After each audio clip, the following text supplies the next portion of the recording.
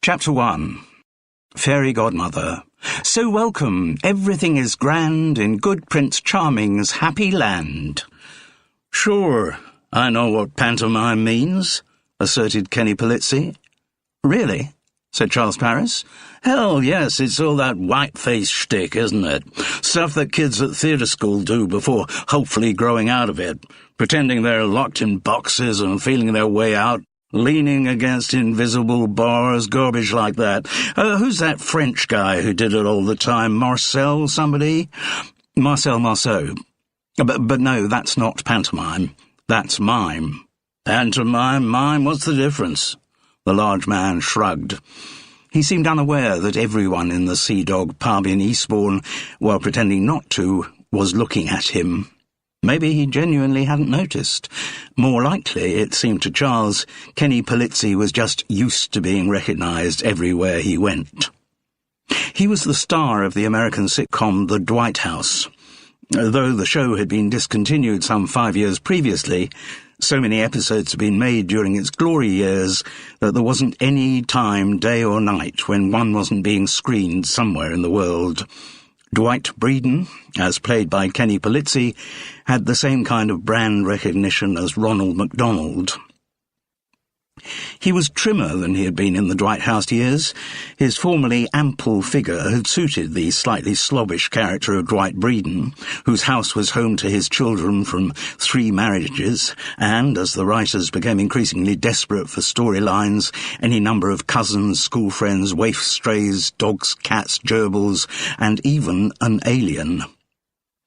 Though Kenny Polizzi was probably about the same age as Charles Paris himself, in his late 50s, his body's contours suggested habitual attendance at a gym, not a venue ever frequented by Charles. The gingerish wig he wore exactly copied the style adopted by Dwight Breeden in all those many episodes. It was a very good wig, though not so good that Charles was left in any doubt it was one. Having been an actor for so long, his antennae for unnatural hair enhancement were particularly sensitive. He was fortunate still to have a good covering on top of his head, so Charles Paris only wore wigs when, as female actors say when justifying taking their clothes off, the script demanded it. His hair was getting increasingly grey at the temples, still hopefully just on the side of distingué rather than decrepit, and he hoped when the grey had colonised all of his head, he'd resist the temptation to dye it. So far as Charles could see from the evidence of other actors, the only tint available for men was the colour of conkers. And he didn't fancy going around looking like that. He had his pride. Charles was drinking a large Bell's with ice. Kenny had a sparkling mineral water without even ice or lemon. Though he had been through the phases of hell-raising alcohol and other substance abuse required for the CV of a major star, all that was now apparently behind him.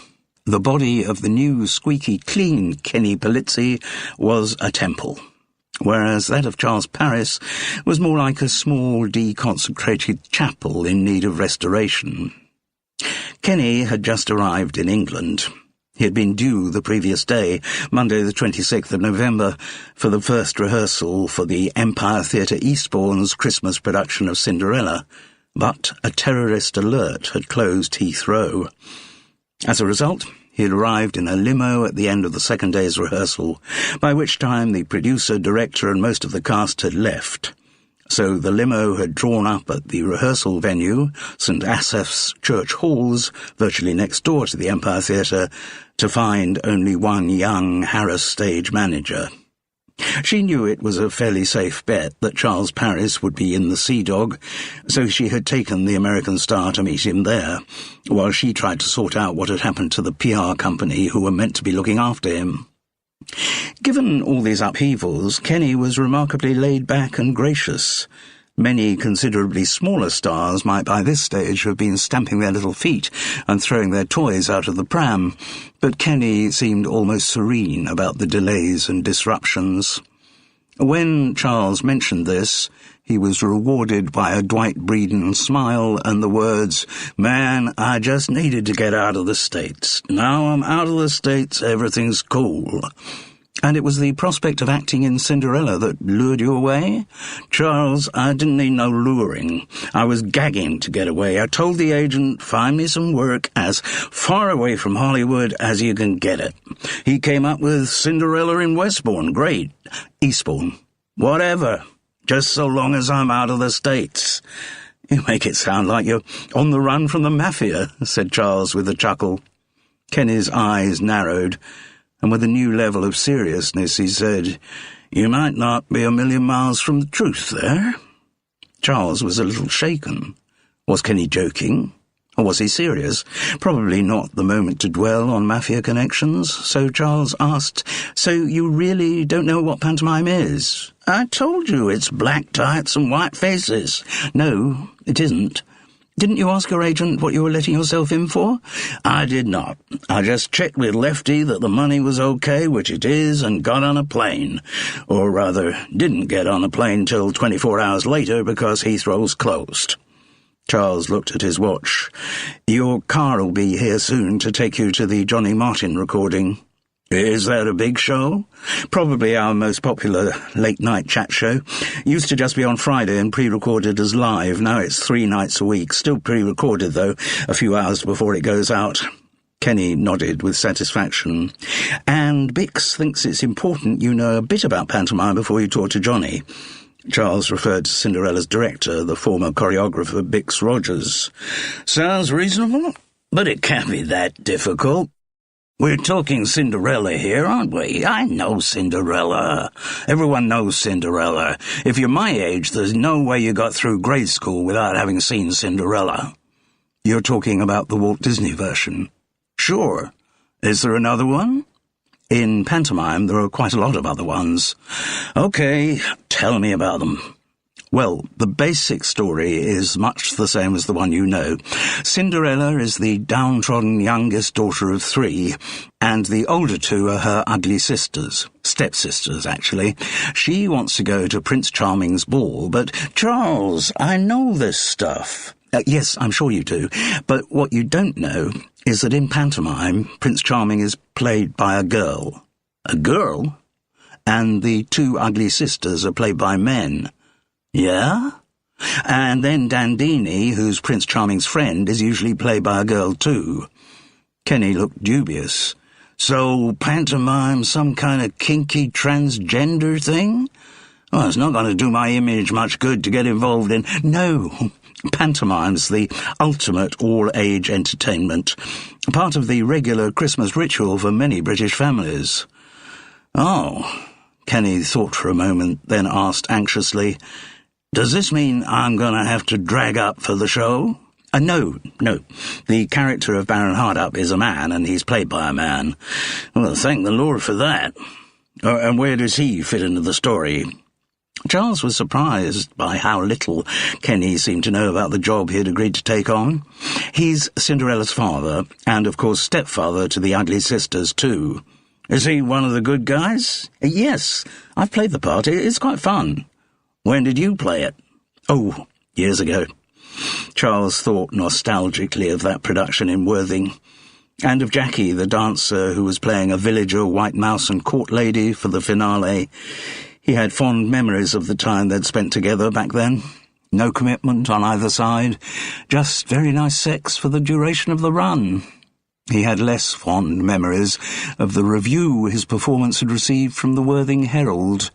Charles Paris played Baron Hardup and lost. "So what does the Baron do?" asked Kenny. "He often gets involved in the slapstick routines with the ugly sisters." "Slapstick? Hell, I thought that went up with the Three Stooges." "It lives on in pantomime. It's one of the traditions."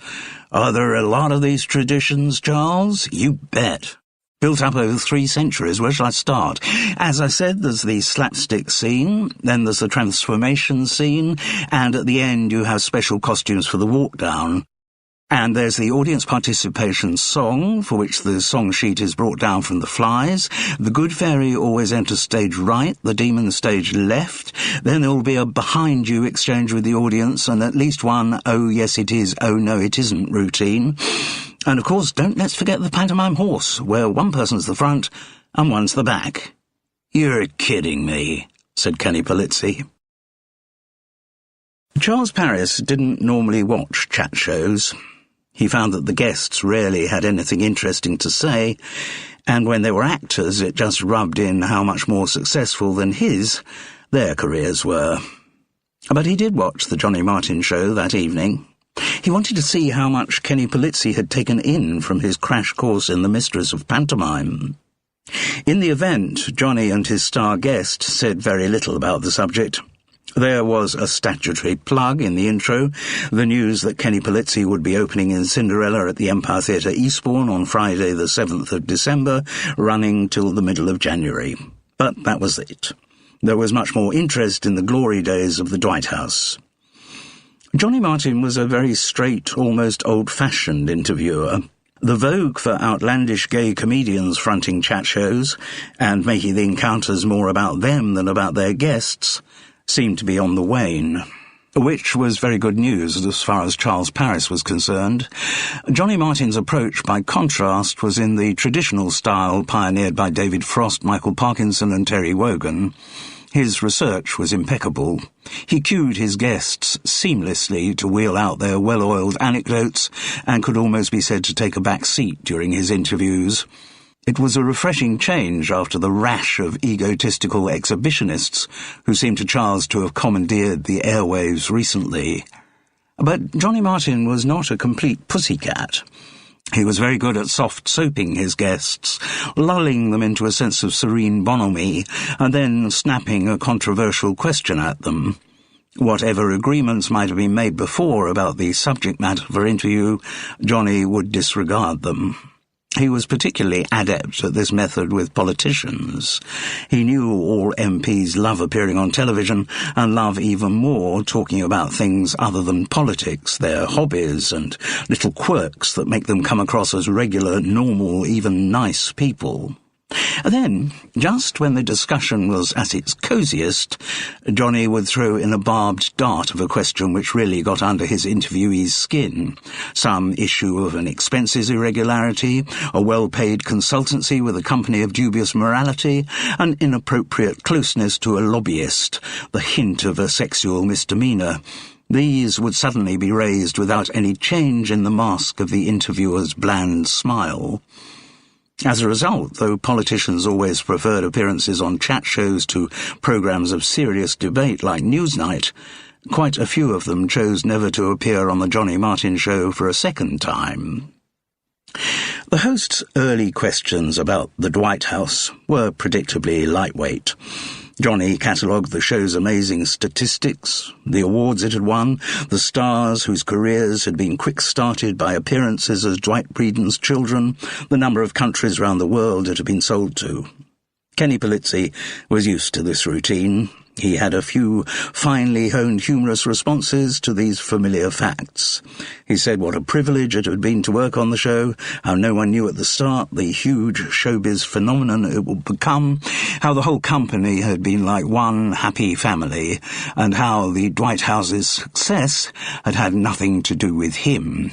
It had been a team effort, and though he was the show's figurehead, he would never forget the important contribution made by every single individual connected with it. This was all standard stuff, much of which Kenny had wheeled out in various award-collecting moments. It was bland and self-congratulatory, but he managed to inject a little of the bewilderment which had been so much part of his character in the show. Dwight Breeden was a lovable goofball, a man to whom things happened, who was in a state of constant surprise at events erupting around him. Cleverly, Kenny gave the impression that that was what had happened to him too. He had just been standing there, doing nothing in his usual way, and he'd been offered the part. And he was still a little in shock from all the wonderful things that had followed from that initial piece of good fortune. What came across to the audience of the Johnny Martin show was exactly what was intended to come across. Kenny Polizzi was a regular guy who you'd happily meet in a bar and have a beer with. There was no side to him, and given the scale of his international success, he remained a very modest man. It was then, just when interviewer, interviewee and audience had achieved the cosy warmth of a friendly chat, that Johnny threw in the first of his loaded questions. "Kenny, I must say you're looking very fit." "Well, thank you for that, Johnny. I've been working out a bit. I have this very good personal trainer back in the States, and he's worked out a program that I'll be following while I'm over here. Yes, I'm glad to say I am very fit." "And very clean?" asked Johnny slyly. But Kenny wasn't going to be caught out that easily. "Perfectly clean, thank you. I shower regularly, as I hope you do too." This got a friendly laugh from the audience, but it did not divert Johnny from his line of questioning. "I was meaning clean in the sense of clean from all substance abuse." "Well, I'm clean that way too." "Good news." A little pause. "Because that wasn't always the case, was it, Kenny?" That he was annoyed by this was shown by the slightest change of expression, so minimal that only a behavioural psychologist or a fellow actor would have picked it up. "What are you saying here?" asked Kenny Polizzi. "Just that you had a reputation in the past for being a bit of a hellraiser." "I don't know about a hellraiser. I did have a reputation in the past for being considerably younger than I am now, but I guess that goes for all of us, Johnny boy." "So how long have you been completely free of drugs?" It was a question so leading that it would not have been allowed in any British court of law, but Kenny was wise to it. "I've been free of any but prescription drugs since I emerged from my mother's womb." "What about alcohol?" "I don't recall there being any around in the maternity suite." That got a big laugh. Unusually, Johnny Martin was being turned over in the contest, and he didn't like it. "Kenny, there were lots of rumours in the gossip columns about you partying rather heavily, and sure, I like to party. Name me an actor who doesn't. I dare say even you, in your time, have been something of a party animal, Johnny boy." Having coined the diminishing nickname, Kenny was going to stick with it. "Well, anyway, do you believe stuff you read in the gossip columns? If you believed everything that's been written about me, then you'd think I was a drug fiend and alcoholic who's been to bed with every woman in Hollywood. Is that not true?" "No, I couldn't manage all of them." It was a good riposte. Again, it made Johnny look silly. And the implication was there that, although Kenny hadn't bedded every woman in Hollywood, he'd had his way with a good many of them. "So your hell-raising days are behind you, are they, Kenny?" "You could say that. I just did. But because there never were any hell-raising days, it's kind of hard to put them behind me." There was a twinkle in the actor's eye. He was actually teasing his inquisitor. "So how long is it since you last had a drink, Kenny?" "If you've been looking, Johnny boy, you'd have noticed that I just had a sip from your excellent water on the table right here." "I meant an alcoholic drink." "Well, you should have said that, shouldn't you, rather than confusing me." "How long is it, Kenny, since you had an alcoholic drink?" "It'll be 2 years on Thursday." The directness and the seriousness with which this was said almost threw Johnny. The audience applauding the feat did little to settle him either. He stumbled a little over saying, "Congratulations," then moved on. "And may I ask your current marital status, Kenny?"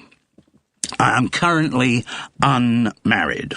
He turned to face his public. "Footloose and fancy-free on the market once again. Available." This was greeted by some raucous shouts and cheers from the female members of the audience. "But you have been married." "Don't know why you bother asking me that question, Johnny boy. You know the answer. Or if you don't, it doesn't say much for your researches." Kenny was virtually taking over the interview now. "Yep, I've had 4 marriages. I should be getting good at it by now." And have you got a fifth Mrs. Polizzi lined up? Still sorting out the final paperwork on the divorce from the fourth. That being Lilith Greenstone. Yes, your researchers have been doing their stuff. She's almost as big a star as you are, Polizzi shrugged, and seems to be rather busier than you are at the moment. Was that one of the problems with the marriage, that her career was doing rather better than... I'm not going to say anything about Lilith in public. If I do, one of her lawyers might hear it and screw another couple of $1 million out of me. You say you're currently fancy-free, but you have been seen at some Hollywood events recently escorting the lovely British actress Anne Jordan. Is there anything there? There's a very pretty girl there, who I happen to know. But if I married every pretty girl I happen to know, hell, I'd have to have a camp bed at the wedding chapel. So you're not going to tell us any more about you and Anne Jordan? Dead right I'm not, Johnny boy. The host recognised he wasn't going to get any further there, and did something almost unprecedented. He looked at his notes before starting on a new tack. Kenny, there's been a lot of controversy recently over American gun laws. Sure? His expression showed he was ready for this one too. And you know that over here we have rather different views on the right of citizens to bear arms. Uh-huh. You have your Constitution, and the Second Amendment, yeah. And you have spoken out in public in support of your current gun laws. I have. And I believe you have quite an extensive collection of guns. Yep. With some folks it's stamps or butterflies. With me it's guns. Well, Kenny, now you're in England, do you wish you had the right to carry a gun here? It was a good question, just controversial enough to allow Kenny Polizzi to show himself up. His reply could have quite an effect on his image this side of the pond. Well, there's a bit of me, a bit of most Americans, Johnny boy, he said, that always feels kinda naked without a gun. But the United States, I'm sorry to say, is still quite a violent place. The only reason I need a gun over there is because everyone else I meet will also have a gun. Ingenuously, he spread his hands wide. Self-protection. Whereas here, in this cute little island of yours, it's only the bad guys who got guns. What use would I have with a gun over here? What could I use it for? To stir my afternoon tea with before I make a start on the cucumber sandwiches, what-ho? He said this last sentence in the English accent of a Woodhouseian silly ass. The Johnny Martin Show audience loved it. And back in his digs in Eastbourne, Charles was also impressed by Kenny Polizzi's media savvy. Chapter 2. Fairy Godmother. And now I will use my magic arts to summon help from foreign parts. As he was about to enter the rehearsal room, Charles Paris looked at the new Cinderella poster with practised cynicism. Since time immemorial, billing, literally where your name appears on the playbill and in what size lettering, has been very important to actors. It's the kind of detail their agents wrangle about endlessly with managements, or they do if their agent is someone other than Charles's, Maurice Skellen. And the rule of thumb is that the more the performer is being paid, the more prominent he or she will be on the poster. In the theatre, billing is an unarguable reflection of success or failure. The highest peak attainable is a position above the title. The artiste who reaches that level is an undoubted star, more important than anyone else in the show, more important than the show itself, and certainly more important than the show's writer. But then sometimes a show has two stars, each of whom has the right to appear in that coveted position. In that situation, the wrangling between agent and management becomes even more heated. The Cinderella poster left no doubt as to who was the star. The size of Kenny Polizzi's name suggested he must be being paid about 50% of the production's budget. This implication was endorsed by the way his photograph dominated the space. The internationally recognised face of Dwight Breeden beamed out, a tribute to expensive dental work 5 times the size of any of the other cast pictures. He was dressed in a shabby 18th century frock coat whose slight misalignment suggested that his head might have been superimposed on the costume by some photographic wizardry, and below his name was the legend, as Baron Hardup. The poster was new because of his relatively late booking. Earlier versions have been dominated by the names and photographs of 2 British soap stars. Cinderella was being played by Tilly Marcus from TV's Gatley Road, while one of the Ugly Sisters, Nausea, was to be Tad Gentry from TV's Frenton High. Furious negotiation between the 2 actors' agents and the theatre management had led to them being given exactly equal billing in terms of font and photograph size, but Tilly Marcus, whose name appeared on the left-hand side of the poster and would therefore be the first to catch the eye, might feel that she had gained a tiny advantage over her soap star rival. The actor playing the other ugly sister, Dyspepsia, was called Danny Fitz, and he was way down the poster both in position and font size. The fact that he was one of the most experienced and brilliant pantomime dames in the country went for nothing. He didn't have any television credits. The show's buttons was to be Felix Fisher, who had plenty of TV panel shows to list after his name. He started out as a very gay, foul-mouthed stand-up, wearing flamboyant costumes and heavy makeup, and was now negotiating the difficult passage towards lovability and hopefully hosting a television game show. The theory was that Buttons, the cheery kitchen boy of whose adoration Cinderella is unaware, would be a perfect stepping stone on that journey. And no one in the production company putting on Cinderella seemed to have seen anything incongruous in casting in the role someone whose shtick was his gayness. Maybe the thinking was that the kiddies in the audience would not find anything odd in his avowals of love for Cinderella, and the older members would find humour in its irony. Certainly nobody involved in the production seemed to have thought that changing round the casting of Tad Gentry and Felix Fisher might have been a good idea, thus achieving a straight Buttons and another camp ugly sister. But no, the thinking had not gone that far. All the production company wanted was names with television credits to put on the poster. Charles Paris was amazed that they'd even found a couple to put by his name.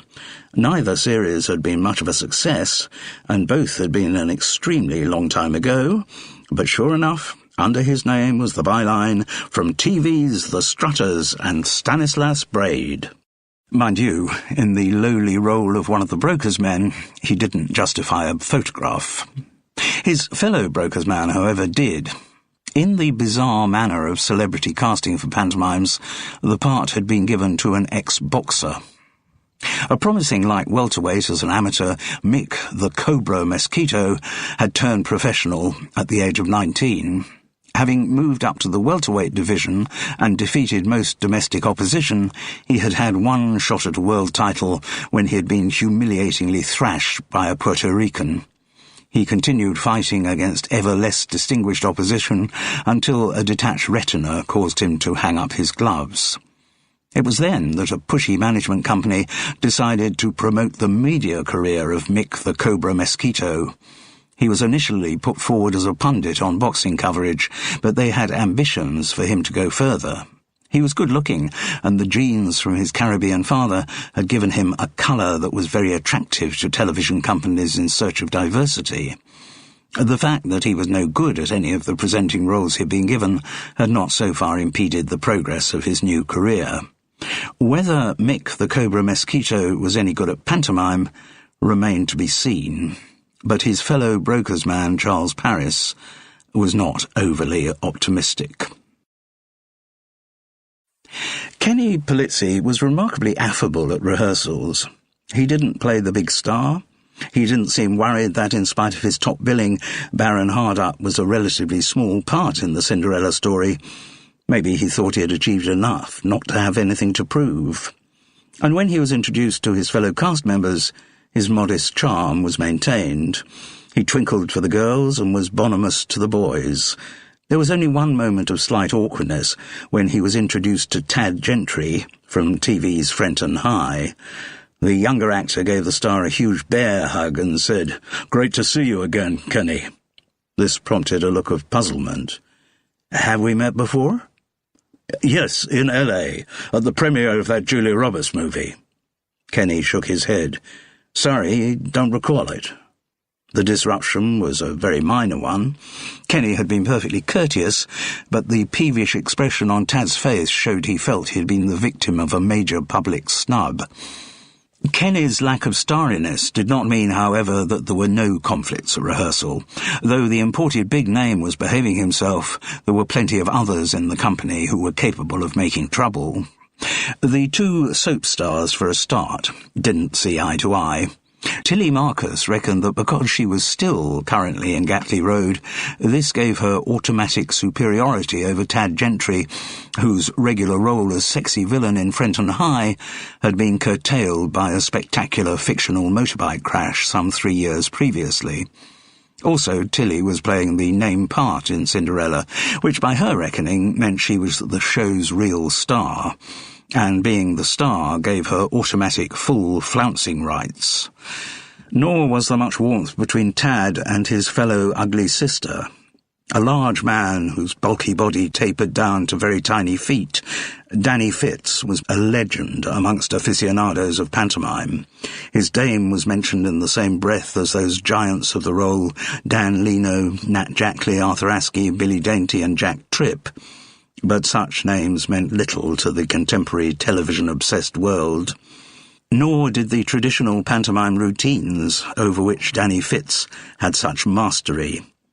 Previously, whenever he'd done Cinderella, his fellow ugly sister had been a comic actor called Bobby Crowther. Though both had been gay, their partnership had never been anything but professional. In fact, they hadn't even liked each other very much, but the magic they created together on stage was hailed by audiences and critics alike. With Bobby's death the previous year, this was the first time Danny was doing the Ugly Sisters without him. And Tad was not proving the ideal substitute.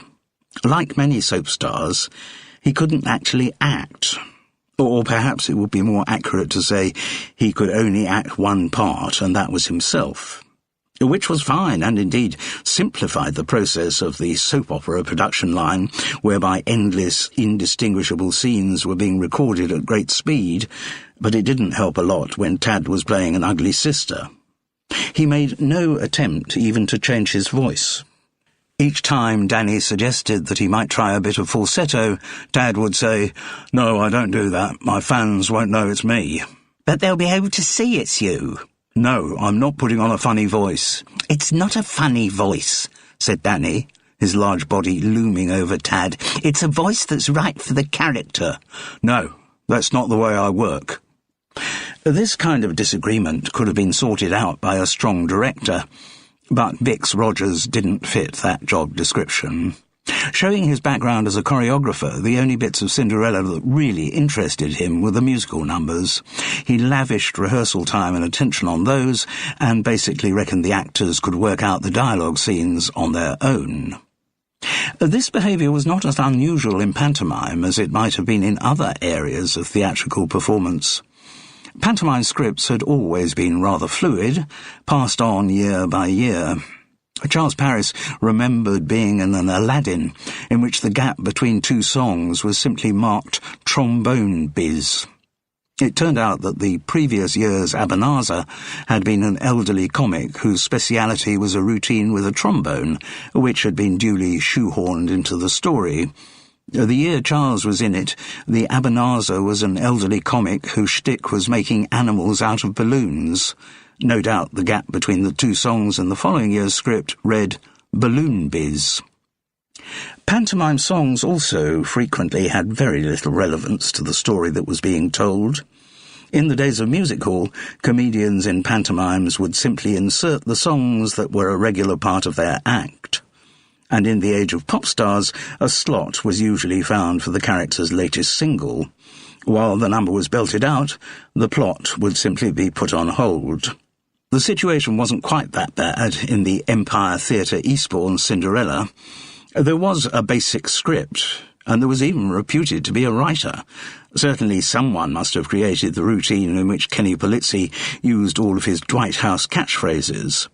And the songs, though not original, had been standards chosen more or less to fit in with the mood at various points of the storyline. The exception to this, of course, was the song that Cinderella sang when left alone in the kitchen after her father and the ugly sisters had gone off to Prince Charming's ball. Normally, for this moment, a wistful ballad of loneliness is selected, but the Empire Theatre production was scheduled to feature the single from Tilly Marcus's first album, which had only recently been released. Called Dance With Your Body, its connection to the Cinderella story was tenuous, to say the least, but it did give Bix Rogers a wonderful opportunity to choreograph a big number with a chorus of rats, mice, kettles and saucepans. At the afternoon tea break of that Wednesday's rehearsal, Danny Fitz was clearly still very upset about having to work with Tad Gentry. He slumped wearily into a seat next to Charles. God, what I thought was going to be my dream job is clearly going to be a nightmare from start to finish. Why was it so much your dream job? Asked Charles. Well, I always loved doing the sisters. They're different from other dames, because most of those are basically benign characters, but no, the ugly sisters are pure evil. Oh, they may get forgiven at the end of the story, and they may have lines during the walk down where they say they're going to reform, but don't believe a word of it. They're at least as bad as Regan and Goneril, to whom, of course, they bear an uncanny resemblance. You know, if you think of King Lear as Baron Hardup, the Fool as Buttons, Edmund as the Demon King. Oh, King Lear really works as a panto, but that's by the by. So it's because you like playing an evil character that this is your dream job? Well, partly that, but also geography. Sorry? I actually live here in Eastbourne. Oh, do you? Yes, I run a very neat little B&B, you know, to keep the pennies coming in when the National Theatre fails to ring yet again. I really just do the pantos these days. Used to do summer season as well, but that's dead in the water now. They don't want variety bills anymore. Why bother? Much cheaper to set up a tour for some foul-mouthed comedian off the telly, have him effing and blinding round all the number one venues. Yes, so it's great for me that this show's in Eastbourne. Not so great that I've been paired up with Tad Gentry. I've seen planks of wood with more acting talent than he's got. But presumably you knew this was going to be difficult the first year you've done the Ugly Sisters without Bobby Crowther.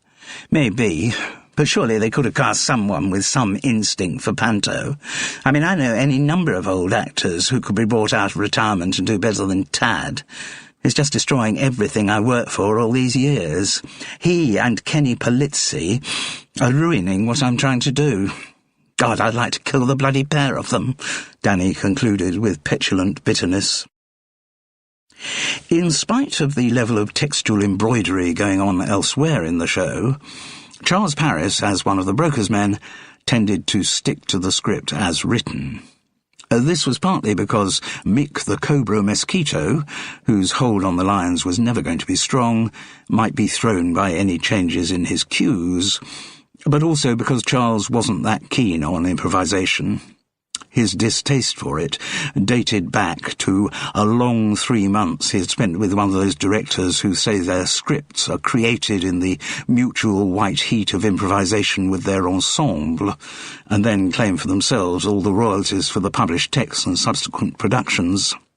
The play that emerged was too long, as improvised shows always are, and would have been better with a writer giving some shape to it, as improvised shows always would.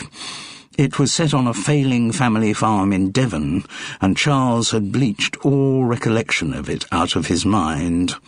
All recollection, that is, except for the review that he got from the Hampstead and Highgate Express. It was hard to tell whether Charles Paris's curled nostril was a response to the farmyard smells or to the script. Because of Bix Rogers' background as a choreographer, the Eastbourne Cinderella featured more dancers than many pantomimes. And they were professional dancers, not children from the local ballet school, which had proved a cheap way of filling out the cast list of many a pantomime.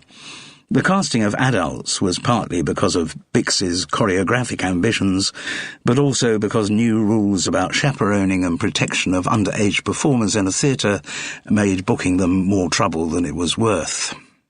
Charles had been in shows with dancers before. Indeed, the Jackie with whom he had had such a rewarding time in Worthing had been primarily a dancer, and he was always struck by how different they were from actors. Their priorities obviously included physical fitness and a mechanistic discipline, and though they were outgoing and friendly to the rest of the company, socially they tended to stick together. They also talked in a choreographic shorthand, which was hard for a non-dancer to understand. For example, there was usually one dancer called the swing. He or she was a kind of universal understudy, knowing everyone's choreography and able to step into the shoes of any dancer who was sick or injured. Then there was the dance captain, a member of the chorus line who during the run of a show acted as the choreographer's representative. The dance captain led the warm-ups before performances and generally ensured that the choreography kept up to the standard with which it had started the run.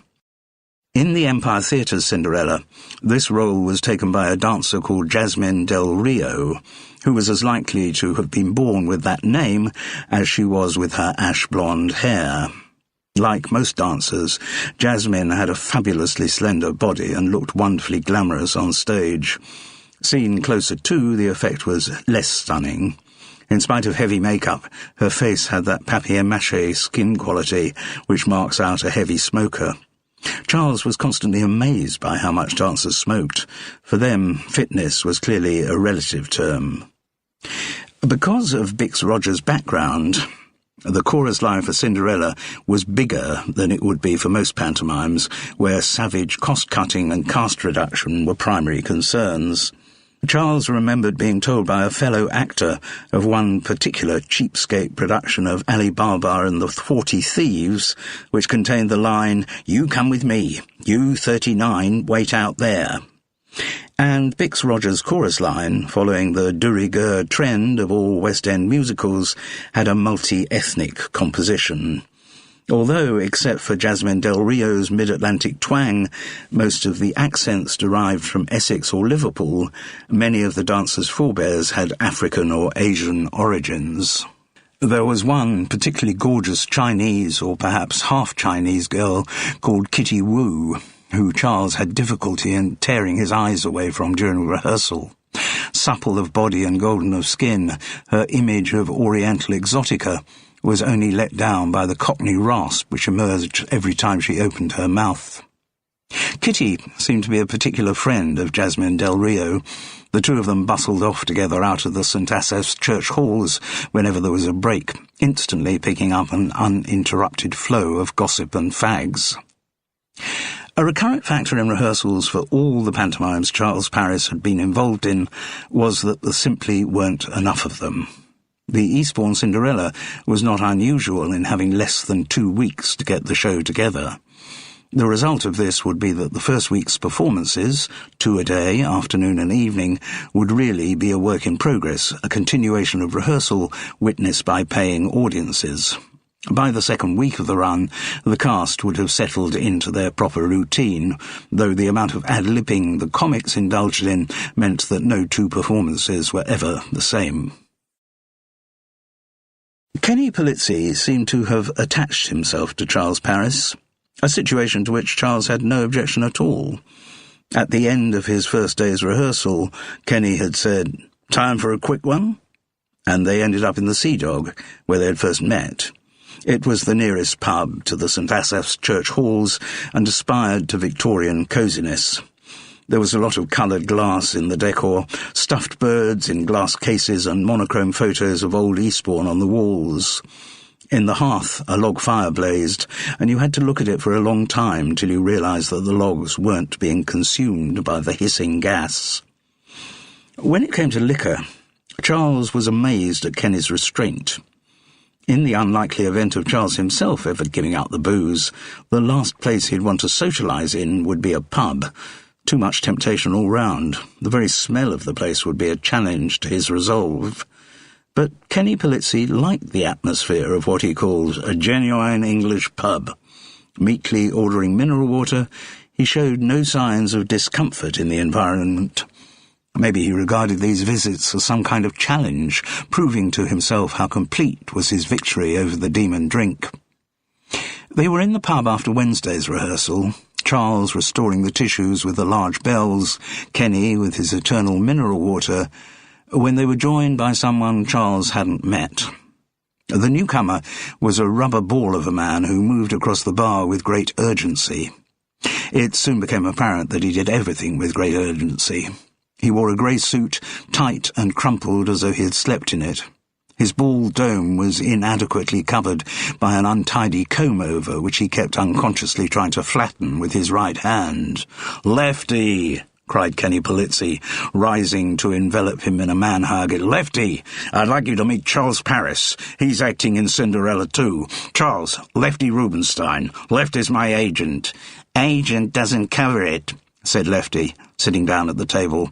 His accent was Californian, but not the laid-back kind. He sounded busy, urgent. "For agent, read minder, fixer, gopher, and nursemaid.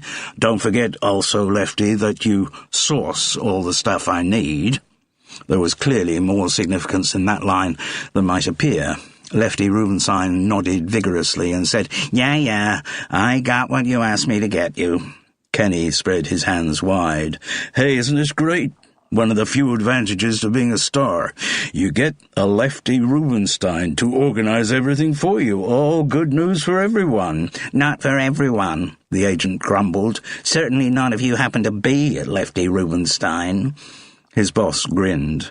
Clearly this kind of badinage was part of some long-established double act between them. "It's true, though, Charles," he said. "Lefty runs my life, but don't start feeling sorry for him because he gets very well paid for doing so." "You think any amount of money could begin to compensate for the aggravation you put me through?" "Oh, can it, Lefty? You love the job." "Oh, yeah? Only 100% wrong there, Kenny. I hate the job. You never understand this, not love. Hate." "Lefty, you are just so full of shit." "You're fuller shit than I am any day." The two Americans were clearly enjoying insulting each other, so Charles Paris asked if he could get Lefty a drink. "Diet Coke, please." He looked across at Kenny Polizzi's mineral water. "You got a gin or vodka in that?" "Nothing. I'm officially off the booze, period." "Huh," Lefty snorted. "I heard that one before. This time it's for good." Another, "Huh." Then he called out to Charles, who had just got up on his way to the bar. "Don't be around when he falls off the wagon." "I'm not going to fall off the wagon," Charles heard Kenny protest. "I found out where and when the AA meets right here in Eastbourne." When he rejoined them with the Diet Coke, Charles was treated to a lot more about Lefty Rubinstein. He was one of those people who felt he had to give a complete resume to everyone he met. Having told Charles he had just arrived from Los Angeles that day, he then went a long way back into his personal history. The Lefty nickname came from when he had been a devious pitcher at college baseball, though the idea of his roly-poly figure ever having played any sport was now totally incongruous. He had trained as a lawyer, and it was in that capacity that he first met Kenny Polizzi. But he had found he was spending so much of his time arguing the details of his client's professional contracts that he might as well ace out the existing agent and take on the role himself. From that time he had handled all of Kenny's business and personal affairs. "And let me tell you, dealing with all those sharks in the television industry is a breeze along the boardwalk compared to the personal stuff. Jesus, all those ex-wives. They were perfect nice women when I married them," Kenny contributed in a pose of bewildered innocence. "Yeah, well, something happened when you wanted to unmarry them. They all turned into monsters." "That's true, Lefty. Strange. Who'd have thought living with me would have that effect?" "Anyone who spent 5 minutes in your company, Kenny." "Oh, hey, that's a bit harsh." "Harsh, but true." The agent appealed to Charles. "Before I met this bastard, I had hair to comb over my comb-over. Look at it now." So at least he had a sense of humour about his coiffure. "Dare I ask," said Kenny, "whether you've had any more communication with the plague from Palm Springs?" "Yes." And she's still mad as hell at you. I know that, Lefty. But are she and her posse of lawyers any closer to signing the agreements? The lawyer shook his hands from side to side in an equivocating manner. Oh, they're still playing edgy with that. One day they're about to sign the whole thing off. Next day something's come up. He turned to Charles to elucidate. The lady we're discussing, who certainly doesn't qualify for the title of lady, said Kenny, is the most recent Mrs. Polizzi. Indeed, until she signs on the dotted line, she is the current Mrs. Polizzi. She was mentioned on the Johnny Martin show, said Charles. Sure she was. Lilith Greenstone. Easy to recognize, said Kenny. 10% sugar candy, 90% vitriol. Hey, you never said, Charlie boy. Are you married? I'm not unmarried. It was the nearest he could come to defining his on-off relationship with Frances. But fortunately, Kenny wasn't really interested in further details. He was still absorbed in his ongoing sparring match with his agent. So what did the fragrant Lilith say when she last communicated with you, Lefty? Well, needless to say, she didn't communicate with me direct. Everything comes through her lawyers. You know, Lefty's tone became sentimental. A lot of nasty things are said about lawyers. All those unkind jokes comparing the profession to various predators, like, why won't sharks eat lawyers, professional courtesy. I don't like to hear lawyers being described like that, but for Lilith Greenstone's lawyers, I'll make an exception, he concluded viciously. Come on, though, what did she say? She said you were the worst kind of skunk to run away to England. Hey, I haven't run away to England, protested Kenny, mock-aggrieved. I have come over here to work. I'm extending my range by taking on the onerous role of Baron Hardup in a very fine production of Cinderella. Well, you can tell Lilith that when she arrives. When she arrives? Hell, is she planning to come over here? I think she's bluffing, but that's what she said. She said she thought you two might have to meet face to face. She wants to sort out the final details of the divorce. No, I think she just wants to sort you out. Oh, Kenny's expression suggested that encounter was not one he would enjoy. And so the double act went on. Charles was content just to sit and listen. Though he was quite capable of being the life and soul of any party, it was just an act, like most things in his life, he thought in his less cheerful moments. But he was also happy to be entertained by the conversation of others. They had another round of drinks. Large bells for Charles, mineral water for Kenny, Diet Coke for Lefty. Charles was to discover that the agent was almost never seen without a bottle of Diet Coke in his hand. He seemed to need an intravenous drip of the stuff. Then Kenny said he should take Lefty to his hotel. The agent's bags had been delivered there, but he hadn't checked in yet. Are you in the Grand like me? Hell no. The Cinderella production company's picking up your tab. My company, using my money, has opted for somewhere slightly less grand. I'll walk you round there. The two Americans went out of the pub together, but Charles needed a pee. Having not been since lunchtime, he had needed one when he first arrived in the pub, but not for the first time alcohol had diverted his intentions. By now, with 2 double bills inside him, the need was quite urgent. He crossed the bar from the gents, giving a half-hearted wave to the barmaid who didn't notice the gesture. He was about to leave, when something he saw through the bubbled glass of the window made him stop. It had come on to rain, and the seafront of Eastbourne looked particularly drab and Novemberish. Protected from the rain by the awning over the pub's door stood Kenny Polizzi and his agent. Lefty was giving something to his boss. It was a semi-automatic pistol. Within seconds, it was hidden in Kenny's coat pocket, and the two men were walking away. Chapter 3. First Broker's Man. I've just read a book about 3 holes in the ground. Second Broker's Man. Well, well, well. First Broker's Man. Yes, that was the title. Charles picked up a tuna sandwich from a convenience store on his way back to his digs. The accommodation recommended by the Empire Theatre had been described as self-catering. But Charles wasn't much of a one for cooking. He rarely aspired beyond a tin of baked beans on toast. That evening a tuna sandwich would do him fine, so long as he'd got a bottle of Bell's by way of accompaniment, and he was confident there was one back at the digs. In spite of the rain through which he splashed, the front at Eastbourne still retained the Victorian elegance which had once seen it called the Empress of watering places.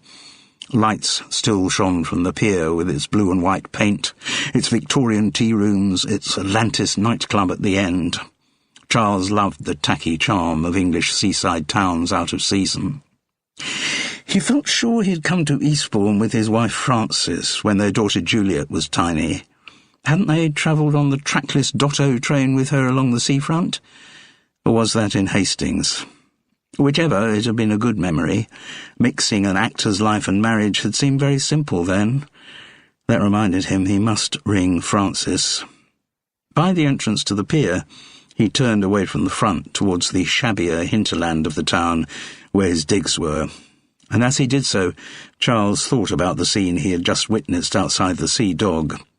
He felt pretty sure that the handover of the pistol followed on from what Lefty had said to Kenny, "I got what you asked me to get you."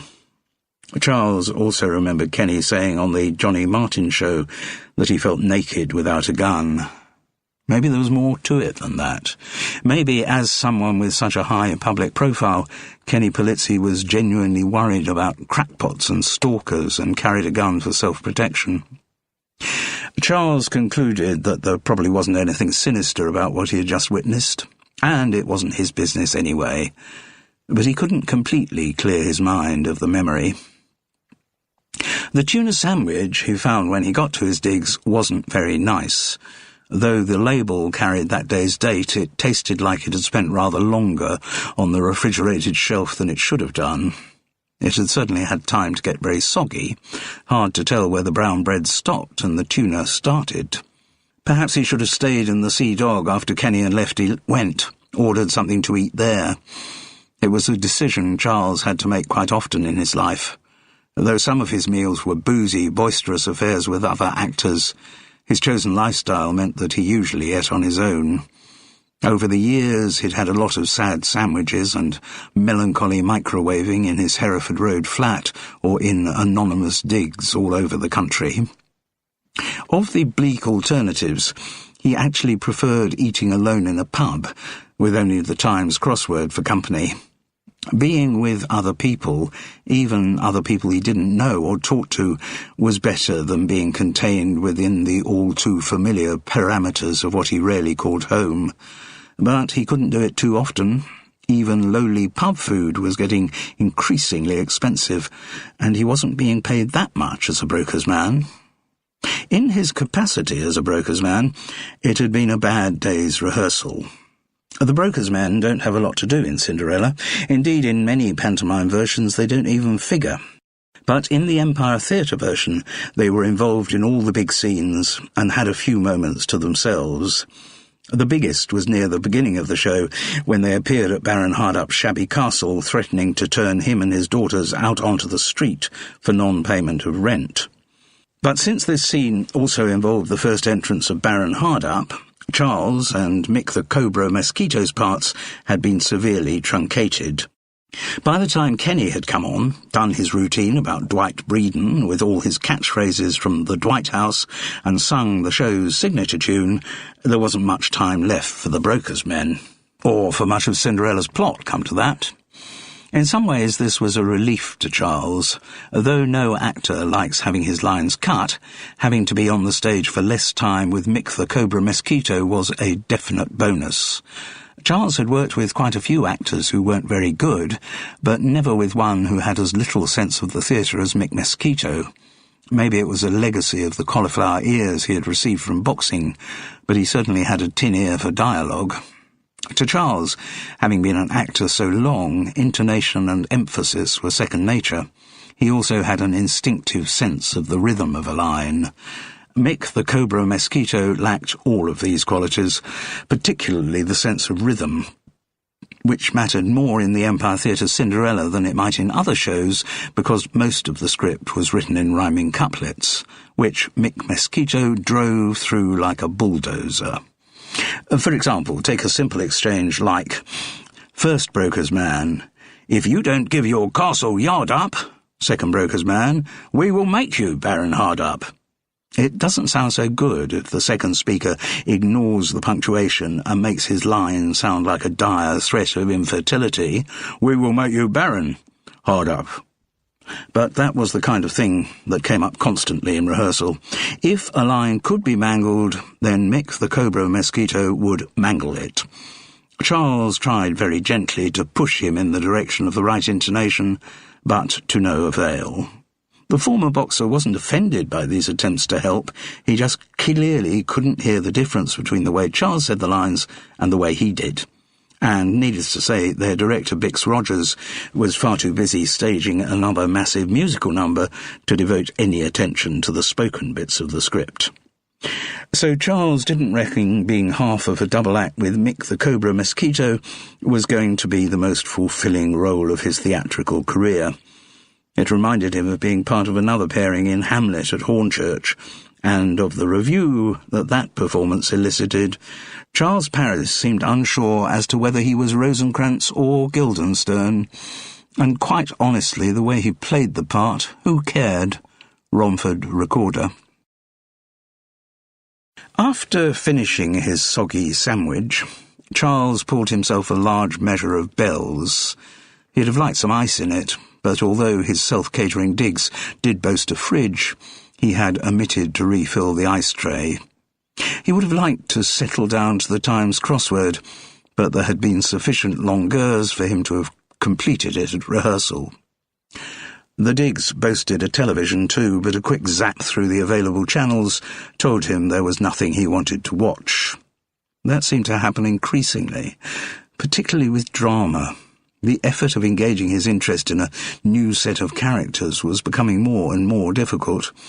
Was that just a sign of age?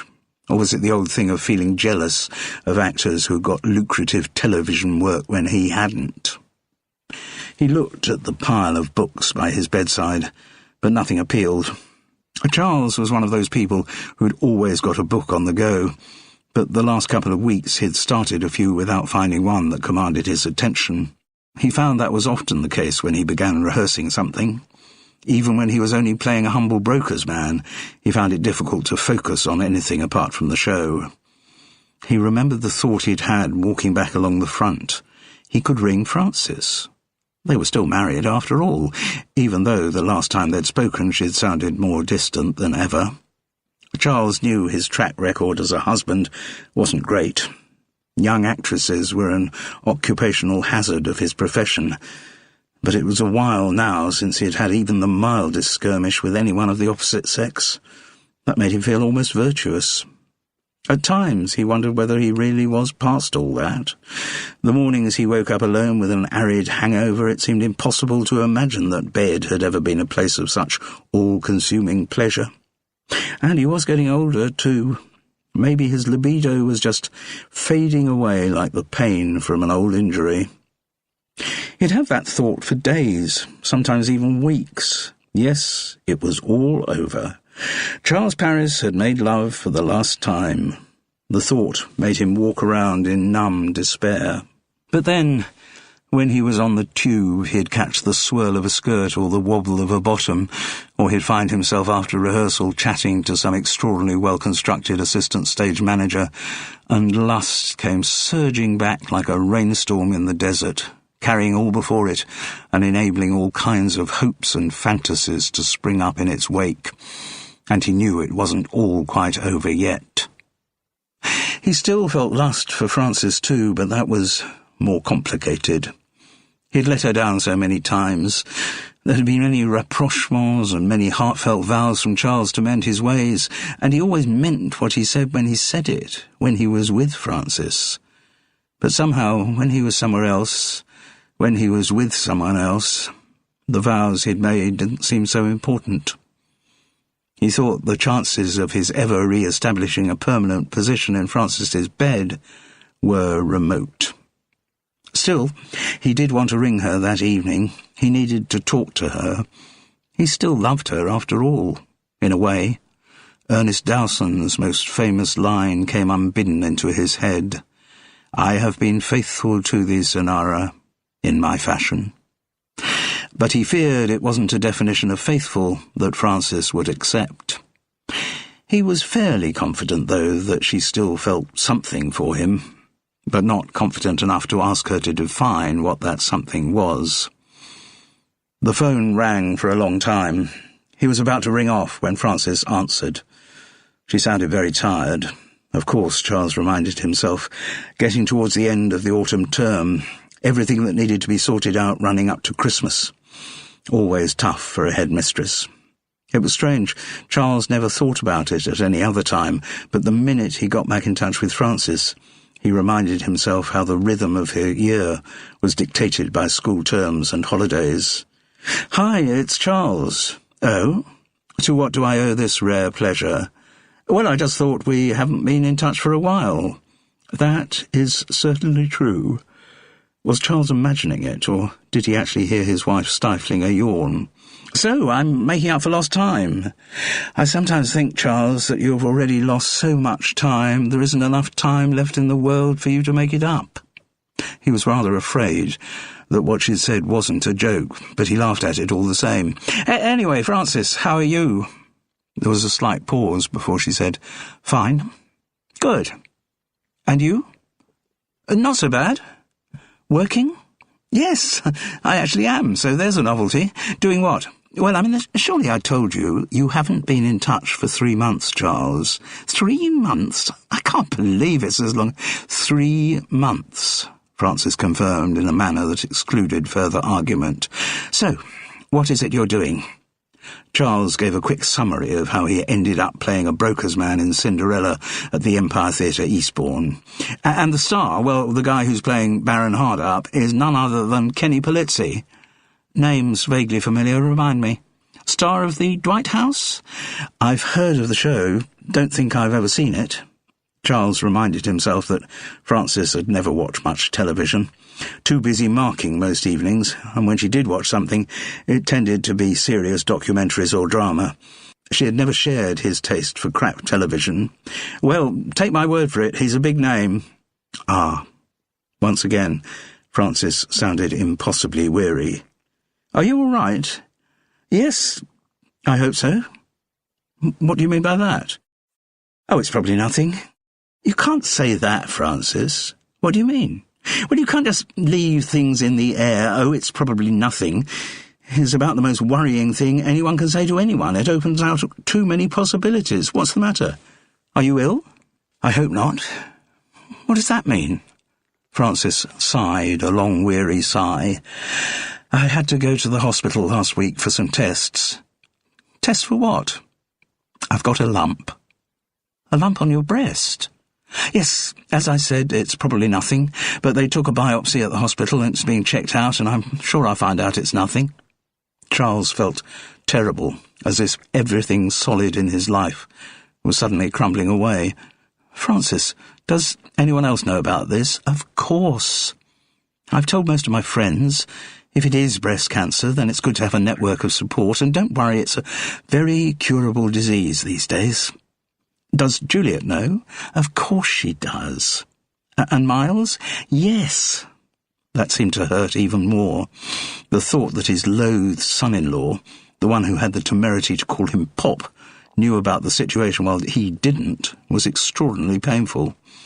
He couldn't put off the question any longer. "Why didn't you tell me, Frances?" She sighed again. "Because, Charles, there didn't seem to be any point in worrying you unnecessarily. I'm doing quite enough worrying for both of us." "But I am your husband." "No longer a very good argument, Charles. But I was going to ring you after I got the results of the biopsy." "When will that be?" "They said it would be about a week, so Friday with the following wind. May take longer. You never know." "I'll definitely ring you Friday," said Charles. "When I get a break in rehearsal. Promise I'll do that." "Okay," said the tired voice. "And then hopefully I'll just be able to tell you that everything is fine." "Yes." He was silent for a moment, then couldn't help asking, "But Francis, why didn't you tell me before? What would have been the point, Charles? But it makes me feel like I'm not part of your life. If you're not, whose fault is that?" He couldn't supply an answer. "I'd have told you if you'd rung me, Charles."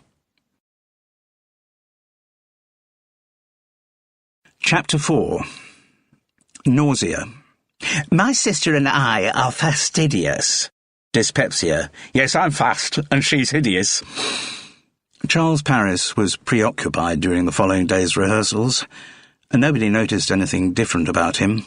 He was normally one of the quieter members of the company, but his mind kept turning back to thoughts of Francis. He wasn't by nature good at finding out positive scenarios, and had a tendency to think the worst. The worst he could think about Francis's situation was pretty grim. The thought of the threat to her, the idea that she might not always be in his life, hurt like physical pain, and he could not lose the feeling that he was somehow to blame for what was happening to her. The broker's men were not involved much in the day's rehearsals, but Charles stayed around St. Asaph Church halls. He didn't want to be on his own with his worries. Bix Rogers was off in the main hall, elaborating the choreography for Tilly Marcus's Dance with Your Body routine, and in the smaller hall the ugly sisters Baron Hardup and Buttons were rehearsing their kitchen slapstick scene, which preceded Dandini's arrival with invitations to Prince Charming's ball. This was another area of the pantomime where virtually no script existed, but Danny Fitz had taken charge, trying to coach his fellow actors into a routine that might well have been 100 years old.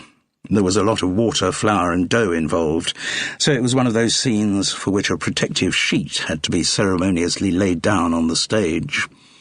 The participants were meant to be making a cake, and Buttons kept being sent off to fetch the necessary components, or rather to fetch the wrong components. Thus, when ordered by Nausea and Dyspepsia to fetch the ingredients, he came back with a jar full of greedy ants. And when asked to bring flour, he returned with a single rose, prompting the following exchange. "What's that? You said to get a little flour, so I got one." "Not that kind of flower. What sort is it, anyway?" "It's a chrysanthemum." "No, it's not. It's a rose." "It's a chrysanthemum." "It's a rose." "It's a chrysanthemum." "All right, spell chrysanthemum." It's a rose." Danny Fitz had an amazing memory for such sequences of crosstalk. He had been playing dames for over 30 years and was like a walking encyclopedia of the genre. The trouble was, though, that he had such respect for the ancient pantomime routines that he didn't like to see a single detail of them changed. Which had been fine when he'd been working with Bobby Crowther, who had been as well drilled in the tradition as Danny himself. But Bobby was dead, and it wasn't going so well trying to recreate the scenes with Kenny Polizzi, Tad Gentry and Felix Fisher. None of them could see why they should stick to the script that Danny remembered so exactly, and each of them thought they could make the routine funnier by adding jokes of their own. This was a particular problem with Buttons. With his background in outrageous stand-up, Felix had a lot of experience in holding an audience's attention and in ad-libbing, but he had very little experience of working with other actors. Stand-ups are rarely team players, so he didn't like having the creaky structure of an old-fashioned slapstick routine imposed on him, and he reckoned he could come up with better lines than the ones that Danny was trying to make him say. And although Buttons was meant to be a step on the way to becoming a family-friendly performer, Felix's stand-up training told him he could always get a laugh by being crude. For example, Danny was trying to get him to say the following lines: "But how can I tell when the cake's cooked?" "You stick a knife in it, and if it comes out clean, it's cooked." "Oh, good. If it comes out clean, I'll stick all the other dirty knives in it too." Not great, but traditional, and it might well get a laugh based on the enduring stupidity of Button's character. Felix, however, thought it would be funnier if he were to make his second line, "Oh, good, I'll stick my dick in too. That could do with a clean-up after the unlikely places it's been." Charles didn't say anything, but he felt sympathy for Danny trying to explain to the stand-up that the line A wasn't funny, B didn't fit into the pantomime tradition, and C it would be totally unsuitable for a matinee full of pre-teens. The wrangling went on for some time. Kenny retained his customary cool and didn't take sides, but Tad was with Felix all the way. Watching from the sidelines, Charles felt acutely embarrassed, particularly when Felix started telling Danny that he ought to come into the 21st century. Audiences said, "Don't mind a bit of smut these days. In fact, they feel cheated if they don't get it." End of CD 1.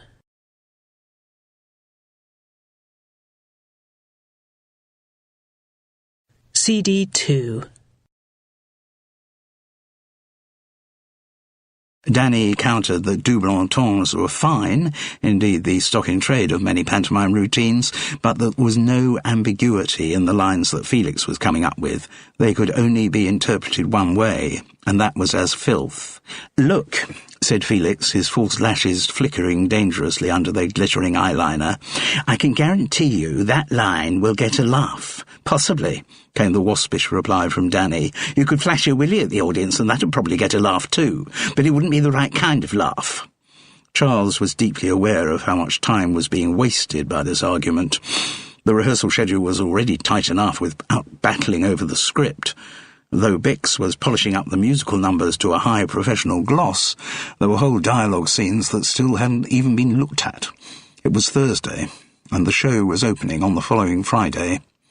Eventually, Kenny said something. His stance as a neutral didn't stop him from being aware of the waste of rehearsal time.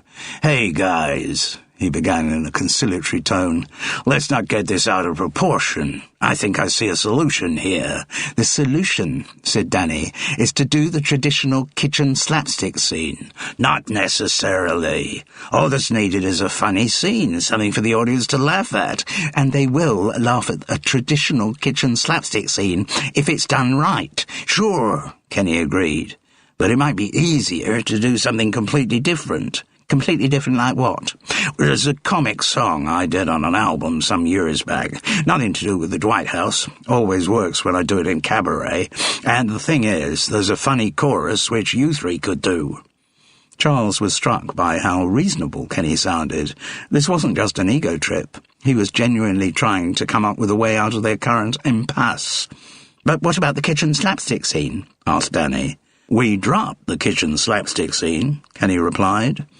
Danny looked as though he'd been shot through the heart. "So, how are things going with the dialogue scenes?" said Bix Rogers. Charles found it bizarre that such a question could be asked by the director about his own show. Bix was meant to be responsible for the whole production of Cinderella, but he was still focusing all his attention on the musical numbers. Presumably at some point during rehearsals, Charles comforted himself. They'd have to do a run of the whole show, and then Bix would see the uneven quality of the dialogue scenes. How the director reacted then would be interesting. "We're getting there," Kenny replied, "but there's a lot of work still to be done." "I'm sure there is." But Bix spoke as if, whatever the nature of the work that needed doing, it was someone else's problem rather than his. "We've been working on the kitchen slapstick scene." "Oh, yes," Bix responded distractedly. "Danny's very keen to keep it in, but I'm not sure it's going to play right." "Well, see how you go." "I was suggesting to the boys that maybe we junk the slapstick scene and put in another musical number." Bix's eyes lit up. "Now that is a good idea." Felix was not to be upstaged. "I was thinking also, Bix, that I could put in a bit of my stand-up act too. You know, in that bit when I'm alone in the kitchen just before Cinderella goes to the ball. I've got a very funny routine about being gay and shopping for vegetables." "Sure, whatever works," said the director. A second bullet appeared to have entered Danny's heart. Charles, who also had a great respect for the traditions of pantomime, felt for him. He thought back to the pantomimes he and Frances had taken their daughter Juliet to, back in the days when their marriage and family life had been almost normal. And that, of course, made him think again about Frances and the terrible prospect of losing her. Rehearsal breaks in the two halls of St. Asaph's Church didn't always coincide. But they had done that morning, so the musical parts and the dialogue parts of the company were all foregathered in the larger hall, except, of course, for a lot of the dancers who had gone straight outside to light up cigarettes. One who hadn't gone, though, was the dance captain, Jasmine Del Rio. Though everyone had been introduced at the start of rehearsals, the dancers hadn't intermingled a lot with the acting members of the company.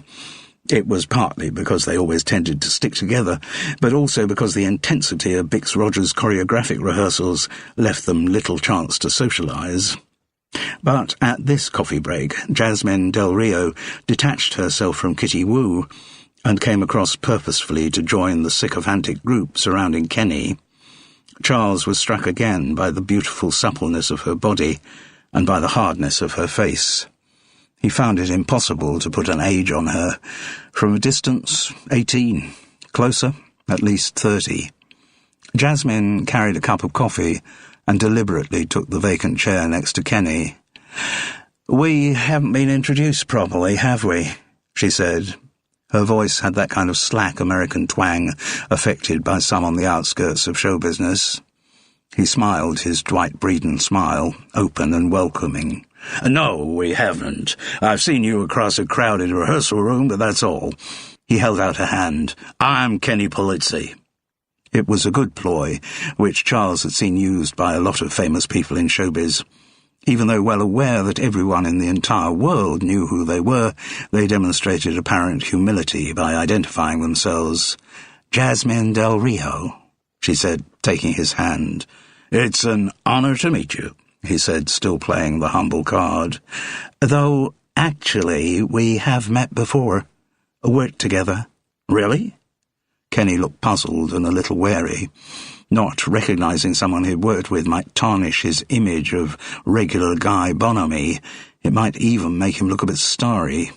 "When was this?" "Oh, more than 15 years ago, before the whole Dwight House thing began." "Oh." He looked relieved. Maybe forgetting someone after 15 years wasn't so bad. "Besides," she went on, "I wasn't called Jasmine Del Rio then." "Oh, what were you called?"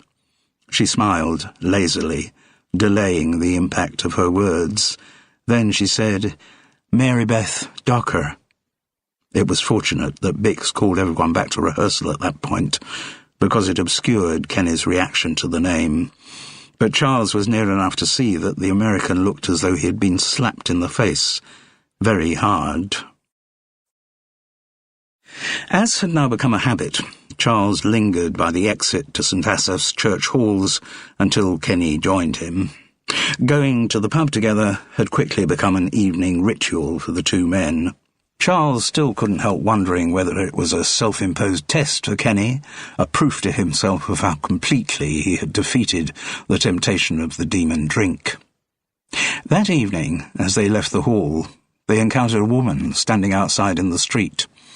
Of indeterminate age, she wore a lilac-hooded waterproof and sequin-decorated jeans. She had a small wheeled suitcase in a tiger-skin design.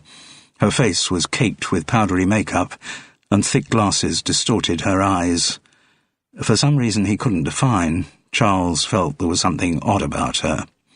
But clearly the woman knew Kenny Polizzi, and he knew her. "Hello," she said. "I found you." Her accent was American. "You always do, Gloria." He spoke cautiously, warily, as if he knew that saying the wrong thing could upset her. "I sure do," the woman agreed. "This is Charles Paris. He's in the show too." "Hi," she said abstractedly. She clearly had no interest in Charles. "Will you be staying here in Eastbourne?" asked Kenny with something like foreboding. "Oh, yes, sure. I've booked in. I'll be here for the duration of the show." "Right." Nervously, Kenny asked, "Which hotel have you booked into?" Clearly he was worried she might have found out he was staying in the Grand and followed him there. So he looked very relieved when she replied, "Oh, I'm in a very nice, clean bed and breakfast." He looked a little less happy when she continued, "Very near here, near where you're rehearsing, Kenny. So I'll be very close, like I always am. You know I'm always here for you, Kenny. Or should I say, Dwight?" Whichever. There was an awkward silence. At least it felt awkward to Charles. But the woman seemed unaffected. She just stood there, blinking at her idol. Kenny broke the impasse. "Well, Charles and I must be moving, Gloria." "Sure." She stepped back. "I'll see you tomorrow, Kenny." When they were out of earshot, Charles looked quizzically at Kenny. "Your #1 fan?" "Kind of." "Harmless, I hope?" "So do I. And I'm pretty sure she is. Don't think she's about to chop my legs off. No. Gloria's just a bit of a fruitcake. She usually manages to find out where I'm going to be, and she just rolls up there. Even when it's in another country. Yeah, she's got some kind of trust fund. Money's not a problem for her." "But is she a problem for you?" Kenny shrugged. "People like Gloria van der Groot are occupational hazards for someone in my position." "She's a stalker?" "Yeah, you could call it that. But she's not really too much hassle. She doesn't ask anything of me, not like some of the weirdos I get mail from. She just likes to be near me, I guess. She's never done anything that makes me feel I should call the cops. I've never had to get Lefty in to start handing round the injunctions. Gloria is just obsessed with the Dwight House, or with my character in the Dwight House. It's not me she's after, just some fictional guy on the television." They'd reached the door of the pub. Suddenly Kenny drew back. "I won't be joining you tonight. Got a few things need sorting out." "Fine," said Charles, but he was already speaking to his friends retreating back. He didn't know whether it was seeing Gloria van der Groot, or his earlier encounter with Jasmine Del Rio, or an anxiety that Charles knew nothing about. But something had rattled Kenny Polizzi. Chapter 5. Baron Hardup. "My wife and I were perfectly happy for 25 years. Then we met each other." "But it makes nonsense of the story," said Danny Fitz. "Not to mention the tradition." "Look, Kenny is the biggest name in this show," said Bix Rogers. "Nobody's going to argue with that, are they?" "I'm not arguing with that," said the ugly sister. "He's a name that's known throughout the world, but that's not the point." "Then what is the point?" "The point is that Baron Hardup, whoever's playing the part, is still a minor role in the story of Cinderella, and there is a traditional pecking order in the walk-down." The walk-down was what they were rehearsing that morning. This is the climax of every pantomime, when all the cast, in new costumes or not in new costumes, according to the exigencies of the production's budget, parade from the back of the stage to the front to receive and milk the audience's applause. Because this moment in the show involved the entire cast, Bix was actually giving some direction to the speaking company members as well as the singers and dancers, a novelty so far in the rehearsal process. And, needless to say, he wanted the show's finale to be a really big production number. This was bad news for Charles. Though he could just about hold a tune and get away with singing on stage, particularly singing with other people, he'd got very good over the years at synchronizing his lips and letting no sound emerge. Dancing was another matter. He could move all right, learn the steps that he was meant to be doing, so long as there was no music playing. Once the accompanist or band started, he was put off his stroke completely. It had been ever thus. From Oxford University Review onwards, Charles Paris had been the despair of a lengthening line of musical directors and choreographers. And since at auditions for the Empire Theatre Eastbourne Cinderella he had blithely assured the director that he could sing and dance, he wasn't looking forward to the moment when Bix found out the truth. Lying at auditions, incidentally, or to put it more graciously, finessing the truth, is so common among actors that very few of them feel any guilt about it. After all, what matters is getting the part. And if a few inexactitudes are involved in that process, well, surely it's in a good cause. Age is one of the subjects where a little laxity with the truth is almost de rigueur. Charles had an actor friend from university, so an exact contemporary in his late 50s, who, on being asked his age at auditions, always replied with touching sincerity, 41, but play younger. And, of course, when it comes to special skills, actors' claims are often way wide of the mark. There are many true stories of film actors who, having bigged up their equestrian abilities through a long sequence of casting interviews, encountered a horse for the first time on the day the movie started shooting. And Charles particularly relished the story of an American actor who, asked at an audition whether he was Jewish, replied, "Not necessarily." So he didn't feel guilty about the lies he'd told Bix, but he anticipated a certain awkwardness when they got to his part in the choreography of the walk down. Still, mercifully, at that moment Bix was preoccupied by his argument with Danny Fitz. The point of contention was the order in which the last few characters should appear in the walk down. "This is nothing to do with billing, Bix," Danny continued. "It's just the way Cinderella has always been done. You start the walk down with the chorus boys and girls, then the minor characters like the Broker's Men, Dandini, that lot, usually in twos. Then the last few entrances are Baron Hardup and the Fairy Godmother, quite often coming on together. Then comes Buttons on his own, then the two ugly sisters, and finally, in their wedding finery, Prince Charming and Cinderella. That's the way it's always been." "Well, it's not going to be in this production," Bix Rogers announced with uncharacteristic firmness. "Kenny Polizzi will be the last person to make an entrance in the walk down." "But it doesn't make sense for it is going to happen, Danny. Kenny's contract guarantees him top billing, and top billing includes taking the final entrance in the walk down." Charles could recognise there was no way round that argument, and with bad grace, Danny was forced to accept it too. The public nature of this discussion was possible because its subject, Kenny Polizzi, was not present at rehearsal that Friday morning. He was guesting on a daytime television chat show. The management of Cinderella recognised that, since his workload in the pantomime was light, he was best employed drumming up publicity for the production. Kenny's absence from St Asaph's Church halls that morning prevented, or probably only delayed, an encounter that Charles would have given a great deal to witness. It was getting towards lunchtime, and it had been a gruelling morning, particularly for Charles. He would have thought, given the time pressures on the rehearsal schedule, that Bix, having taken on board the patent fact that Charles had more left legs than a centipede, would have endeavoured to simplify the steps that he wanted this particular broker's man to make. But that was not the Bix Rogers way. For one thing, he was a perfectionist. He had a very clear idea in his mind of every move he wanted every character to make during the musical numbers, and he wasn't going to allow the basic incompetence of one of his cast to spoil the vision. But Bix was also one of those worrying people, worrying to Charles anyway, who constantly expressed the view that everyone can dance. While this might be a good approach with primary school children, and could even encourage some of the more inhibited to have a go, it was never going to work on Charles Paris. So, particularly for Charles and Bix, it was a tough morning. They got to the point when the director said, "A little bit more tinkering, then one more run at it and we'll break for lunch," when the doors of the rehearsal room burst open. It was really no surprise that Lilith Greenstone knew how to make an entrance.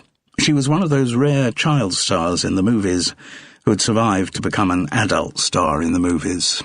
She had also diversified into stage work, revealing that, unlike many film actors, she could actually act. Sing and dance, too. She'd recently won an Emmy for her work in a Broadway musical. And when she burst into that rehearsal room in Eastbourne, everything stopped. Everyone was silent. They just looked at her. She was quite a sight to see. Workouts with a personal trainer, expert attention to her jet-black hair and punctiliously applied makeup ensured that she looked 15 years younger than her real age of 48. Her olive-coloured eyes sparkled with life. A green dress in some shiny material stopped way up her thighs, revealing perfect black-stockinged legs, which ended in short mushroom-grey boots. Over the ensemble, a white faux fur coat reached almost to the ground. To Charles Paris, she looked pretty amazing. And if there was anyone in the rehearsal room who hadn't recognised her, Lilith Greenstone's first words might have helped the identification process.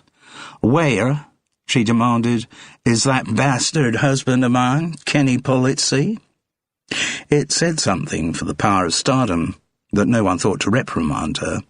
Anyone else who had broken up a rehearsal like that, particularly someone who knew the usages of theatre, would have been immediately bawled out.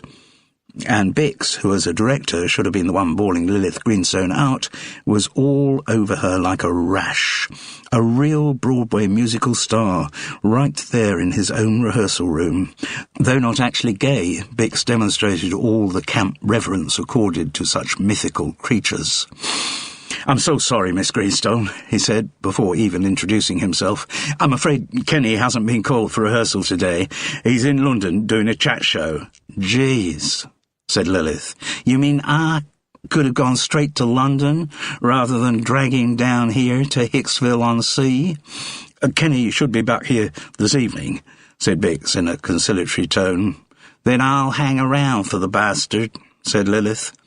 The director, excited that she might mean she was going to hang around the rehearsal, saw an opportunity to impress her with his choreographic skills. We were just about to break for lunch," he said. "Just after we've done one more run of the show's closer. Would you like to see us do that?" "Hell no," she replied. "What I want to see is a large drink, and I'm starving hungry too. I can't eat that crap they serve on airplanes. Is there one of your traditional English pubs in this back end of nowhere?" "Yes, of course there is, Miss Greenstone, and it will give me great pleasure to take you there once I finish rehearsing this number. Now if you—" "I want a drink now," said Lilith implacably. Well, Bix's rehearsal plans were instantly rescheduled. He clapped his hands. "OK, everyone, that's a wrap for this morning." He hadn't used the word rap to them before. Charles reckoned he just wanted to appear movie-savvy to Lilith. He wasn't the only one who asked Bix if he was going to come back to rehearse the walk down again after lunch. If they weren't, Baron Hardup wasn't called for the afternoon and he would be free. The director said no, after the break he'd be moving on to the fairy godmother transformation scene. Bix escorted Lilith to the pub, glowing with the reflected glory of the stardust she scattered over him. Charles went to the pub too, but his journey had nothing to do with Lilith Greenstone. He would have gone there anyway. After half an hour in the Sea Dog, Charles was beginning to get a little sick of Bix's sycophancy, and from the occasional look in Lilith's eyes, he got the impression she was beginning to tire of it too. Fine to have her work appreciated, flattering that Bix could provide such detail of every show she had been in, but there was a limit to how much flattery she could take. Charles sensed they were both relieved when the director regretfully said he had to return to rehearsal. By then, they were 2 rounds of drinks in. Charles had knocked back a couple of large bells, and Lilith had kept pace with large vodka tonics. At Bix's departure, both of them seemed to have found their glasses mysteriously empty. "Same again?" asked Charles. "Sure, and I'm still starving hungry. But what's that traditional pub meal you have over here? Sausage and hash?" "Sausage and mash is the more usual dish on offer. Get me one of them." At the bar, Charles ordered sausage and mash for both of them, and the same again on the drinks, which he took back to the table. As he sat down, he covertly looked again at Lilith with a degree of amazement. She was so perfectly groomed. She looked like a doll that had just been taken out of its display box. But no, that was the wrong image. She was a lot feistier than a doll, but still so perfectly presented, almost too perfect to be fanciable, thought Charles. It was hard to imagine rolling about in bed with something so soigné, but maybe, with a little practice, he could imagine it. "Have you just arrived today?" he asked. It was a question that hadn't been raised throughout Bix's toadying. "Sure. Limo brought me straight down from Heathrow."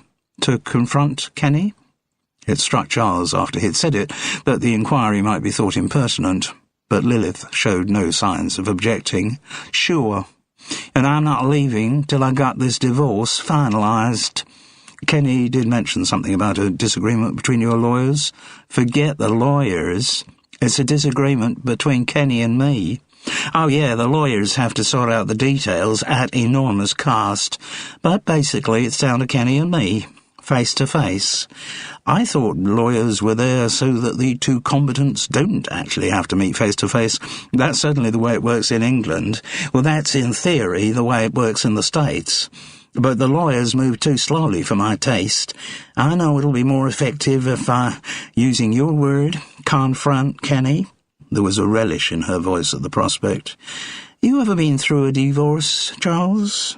Well, no. This is my third. You could say I'm getting good at it." It was an echo of the line Kenny had used about his marriages on the Johnny Martin show. Charles wondered which of the couple had come up with it first. "What you just wouldn't believe, Charles," Lilith went on, "is how mean Kenny is. Mean in every sense of the word. He's fighting each tiny claim my lawyers make on him. He wasn't mean when I married him. What is it that happens to men when you marry them? All men. Or maybe, Charles," she brought the full beam of her amazing eyes onto him, "are you the exception that proves the rule?" "Hardly. But you said you hadn't been divorced. Does that mean you've been married for a long time?" "Well, it could mean I've never been married." "And does it?" "No, it means, well," and the prospect of defining the state of his marriage brought back the cold, visceral anxiety about Francis's health. "Well, I figure I've done marriage now. I guess I'll need men occasionally for sex, but I think I'll leave it at that. I don't want any more who's still there the next morning." At that moment, their sausage and mash arrived. Lilith Greenstone asked the girl who brought them for a hell of a lot of mustard and dug into the meal like she hadn't seen food for a month. When they'd got to the lip-wiping stage, which inexplicably didn't seem to affect the perfect outline of Lilith's painted mouth, she said, "So, Charles, this is some kind of musical of Cinderella you're doing here?" "It's not exactly that, it's a pantomime." "Oh, what, you mean black tights and white faces?" Charles thought he was about to have to go through the full explanation routine he'd done with Kenny, but fortunately Lilith didn't seem that interested in the detail. Instead, she went off at a tangent, suddenly asking, "Is Kenny keeping off the booze?" Yes, he's being very good. Firmly on the wagon? Squeaky clean." "Huh. I pity whoever's around when he falls off." "You think he will?" "Inevitable, Charles. Sure as night follows day. An addict like Kenny never stops being an addict." "Well, he's trying very hard. He's even found out where they have AA meetings here in Eastbourne." "Has he?" said Lilith. "Damn." "Why damn?" "If he was still drinking, it'd help the character assassination my lawyers are planning for him. Drink and drugs always helps when you're building up a domestic violence case." "Was there domestic violence in your marriage?" asked Charles, a little surprised. It didn't fit with the estimation he had formed of Kenny. "My lawyers will say there was," Lilith replied complacently. "They're going to throw the whole lot at him. A guy beating up on his wife while under the influence of booze or drugs. That always plays well in a courtroom." "But is it true?" Charles, she looked at him pityingly, "the allegations Kenny and I are making about each other left the truth behind months ago. Hell, the stuff Kenny's been making up about my cruelty you just wouldn't believe." "But your lawyers have made charges of cruelty against him as well." "Well, sure they have. They're particularly building up the number of times he threatened me with a gun." "And did he?" "He liked guns. He had plenty of them. Who's to deny that in the privacy of the marital home he didn't threaten me with one?" She focused her shrewd eyes onto Charles's. "Has Kenny got a gun over here?" "I wouldn't know," he lied. "I bet he has. Kenny feels naked without a gun. He'll have got Lefty Rubenstein to organize one for him. You met Lefty?" "Yes, I have. He does everything for Kenny, right down to wiping his ass." "Is he representing Kenny in the divorce proceedings?" "No, but lawyers from his company are doing it. Now Lefty's too busy tending to Kenny's day-to-day demands, which is good, because Lefty's way ahead the brightest in his company, and Kenny's divorce case is being looked after by incompetent underlings. Which means I've got far better lawyers than Kenny has, so I'm going to win." "How do you define win in a divorce? Purely in financial terms? The amount of money my lawyers manage to screw out of the bastard, that's what'll define my success." "But if you've got such good lawyers, I don't really see why you felt the need to fly over here to see Kenny. I told you, I need to see him face to face. I've still got enough power over him to make him agree to my terms. And if he doesn't agree? Lilith Greenstone let out a thick, throaty chuckle. Then I'll kill the bastard. Their drinking session continued most of the afternoon. Once Lilith had indulged in a few cheery fantasies of how she'd shoot her husband with his own gun, they didn't talk further about the divorce. In fact, afterwards, Charles couldn't remember too well what they did talk about. There was a bit of discussion as to when Kenny was likely to be back from London, where he was staying, where Lilith might stay if, as seemed likely, she'd be in Eastbourne overnight. As befitted his starring status, Kenny Polizzi was in the 5-star Grand Hotel. Lilith, relishing confrontations, decided she would book in there too. They also talked about acting. And though they came from opposite ends of the showbiz spectrum, Lilith Greenstone, a Hollywood and Broadway star, Charles Paris, a jobbing actor whose name was never going to be above the title of anything, they found a lot in common as they discussed the idiocies and injustices of their chosen profession. Charles found himself warming to Lilith. She could certainly hold her liquor. At no moment did she slur even the smallest word, and though nothing altered the fresh-out-of-the-box perfection of her appearance, further acquaintance revealed that underneath that lay a real, unaffectedly charming woman with a filthy sense of humour. While Charles had started the afternoon appreciating Lilith as a cunningly wrought work of art, by the end of it he was fancying her as a real woman. He even had the daring thought that she might be a little attracted to him, too, and he was glad that they'd exchanged mobile numbers. What broke up their alcohol-fueled tete-a-tete was the appearance in the pub of Lefty Rubinstein. "Oh, my God," he said when he saw Lilith. "It's true." "What's true, Lefty?" she drawled. "That you're here." "I sure am." "I'll have to let Kenny know." "You do that. And fix up a meeting for him with me this evening." "I'm not sure that I'd do it, Lefty. I assume you still have the role of Kenny's gopher, his pooper-scooper?" The lawyer's sweaty face coloured with anger. "I don't like that expression. To fix the meeting, Lefty. You should still have my cell phone number. Tell me the time and place." "Kenny isn't going to like it," said the lawyer. "You being over here?" "I have long since ceased to care what Kenny likes and doesn't like," said Lilith Greenstone magisterially. When the ringing of his mobile woke him, it took Charles a moment or two to register where he was, and indeed what time of day it was. A quick look around told him that he was lying on the bed in his digs in Eastbourne, and a glance at his watch supplied 9:15. Since there was darkness outside the windows whose curtains he hadn't drawn, he assumed it was 9:15 in the evening. "Hi, Charles," said the voice at the other end of the line. "It's Kenny. Safely back from London?" "Back, anyway." "Charles, I need to see you. Meet me in the pub by the theatre. What was it called?" "The Sea Dog." "Yeah. Soon as you can get there." It never occurred to Kenny Polizzi that anyone might not be free to answer one of his summonses. Charles, beginning to feel the headache brought on by his afternoon's excesses, meekly agreed to go straight to the pub. "Good. See you there." The S of the word see sounded just the teeniest little bit slurred. Was it possible that Kenny Polizzi was drunk?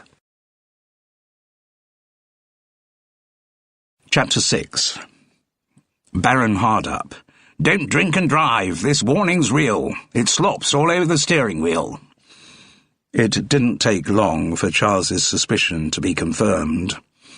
On the table in front of Kenny was a row of empty tonic water splits, a bucket of ice and a full glass. Charles could smell the vodka from the other side of the table. Kenny had very definitely fallen off the wagon. Charles remembered Lilith expressing pity for whoever was around when that happened, and he realised that he might have got the part. Kenny had marked him out as a designated drinking partner. "I'd offered to get you something from the bar," said Charles, "but it looks like you're sorted." "I'm very definitely sorted." Kenny took a long swallow from his glass. "God, you forget how wonderful booze is. Just the taste of the stuff is a kind of heaven." Charles got himself a large Bell's and returned to the table.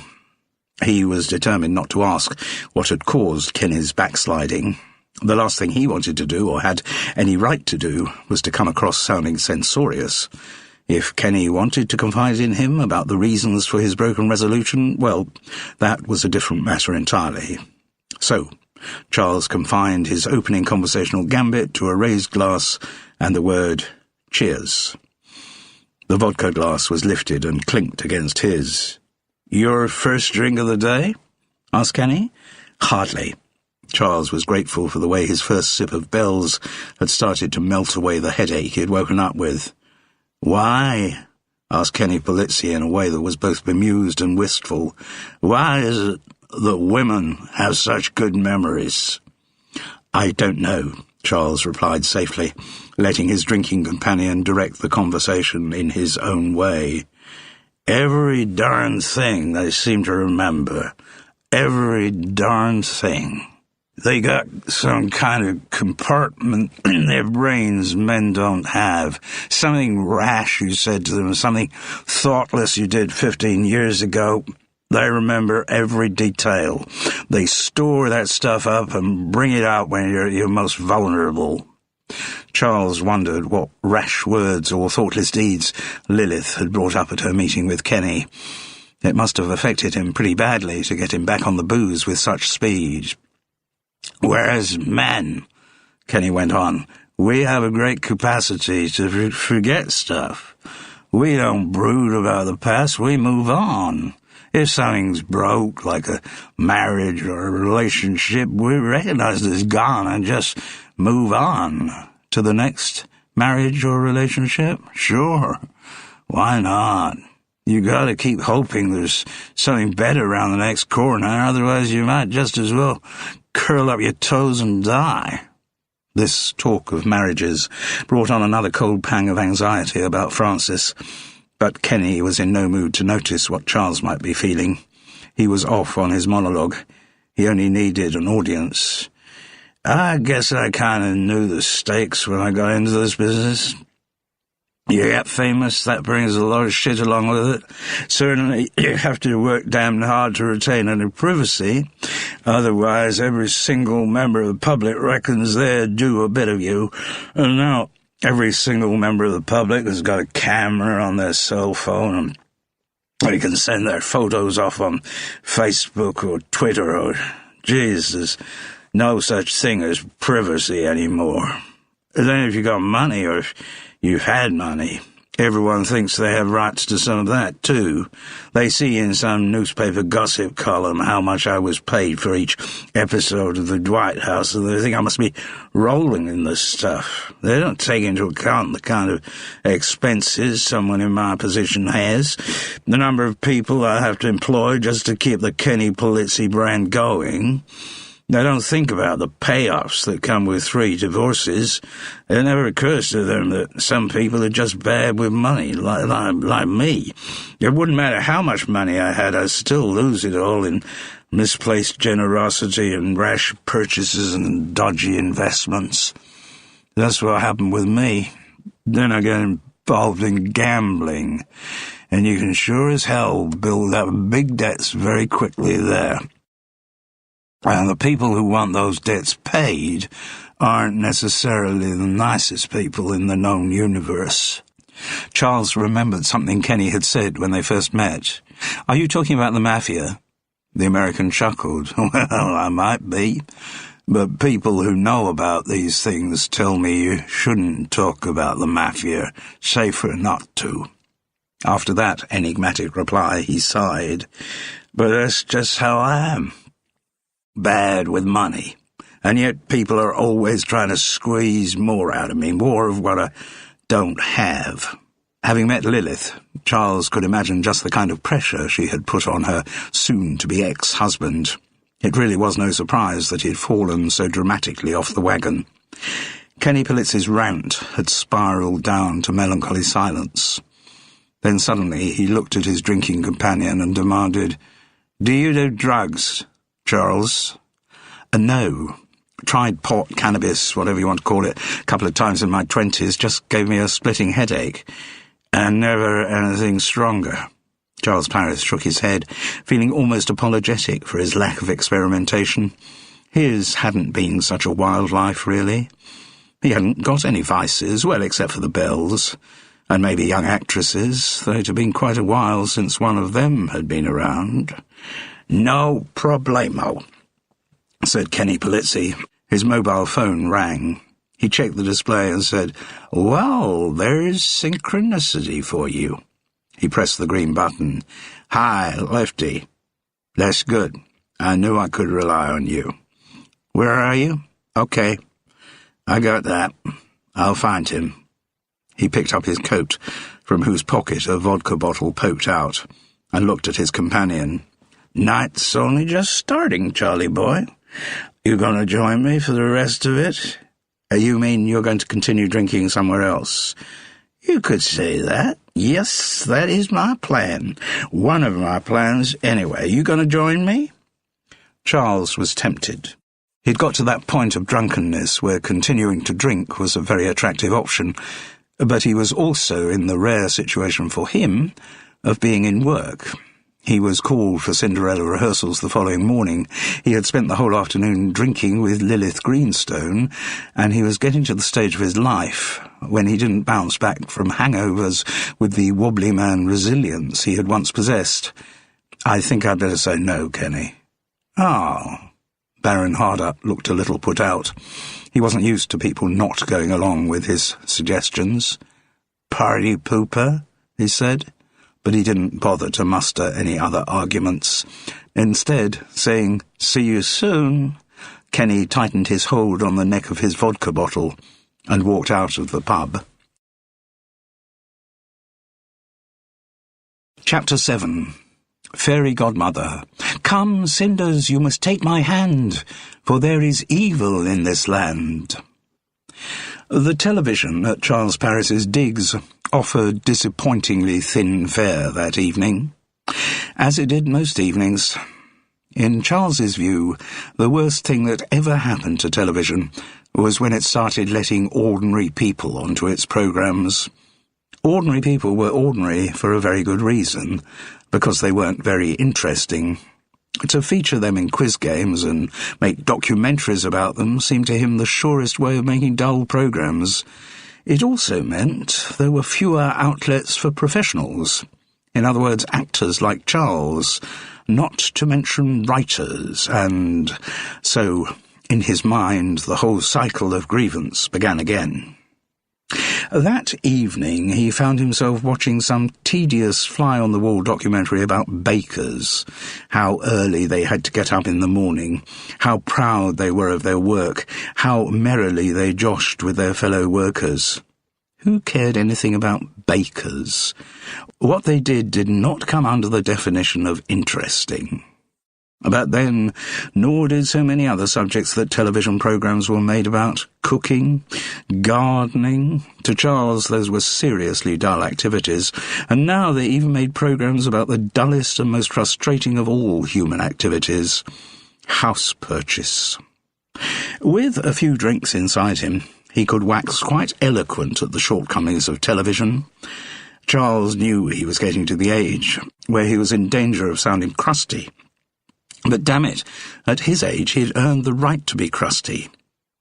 Such thoughts recycled through his brain as he sat in his digs that evening, watching a baker demonstrating how he plaited dough and sipping bells from the bottle. Maybe he had even dropped off to sleep again. Certainly he felt a bit disoriented when he heard his mobile ring. "Hello? Charles, it's Kenny." The voice was slurred and also slightly panicky. "What's up?"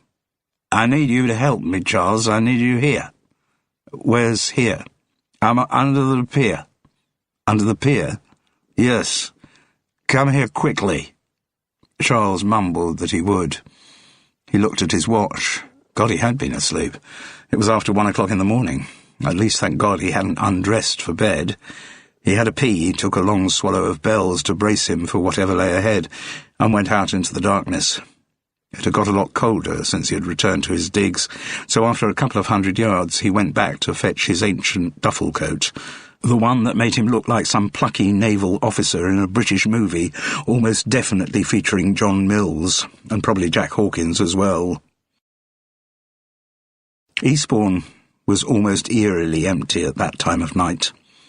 Against the sighing background of the sea, the silence was broken by the sound of individual cars, but Charles didn't see any as he made his way towards the pier. He gathered his duffel coat around him, realizing with a slight shock that it was now the 1st of December. There was still nobody about when he got to the entrance. A deep throbbing from the Atlantis Club's Friday nighter at the far end of the pier showed that there were young people out there dancing to local DJs. But the more insistent sound was the sea, washing restlessly and relentlessly, shifting the shingle some way below him. Charles did not see a living soul at street level. Nor did he see a living soul when he went down the steps and looked underneath the pier. No living soul, no. But Kenny Polizzi lay there, half propped against one of the pier supports. His wig was crooked. There wasn't much blood, but there was a neat bullet hole in the centre of his forehead. Chapter 8. First broker's man. Have you heard the news? Would you like a bulletin? Second broker's man. No, I think I'd rather have a bullet out. Charles felt 3 things. First, he felt immediately sober. Second, he felt a degree of guilt. If he had arrived at the pier quicker, if he hadn't gone back to get his duffel coat, he might have been in time to save Kenny from his fate. But his third feeling was the strongest, an overpowering urge to run away from the scene of the crime. He didn't want the complications of suspicion and police inquiries. He wanted to be back in his digs, curled up under his duvet, fast asleep. But a little rational thought told him that he couldn't escape so easily. There was no getting away from the fact that he was the person who had found Kenny's body, and there was almost definitely evidence somewhere that would prove that fact. He had probably been recorded on CCTV cameras during the walk from his digs to the pier, and his mobile number would be one of the last that had been called from Kenny's phone. There was no way round it. He would have to face the music. Reluctantly, but resigned to his situation, Charles Parris rang 999. As he had anticipated, it was a long night. A panda car arrived at the pier entrance level less than 10 minutes after his call. But that was just the start of a procession of more police vehicles. Soon the pier was illuminated by blue flashing lights. The 2 uniformed cops who had first arrived were quickly joined by a lot of plainclothes officers, all with different tasks to complete. And the task for 2 of them, one male and one female, was to question Charles Parris. Once they had looked over the scene of crime with him, they took him into a police van for questioning. Meanwhile, the wild night of the youngsters in the Atlantis Club was curtailed prematurely by the arrival of the police. Names were taken, and they were all sent on their way home. Most of the young people assumed it was a raid searching for drugs and dealers. None of them realized the significance of the police tape shutting off the steps down to sea level. Though extremely courteous, there was no doubt that there was a level of suspicion in the manner of the cops who interrogated Charles. This came as no surprise to him. He, after all, was probably the first person to discover Kenny's body, and the shallowest familiarity with crime fiction would tell anyone that the person who finds the body is always high on the list of suspects. So, very patiently, he went through the minutiae of his evening's encounters with Kenny. Although he no longer felt drunk, shock had shaken that out of him. The blinding headache had returned, and Charles just felt incredibly tired. He still longed for the embrace of the duvet back at his digs. But there was a lot more questioning to go. And of course they wanted him to provide contacts for the Empire Theatre management, for Bix Rogers and anyone else connected to Kenny. Charles mentioned Lefty Rubinstein, apologising that he didn't have a phone number for him. He also said that he thought Lilith was staying at the Grand Hotel. The detectives made notes and passed no comments on his answers.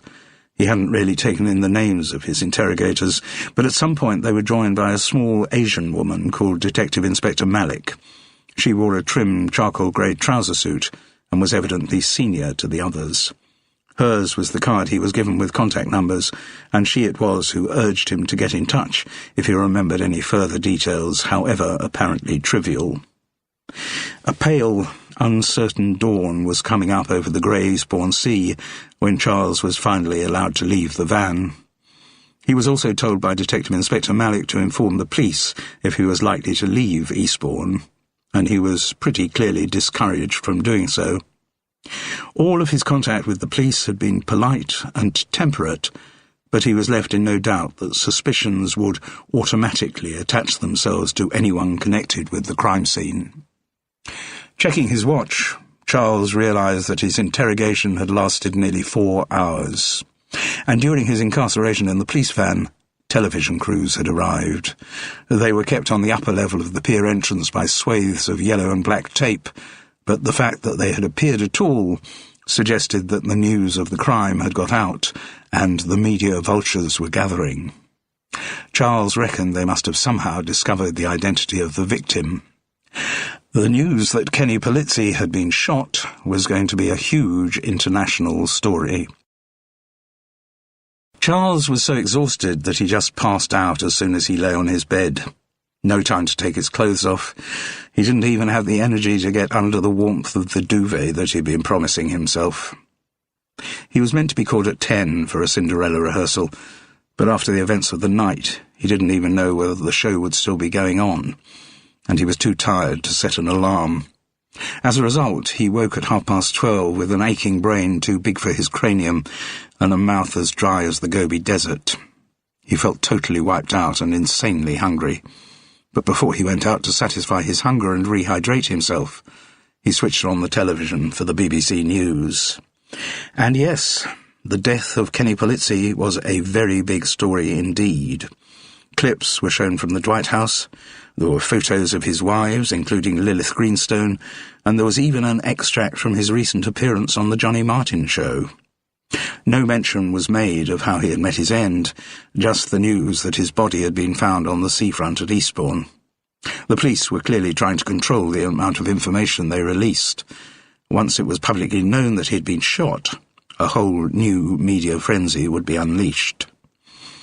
Charles Paris wasn't very good at checking his mobile for messages, and it wasn't until he had reached the Sea Dog and ordered an irrigating pint that he looked at the phone.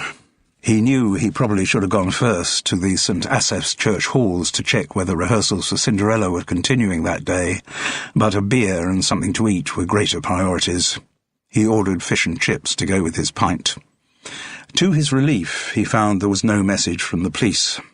He felt sure they would be wanting to question him further, but at least that hadn't happened yet. There was a message, however, from Bix Rogers asking him to call as soon as possible. So after he had finished his first pint, which didn't seem to touch the sides, and armed himself with the second one, he rang the director. "Charles, presumably you've heard the news about Kenny. Hard to avoid it. No need yet to reveal that he was the one who had found the body. Well, look, obviously this puts us in a spot about the show. I can believe that. I've cancelled rehearsals for today." "Yes," said Charles in a way that implied he already knew that. "But the fact remains that we open in less than a week, and we currently don't have a Baron Hardup." "No. Now, Kenny was a very big name, and I'm not trying to replace him with another big name. He's already got lots of publicity for our Cinderella, and the fact that he's dead is going to get us a whole lot more. So he's served his purpose, and there's no need to replace like with like. It doesn't matter who plays Baron Hardup now. So I'd like you to take the part, Charles." It wasn't the most gracious job offer Charles had ever received, but it was still a perverse kind of good news. "Thanks very much, Bix. I'll do my best. In fact, I have played the part before." "Oh." The director didn't sound very interested in this piece of information. "Anyway, if you could have a look at the lines before rehearsal on Monday." "Sure. Presumably I won't be doing Kenny's routine about the Dwight House and the song based on its signature tune." "No, of course you won't." "What, you'll replace it with something?" "No, we'll cut it." "Won't that make the show short?" "We'll fill in with another song from Tilly Marcus's album," replied Bix, once again confirming just how far down the theatrical food chain Charles Paris was.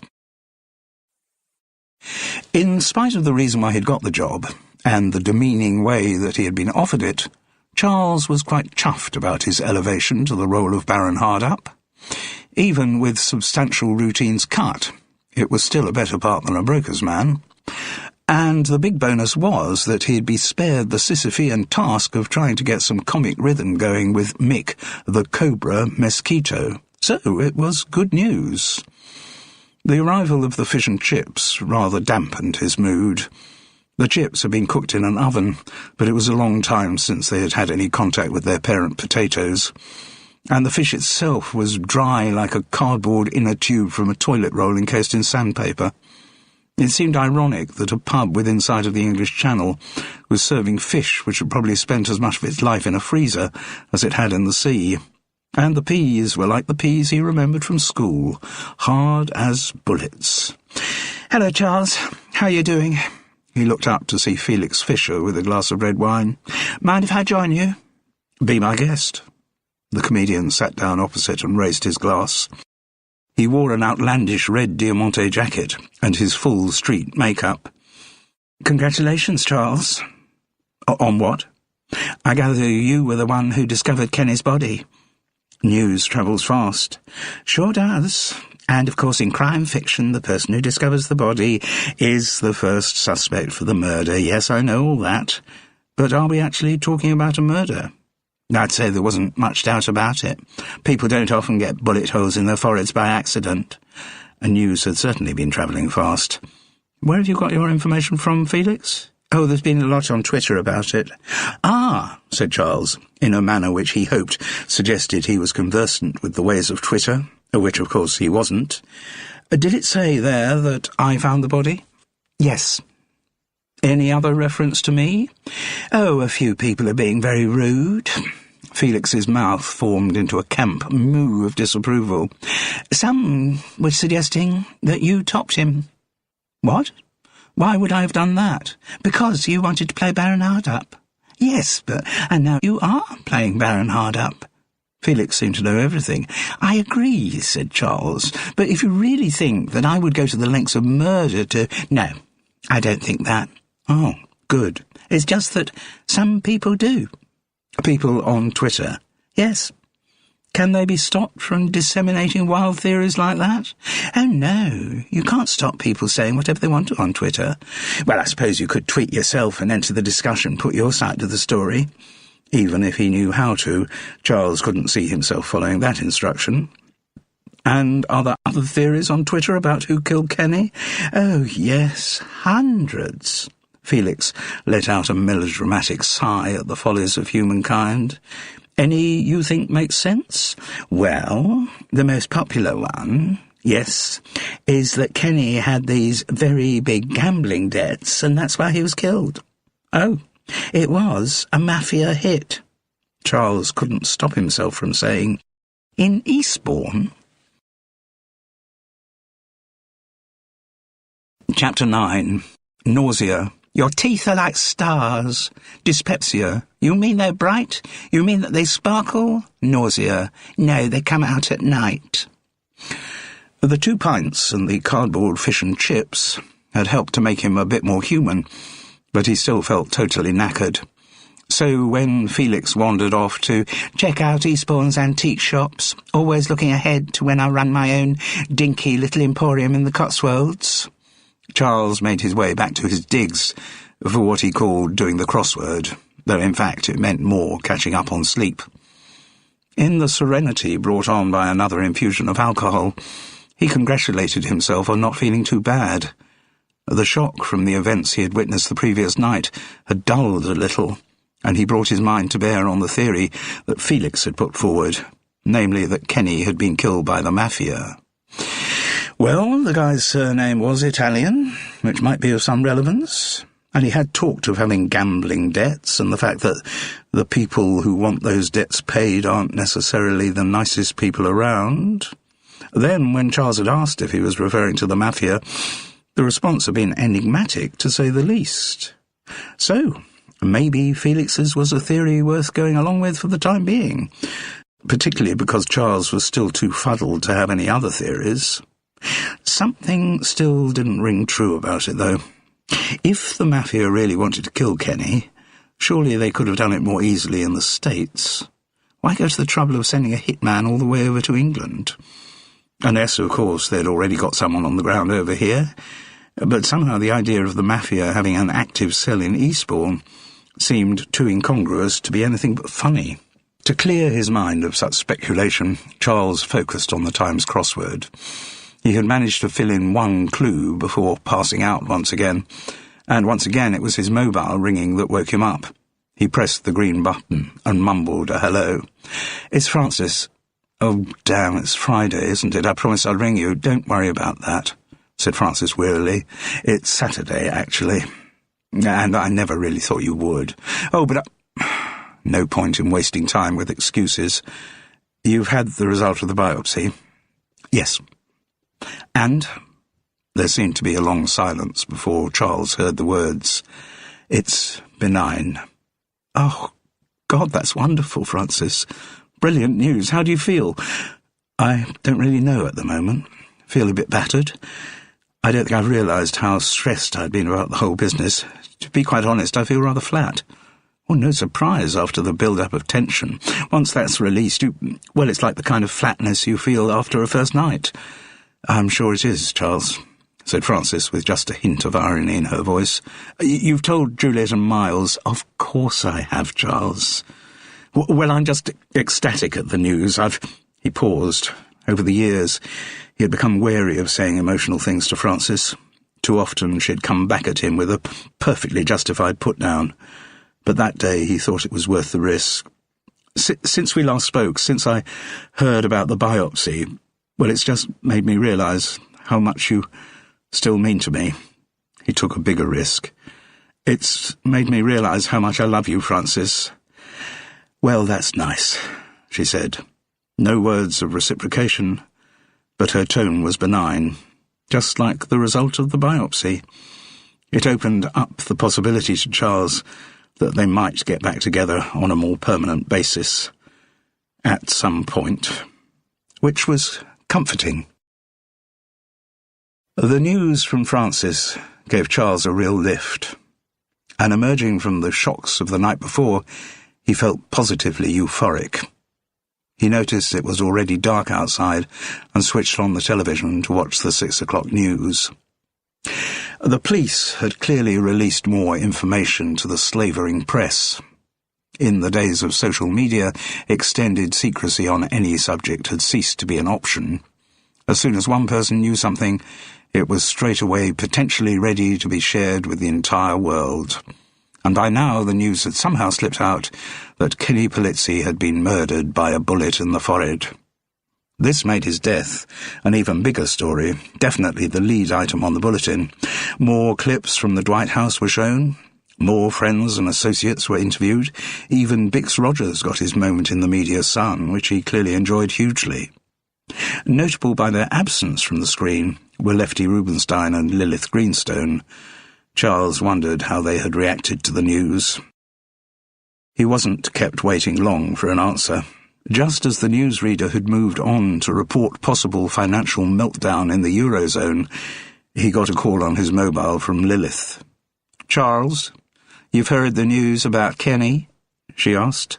"I'd have to have buried myself in a bunker under 17 layers of concrete not to have heard," he replied. "Right. I'm sorry, I feel I should be offering you condolences." "Oh, the hell with that. I hated the bastard. I'm not about to make with the crocodile tears." "But you must be feeling shock at the very least." A verbal shrug came from the other end of the line. "Not so much shock. I'm just more aware of my good fortune." "Oh, look, Charles, the divorce hadn't come through. I'm still the rightful Mrs. Kenny Polizzi. Unless the bastard changed his will before the divorce was finalised, which I don't think he did, I'm no longer looking at a slice of his estate. I'm looking at the whole lot. Which I must say, having put up with Kenny for as long as I did, is no less than I deserve." "Have you spoken to the police?" "Yeah, they talked to me. Did they let slip any theories as to who might have shot him? No, the cops here, and in the States too, though to a lesser extent, tend to play that kind of information close to their chests. I think they were just kind of checking I didn't pull the trigger. And you managed to convince them you didn't, I guess. Charles chuckled. And if I were to tell them I heard you saying you'd kill the bastard? I don't think it'd make too much difference to the way the cops are thinking. Besides, her voice sank to a level of great sultriness, you're too much of an English gentleman to ever rat on me, aren't you, Charles? I like to think so.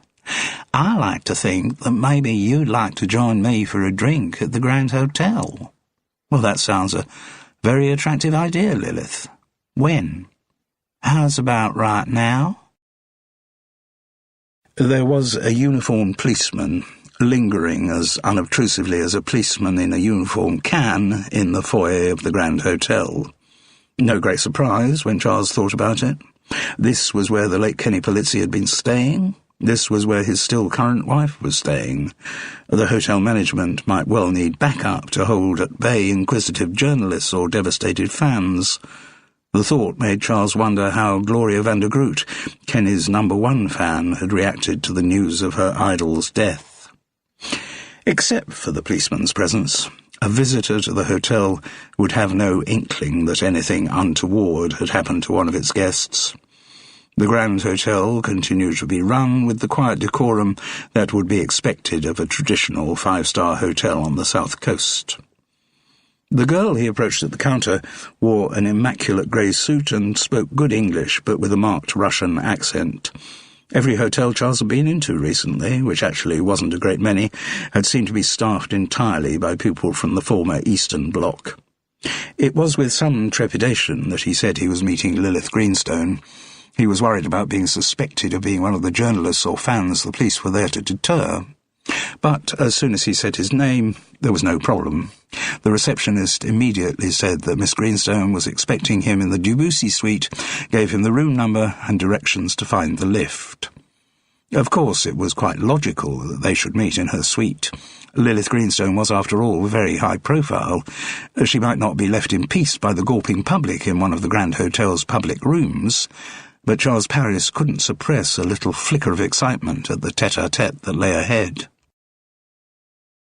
He could never really believe that real people did live like they did in the movies.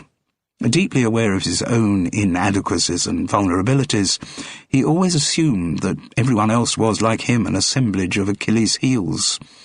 But when Lilith let him into the seafront Debussy suite, he really did feel like he was stepping into a movie. The sitting room was splendidly lush, subtly illuminated by low table lamps. The windows were uncurtained, showing beyond the private balcony the lights of occasional ships plying the English Channel. The interior door was open, showing the passage to a bedroom. Charles glimpsed a huge bed with a kind of canopy over its head. Lilith Greenstone, too, looked as if she had just stepped off a film set. Hair and makeup were perfect as ever. So were the high heels and the midnight blue wraparound dress, which showed a generous amount of her already generous cleavage. On the sitting-room table was a silver tray on which a bottle of champagne lolled in an ice bucket. It had already been opened.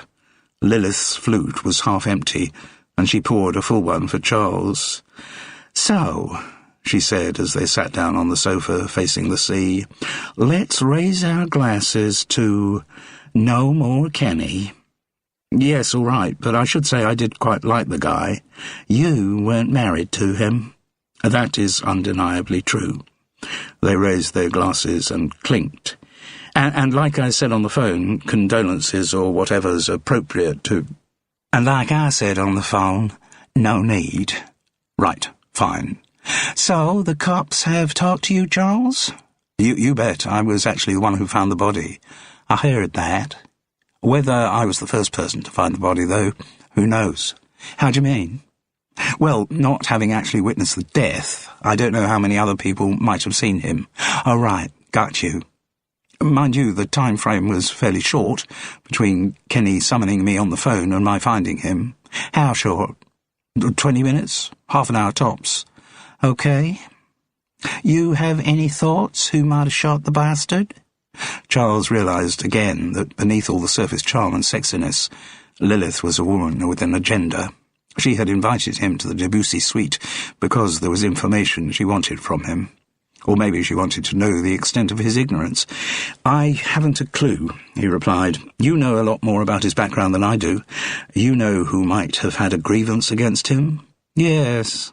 Like me, for instance. If I started listing the grievances I had against Kenny, we could be here all night. She smiled, a deliberately provocative smile. That is assuming we're not here all night anyway. Charles didn't know how to respond. Maybe he was meant to come back with some slick movie dialogue riposte, but it didn't feel right to him. Instead, he said, rather formally, I'm working from the assumption that you didn't kill him, Lilith. She nodded in mock approval. Good assumption. But, as I say, you know a lot more about Kenny than I do. You're more likely to be able to come up with a list of suspects than I am. Maybe. But I wanted to ask you if he's been antagonising anyone in your Cinderella company. Any bust-ups there? Charles shook his head slowly. No, Kenny seemed to get on with everyone. He decided not to mention the brief confrontation the star had had with Jasmine Del Rio. No need to cast suspicion on an incident that was probably perfectly harmless. Until he had worked out what Lilith wanted from him, he decided to play things cagey. Yep, good old Kenny, said Lilith. Everybody's buddy. The big star who doesn't act like a big star. The regular guy who nobody gets pissed with. And if he does inadvertently upset someone, then he always sends in Lefty Rubinstein to clear up the mess, smooth things over, pay a little hush money if necessary. Good old Kenny. Well, I can't think of anyone in the Cinderella company who might have wanted to kill him. You mean rehearsals have been completely harmonious? That might be overstating it. I'm sure you know enough about working in the theatre to understand that. But the arguments that have come up, Kenny wasn't involved in any of them. And knowing how keen showbiz people are on gossip, are there theories around the company about who might have topped him? Well, the only Cinderella cast member I've seen since the murder is of the view that it was a mafia hit. Lilith Greenstone looked genuinely amazed. What the hell would the mafia have to do with Kenny? Not everyone who's got an Italian surname is a made man. They don't all qualify for the Sopranos. Kenny suggested to me that he had substantial gambling debts. That's certainly true. And the people trying to reclaim them were not necessarily the most salubrious types. Go along with that, too. But we're still not talking mafia. Kenny had these fantasies, saw himself as the big star, a bit of a Sinatra complex. He loved promoting the suggestion that he was tied up with the mafia, gave him some kind of macho kick. But not true. Totally untrue. The kind of thing he'd sound off about when he'd had a few drinks or the odd line of cocaine to anyone who'd listen. And Kenny could usually find somebody who'd listen, because, of course, he was Kenny Polizzi, star of the Dwight House, but nothing to do with the mafia. Do you mind if I ask you something personal, Lilith? The magnificent shoulders shrugged. What's personal? Why did you marry Kenny? Ah. I mean, given that since I've met you, you've said nothing about him that wasn't pure vitriol. Charles, you say you haven't been divorced, but surely you know enough about life to realise that what you feel when you're coming out of a marriage is kind of different from what you feel when you go into it. Yes, I can see that, but on our brief acquaintance, you don't strike me as a woman who has a lot of illusions about life. We all still have a few illusions, Charles, even the most hard-bitten of us. And the image of marriage for a girl like me, brought up as a God-fearing southerner, kind of looms over one's life. I'd done it twice and screwed up. I hoped the third time I could make it work. And Kenny was that much older. I thought he'd bring me a sense of security. I'm one of those lost girls whose daddy died young. She was silent for a moment. He died of a heart attack just around the time I was making the awkward transition from child star to adult star. I guess I've been looking for a father figure ever since. But Kenny doesn't seem natural casting as a father figure. You and him, it still seems unlikely somehow. Not so unlikely. Even now I can acknowledge the guy had a lot of charisma. And after his hell-raising days, he was seriously determined to turn over a new leaf. When we met, he was off the booze, off the drugs. He was genuinely wanting to start over. And I guess I was a part of the redemption process. And would I be wrong, Charles asked cautiously, to think that you saw Kenny as something of a project? You could civilize him, you could turn his personality around in a way that his previous wives had failed to? You're quite shrewd, Charles, said Lilith, and she patted him on the knee, rather in the way that a dog might be congratulated for bringing the stick back. Yep, there was an element of challenge there. I guess I thought I could tame Kenny. She sighed, then said, There's another thing too, Charles. Oh? Kenny was high profile, like me. End of CD 2.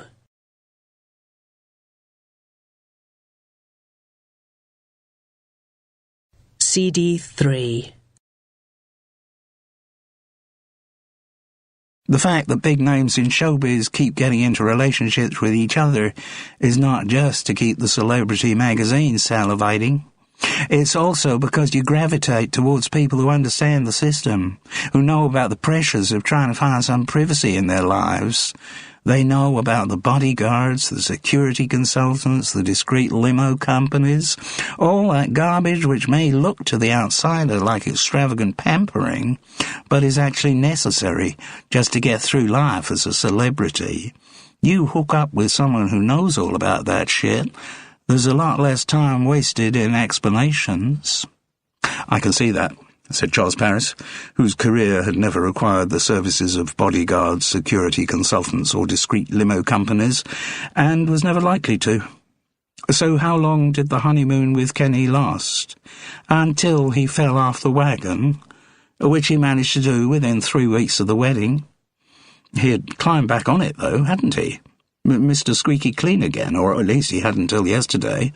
All that got from Lilith was a snort of contempt. Can I ask, were you the cause of him falling off the wagon yesterday evening, Lilith? His words angered her. What the hell do you mean by that?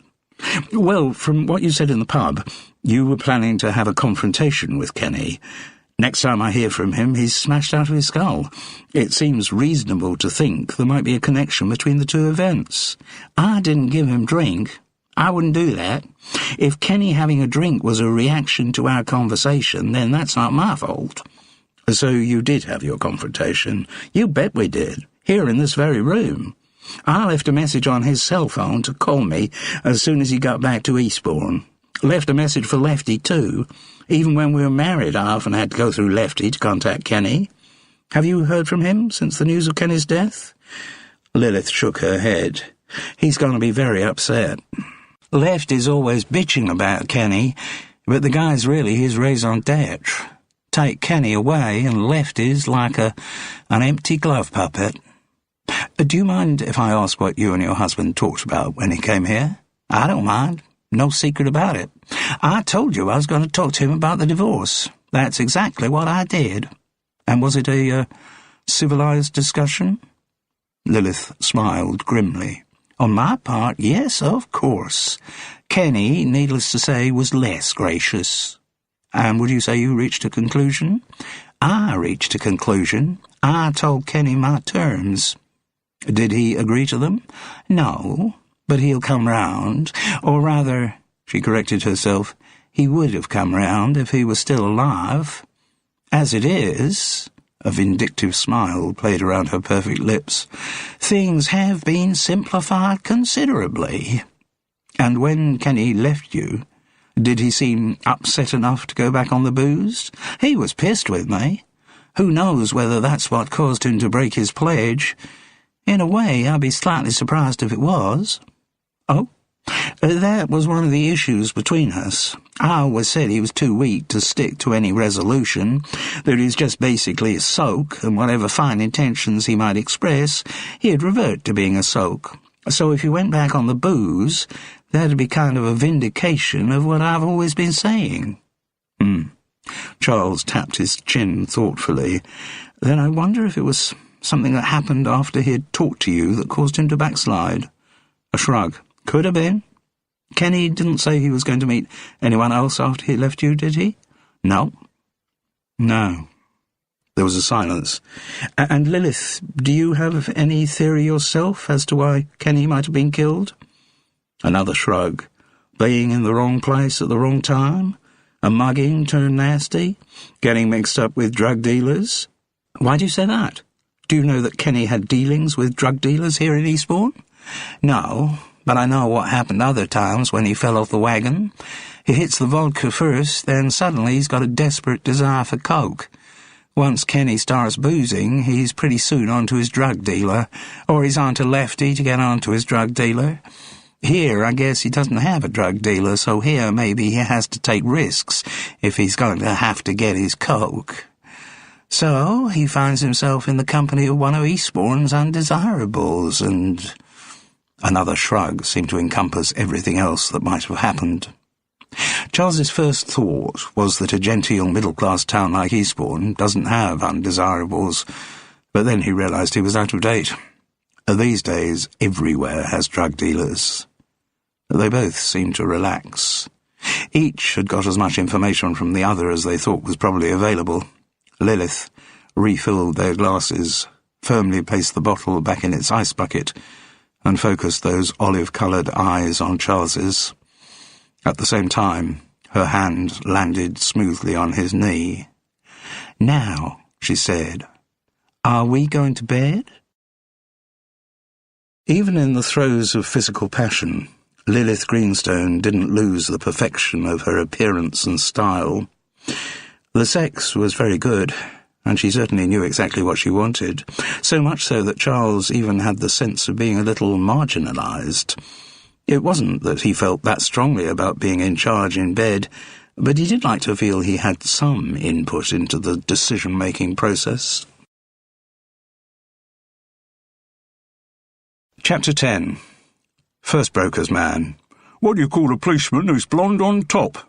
Second broker's man. "Of course I know that. It's a fair cop." As Saturday night melted into Sunday morning, and Charles Paris walked along the front towards his digs, he felt a mixture of reactions. They included a not entirely admirable masculine cockiness. He felt he'd been put through a test by Lilith Greenstone, and he had not been found wanting. And it had been a while since he'd actually had any sex, so it was good to know that everything was in working order. There was an unworthy glee, too, derived from the fact that he'd just been to bed with someone famous. Though he knew it was pathetic to think like that, he of all people shouldn't be impressed by celebrity. He couldn't help himself. But there was also a less pleasant sensation, a feeling that the whole exercise had had a clinical quality to it. Lilith was an expert lover, and while not ungenerous, knew exactly how to provide her own satisfaction, which had left Charles at moments feeling like little more than an animated dildo. And then there had been a formal quality to the way she had dismissed him. He knew from their earlier conversation that she no longer wanted men who were still there the next morning. So he hadn't been surprised when she had called a halt to proceedings, announcing that she had still got a bit of jet lag and needed to catch up with her sleep. But Lilith's tone had been almost peremptory. There was certainly not even a pretence that anything emotional had been involved in their coupling. All in all, Charles decided it was an experience he would rather have had than not had. He needed sex, and it had been good sex. He had acquitted himself well. It would be interesting to see whether there would be any repeat of the encounter. He knew that if there was to be, there would be no decision required from him on the matter. Lilith would make that call, and if she did make it, he thought he would be up for a return fixture. It wasn't till he was getting into bed at his digs that Charles thought about Francis. and remembered the huge relief that her call had brought to him. The biopsy had proved that the growth was benign. She didn't have breast cancer. It was partly the euphoria brought on by that news which had made him feel so good about going to bed with Lilith, and the thought that, in relation to Francis, he should have felt guilty about that encounter didn't enter Charles Parris's head. A call on his mobile woke him at 9 the next morning. Exhaustion, and the large amount of bells consumed before finally passing out, left him a little muzzy, and he didn't recognise the polite, purposeful female voice until she identified herself as Detective Inspector Malik. She wanted to talk to him further, either at his digs or in the suite of rooms in the local station they had requisitioned as an incident room. Charles chose the police option. Even though he was living in an anonymous self-catering apartment, he was resistant to the idea of the cops coming knocking at his door. Detective Inspector Malik was as courteous as she had been at their previous meeting, and saw him supplied immediately with a cup of coffee. She introduced a male uniformed officer in the corner of the room, whose name Charles instantly forgot, and asked if he had any objections to their conversation being recorded. He said he hadn't, eager to be as cooperative as possible. Even though he knew himself to be completely innocent, the prospect of being questioned by the police brought the same instinctive sense of guilt as an imminent visit to the headmaster's study back in his school days. Detective Inspector Malik explained that their investigations were proceeding in a number of different directions. The fact that the murder victim was a foreign national complicated matters, and her team would shortly be joined by detectives who were flying over from the States. Charles was interested that she referred to a murder, but since the word had been on the television news and was now splashed all over that morning's Sunday papers, that presumably was now the official line on the investigation. The inspector emphasised how much he appreciated Charles's cooperation and insisted that there was nothing sinister about this second bout of questioning. All she and her team were trying to do was to get as detailed a picture as they could of the sequence of events on the night of Kenny Polizzi's death. "Could we go back," asked Detective Inspector Malik, after all this preamble had been completed, "to the call you had from Mr. Polizzi on the Friday night?" "Of course," replied Charles, still eager to be the class goody-goody. Detective Inspector Malik consulted some notes on her iPad. "According to what you told us last time we spoke, Mr. Polizzi said that he needed you to help him." "Yes, that's exactly what he said." "Did you have any idea in what way he needed help?" "No." "So why did you immediately do as he requested?" "Well, wouldn't that be a normal reaction from anyone?" asked Charles, a bit tentative. "It might be a normal reaction in different circumstances, but the call came through after 1 o'clock in the morning. You had gone back to your digs for the night. You said you were asleep. Would it be normal to respond to that kind of summons from someone who you had known for less than a week?" Charles didn't like all this harping on the word normal. He felt he was being edged into a position where all of his behaviour might become classed as abnormal. "I liked Kenny," he replied rather feebly, "and he was away from home in a foreign country, so he probably didn't have many other people to ring. I thought if he said he needed help, then he probably did need help. And the fact that when I found him he'd been shot through the head suggested that he really did need help." This was greeted by a long silence from Detective Inspector Malik, and Charles wondered whether he'd been foolish to add the last sentence. But finally she said, "Yes, you may have a point. So when he called you, how did Mr. Polizzi sound?" "He sounded a bit drunk." "Panicky?" "I'd say urgent rather than panicky. He didn't sound like a man who was actually being threatened by a gun at that moment." "No." "You may think that's a pointless question I've just asked, Mr. Parris, but it could have been useful in establishing the exact time of Mr. Polizzi's death." "I understand that." "The fact that you met Mr. Polizzi in a pub where he had evidently been drinking is also interesting to us." Charles didn't say anything. He'd wait for her to tell him why it was interesting. "Because Mr. Polizzi had made a considerable number of public statements about how he had beaten his addiction to alcohol. He had even apparently reiterated the fact in a recent interview on British television. She looked down at the iPad. On the Johnny Martin show. So inevitably we ask ourselves what it was that made him break his vow of sobriety. I'd been wondering the same thing. And coming to any conclusions? No. I have spoken to Kenny Polizzi's wife, Lilith Greenstone, about that very subject. Yes, we know you have spoken to her, Mr. Paris. The inspector's words weren't said in a chilling manner, but chilling was the effect they had on Charles. Yes, of course. The uniformed copper in the foyer must have noticed his arrival and departure from the Grand Hotel. He wondered how much else they knew. Surely they wouldn't have bugged the Debussy suite, would they? He found himself faffing around for what to say next, rather in the way he'd done when playing the guilty husband in a terrible farce called Don't Get Your Knockers in a Twist. Charles Paris's character died of a heart attack towards the end of Act 1. A merciful release to all concerned. Malvern Gazette. Oh, yes, well, Lilith Greenstone's view was that though their discussion was acrimonious, about the final terms for settlement of their divorce, that she was still surprised that should have knocked him off the wagon in such a spectacular style. Detective Inspector Malik nodded. Yes, that confirms what she said to us. And you don't know of any other meeting Mr. Polizzi might have arranged after he left Miss Greenstone? No, I don't. But you can see how useful it would be for us to establish the precise sequence of events, what Mr. Polizzi actually did, where he went and with whom that evening. Of course. Another silence from Detective Inspector Malik. Then, did Miss Greenstone talk to you about her husband's need for drugs? She did say that when he'd previously taken up drinking again, he'd pretty quickly felt an appetite for coke. Another confirmatory nod. Did Mr. Polizzi mention drugs to you, either in his last phone call or at any other time? Not in the phone call, but when we were in the Sea Dog earlier in the evening, he asked me if I did drugs. Maybe he thought I could find a supply route for him.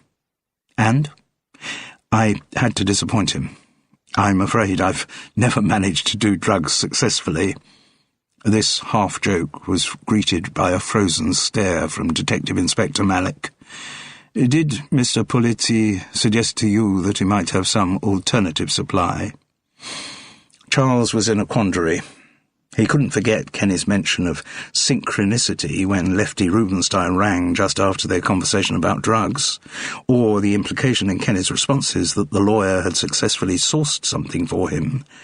He also remembered Lilith's reference to Lefty frequently obtaining drugs for his employer, but something in Charles rebelled against the idea of landing anyone so firmly in the shit. The police could do their own investigations into the activities of Lefty Rubinstein. He wasn't going to help them. So he answered a negative to Malik's question. If we could move on to another matter, Mr. Paris. Sure. I gather that Mr. Polizzi's death has resulted in you taking over his part. Yes, I am now playing Baron Hardup. Is it a part you have always wanted to play, Mr. Paris?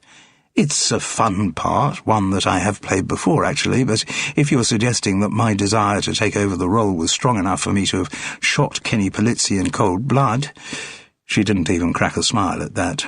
I'm sorry, but it's the kind of question I have to ask. Goes with the job. Of course. Did you know that Mr. Polizzi had a gun in his possession, Mr. Paris? Another tricky one, for which a truthful answer could once again implicate Lefty Rubinstein. Charles decided, having backed the lawyer so far, he should continue on the course he had set himself. I didn't know for sure, but Kenny did keep talking about guns. He was a great supporter of the gun lobby at home in the States. He frequently said he felt naked without a gun, so I wouldn't be surprised if he had turned out to be carrying one. But you didn't see him with one. Charles's instinctive reaction to protect Lefty was leading him into ever deeper waters. Still, his vision of the handover of the gun to Kenny outside the pub had been, at best, blurred. He denied having seen Kenny with a gun. Then, thinking illogically that the gun itself might betray his lie, he asked, "Has the murder weapon been found, Inspector?" "No. The assumption must be that the murderer threw it into the sea, which means it may get washed up somewhere or it may not." "Will you be sending divers down to look for it?" "Perhaps. Though with the tides being as they are in Eastbourne, I think it could be something of a wild goose chase. Probably better for us to focus our resources in more fruitful areas." "I can see that," said Charles, feeling obscurely relieved that the gun hadn't been found, as if that would somehow make the police less likely to know he hadn't been telling the truth. "One further thing, Mr. Paris," said Detective Inspector Malik, and then we can leave you to enjoy the rest of your Sunday." "Yes? We've been in touch with most of the acting company for Cinderella. The company's stage manager gave us a copy of her contact sheets, and we've spoken to nearly all of them. A few haven't returned our calls on their mobiles and haven't been contactable at their digs. That's really no surprise, Inspector. Today, Sunday, is the only scheduled day off in our rehearsal schedule, and what with Eastbourne being relatively near to London, a lot of the company will have gone back home as soon as they heard that yesterday's rehearsal schedule had been cancelled. Thank you for telling us that, Mr. Paris. It's very helpful." Detective Inspector Malik keyed in a note. "There's one member of the company we are very keen to contact, though. Her name is—" She consulted her iPad. "Jasmine Del Rio? You know her?" "Yes, of course I know everyone in the company. Not well, but I know her." "But you haven't had any contact with her since Mr. Polizzi's murder?" "No," replied Charles Paris. Detective Inspector Malik had said he was free to enjoy the rest of his Sunday, but Charles wasn't sure how best to do that. Events of the previous 24 hours had left him understandably confused, and it took him some time to untangle his emotions and work out the optimum way of spending the rest of his Sunday. On previous mornings, after bedding a new woman, he might have considered a grateful phone call to her, even a suggestion of another tryst. A boozy Sunday lunch together in some relaxed, ungastrified pub, followed by a return visit to her hotel room. But somehow he knew that would be inappropriate for Lilith Greenstone. Probably a better option would be to stock up with Sunday papers and enjoy the relaxed, ungastrified pub experience on his own. He looked at his watch. Pubs wouldn't open for another hour, and to keep him going till then, there was a welcoming half-bottle of Bell's back at his digs. In fact, he didn't make it back there. While he was in a convenience store buying a Sunday Times and a Telegraph, Charles worried that he was getting right-wing in his old age, but he did find the Observer rather smug. His mobile rang. "Hello, Charles," a female voice, pure Cockney. Sorry, who is this?" "It's Kitty Wu. You know, the dancer from—" "Of course I know who you are. What can I do for you?" "Well, I just wondered if you heard anything from Jasmine. You know, Jasmine Del Rio." "Yes, of course I know." Second time he'd been asked the same question that morning. "No, I'm afraid I haven't. Not since we finished rehearsal on Friday." "Oh." The girl sounded so desolated that Charles suggested they should meet up for a drink, a pub lunch, maybe. She sounded almost pathetically pleased by the suggestion. "That'd be great, Charles, so long as we sit outside." "Oh? Why's that?" "So I can smoke." Chapter 11. Cinderella. "Oh, I'm so lonely, pushed and shoved by my two sisters. I'll never be loved." The weak, early December sun didn't do any of the things that the sun is supposed to do, like provide warmth, and Charles was glad of the ancient duffel coat he had once again wrapped himself in. Kitty Wu, in a short leather jacket and even shorter leather skirt, seemed impervious to the weather. She said at first that she didn't want anything alcoholic, but changed her mind and had a vodka tonic. She said she wasn't hungry either, but decided to have a prawn sandwich. Charles started with a pint of Harvey's by way of rehydration. He'd move on to the red wine later, and ordered the full roast beef and Yorkshire pudding Sunday lunch. There was no reticence about Kitty Wu. As Charles had observed during rehearsal breaks, she and Jasmine Del Rio had talked incessantly to each other, and the dancer proved herself just as proficient at monologue as duologue. She was one of those people who seemed to be distressed if a nanosecond of silence was allowed to go unfilled. "Thing is about me and Jazzy," she said, "we've been mates forever. We met when we was both at Italia Conti, you know?" Charles nodded. He was familiar with the children's drama school, and over his career had met quite a few of its products. "And we've kind of joined up together whenever we could, work and boyfriends permitting. There've been some big breaks, obviously, like when she was working in the States for a couple of years, but whenever we see each other again, it's like we can pick up the conversation straight away. You know, like one of us has only just walked out of the room for like a couple of minutes. So it was really good news when we found out we was both working on his Cinderella, because we have been in the same shows over the years, but not that often. And we both worked with Bix before, because he sort of likes to work with people he knows. But in fact, this was the first time Jazzy and me was in one of his shows together. And that's great, because we drove down here in Jazzy's Figaro. Sorry, what's a Figaro? Little car. Really cute. It looks like a kid's toy, except because it's full size. Jazzy's is mint green. We drove down here in it together, really like a girl's adventure. We're sharing these really nice digs, and we was looking forward to spending some time together, you know, especially like over Christmas, because neither of us have got anything in the way of family. Well, not family we're speaking to anyway, and we're both between boyfriends, so, you know, it was like really good. A momentary pause for Kitty to take in a gulp of air gave Charles the opportunity to ask, "But you haven't seen her since Friday?" "No. Like, we finished rehearsals, and I was going to cook that evening for us, like full Chinese. Not that much you get in Chinese restaurants, but real Chinese, like my grandmother used to cook. And Jazzy says fine, there was something she'd got to do, but she'd be back 9 at the latest. So she drove off in the Figaro, and I got all the stuff ready, because a lot of Chinese food you have to cook really quick like, and I just waited. And anyway, Jazzy never turned up." "No message from her?" "Had a text about 9 saying she was running a bit late, but that was it, which is odd, because Jazzy's like queen of the texts. You know, she's not actually with me, then she's like texting me all the time, never without the latest iPhone, and it's like an extension to her hand, she uses it so much.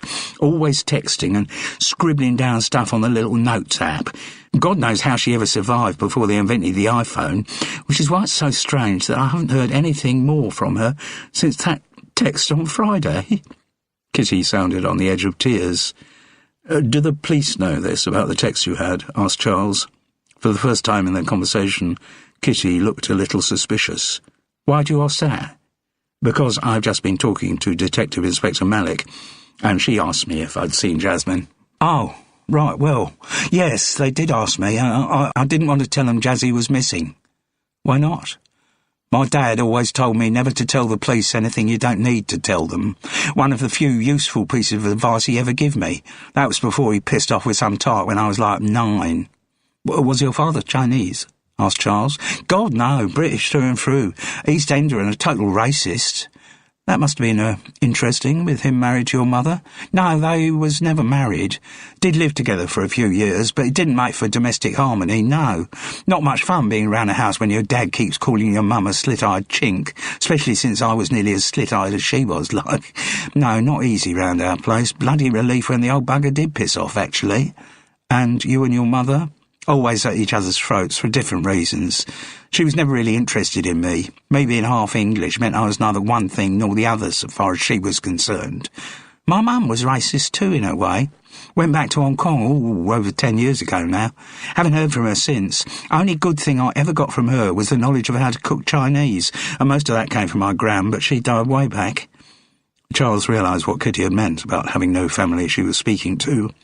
He was also aware of how dependent someone in her isolated position would be on her friends, and the level of upset that Jasmine Del Rio's disappearance must have caused her. It was hard to read the emotions in the girl's black eyes, but she was clearly in a bad state. Jasmine meant a lot to her. He moved the conversation back to Kitty's interview with the police. "But you didn't tell the cops a lie, did you, and say that you'd seen Jasmine after the end of rehearsals on Friday?" No, I just made it sound like it was no big deal, you know, like she was always pissing off somewhere in the Figaro and picking up men, and I wasn't at all worried about her not coming back." The arrival of their lunches brought a natural break in proceedings. The waitress, dressed in thin black shirt and trousers, clearly thought that anyone who sat outside on a day like that was certifiable. "So the big question really is," asked Charles, after he had ordered another vodka tonic and a large Merlot from the waitress, "what was this thing Jasmine said she'd got to do on the Friday evening before coming back for your Chinese banquet?" "Yes," Kitty agreed. "Mind you, I didn't tell the police that I was expecting her back." "No, of course not. So, Kitty, do you have any idea where Jasmine went that evening?"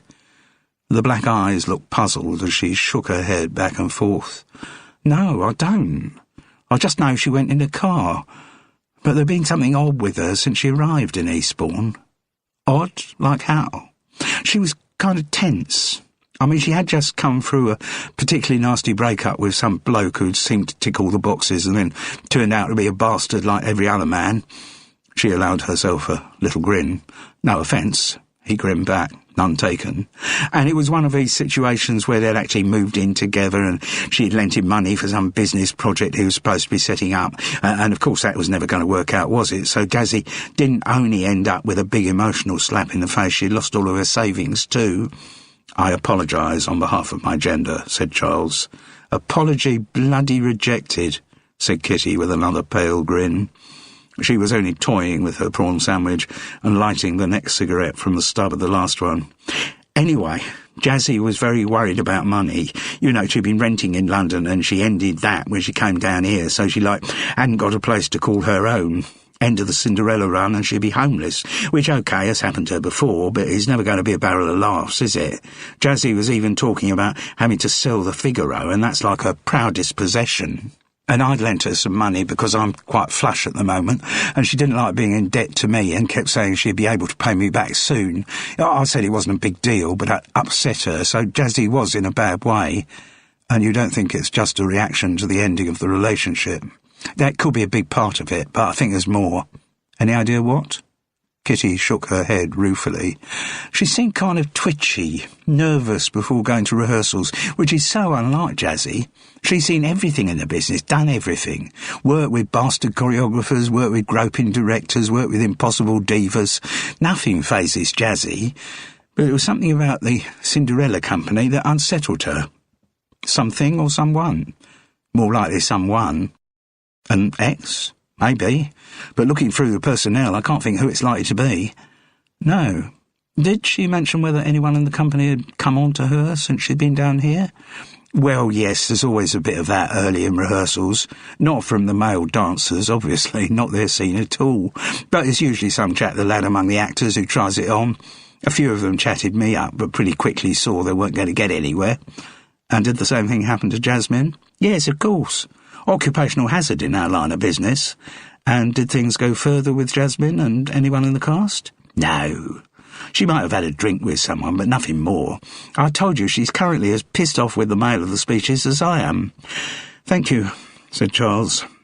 They were silent for a moment. He mopped up the last of his gravy with the last of his roast potatoes. The Sunday lunch had been surprisingly good. A defence against the cold wind from the sea that somehow found its way into every open cranny of his ancient duffel coat. Kitty Woo, in her skimpy leathers, still seemed impervious to the climatic conditions. Then he asked, "Does the name Mary Beth Docker mean anything to you?" Kitty shook her head in bewilderment. She'd clearly never heard it before in her life. "Because I think that's what Jasmine Del Rio may have called herself when she was in the States." Kitty shrugged. "Possible. She never mentioned it to me." "Do you know much about the time when she went over there?" "Not a lot. As I say, we were both at Italia Conti, and suddenly Jazzy announces that she's going to try her luck in the States. I was pretty gobsmacked, I can tell you, because we was the same age, and I was far too young to think about doing something like that. Needless to say, there was a man involved. There was always a man involved with Jazzy. Well, and sometimes a woman." "Oh?" "Jazzy has had the odd lesbian fling." She seemed to read something in Charles's expression. "Not with me, for God's sake, we're just mates.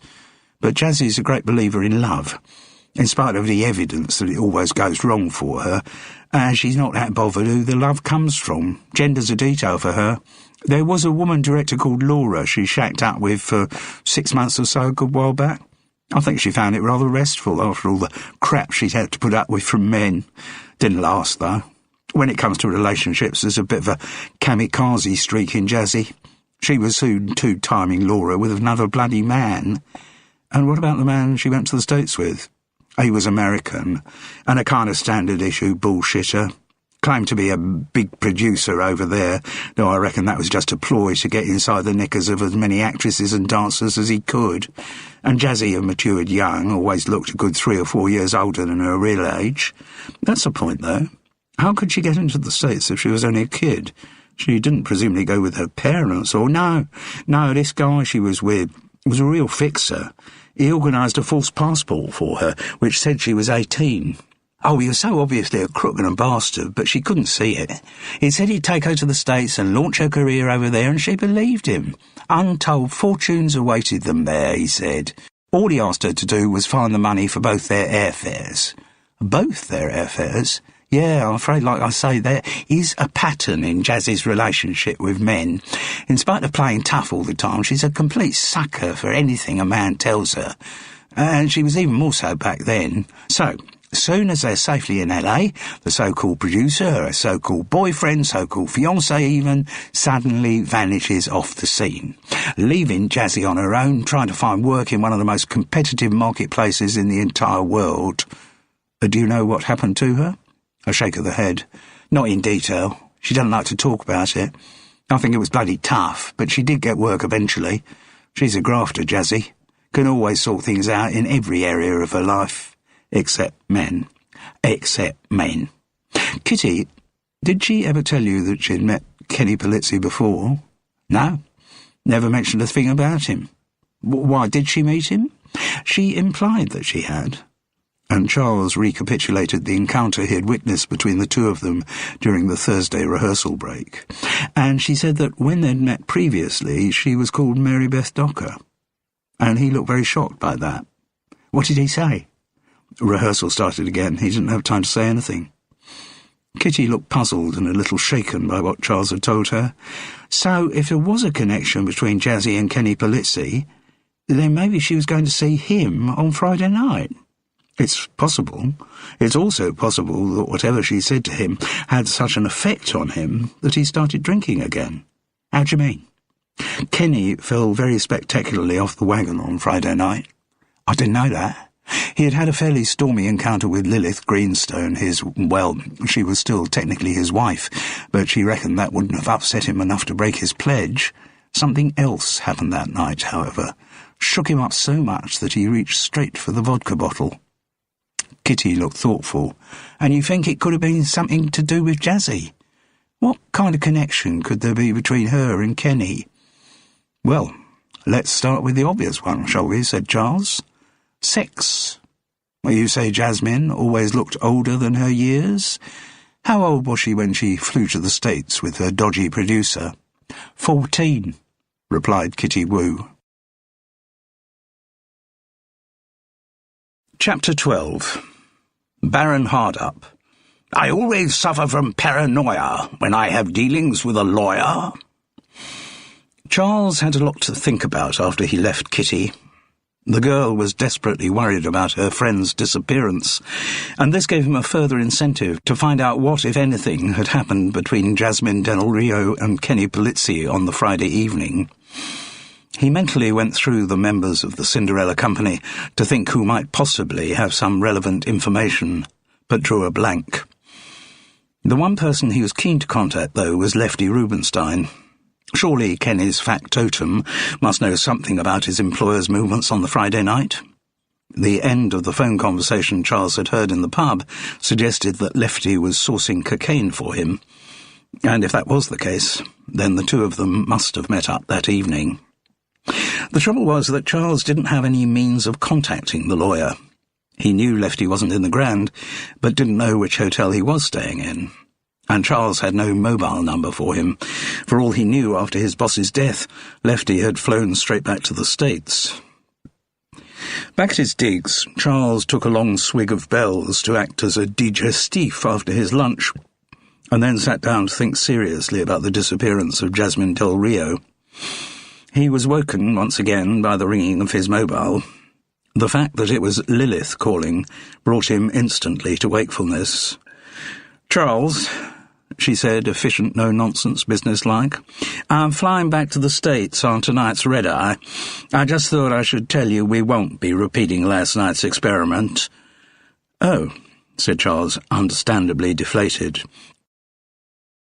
"You're not what I'm looking for," she went on, her words not calculated to do much by way of re-inflating him, "but I did just want to tell you that I have very good lawyers."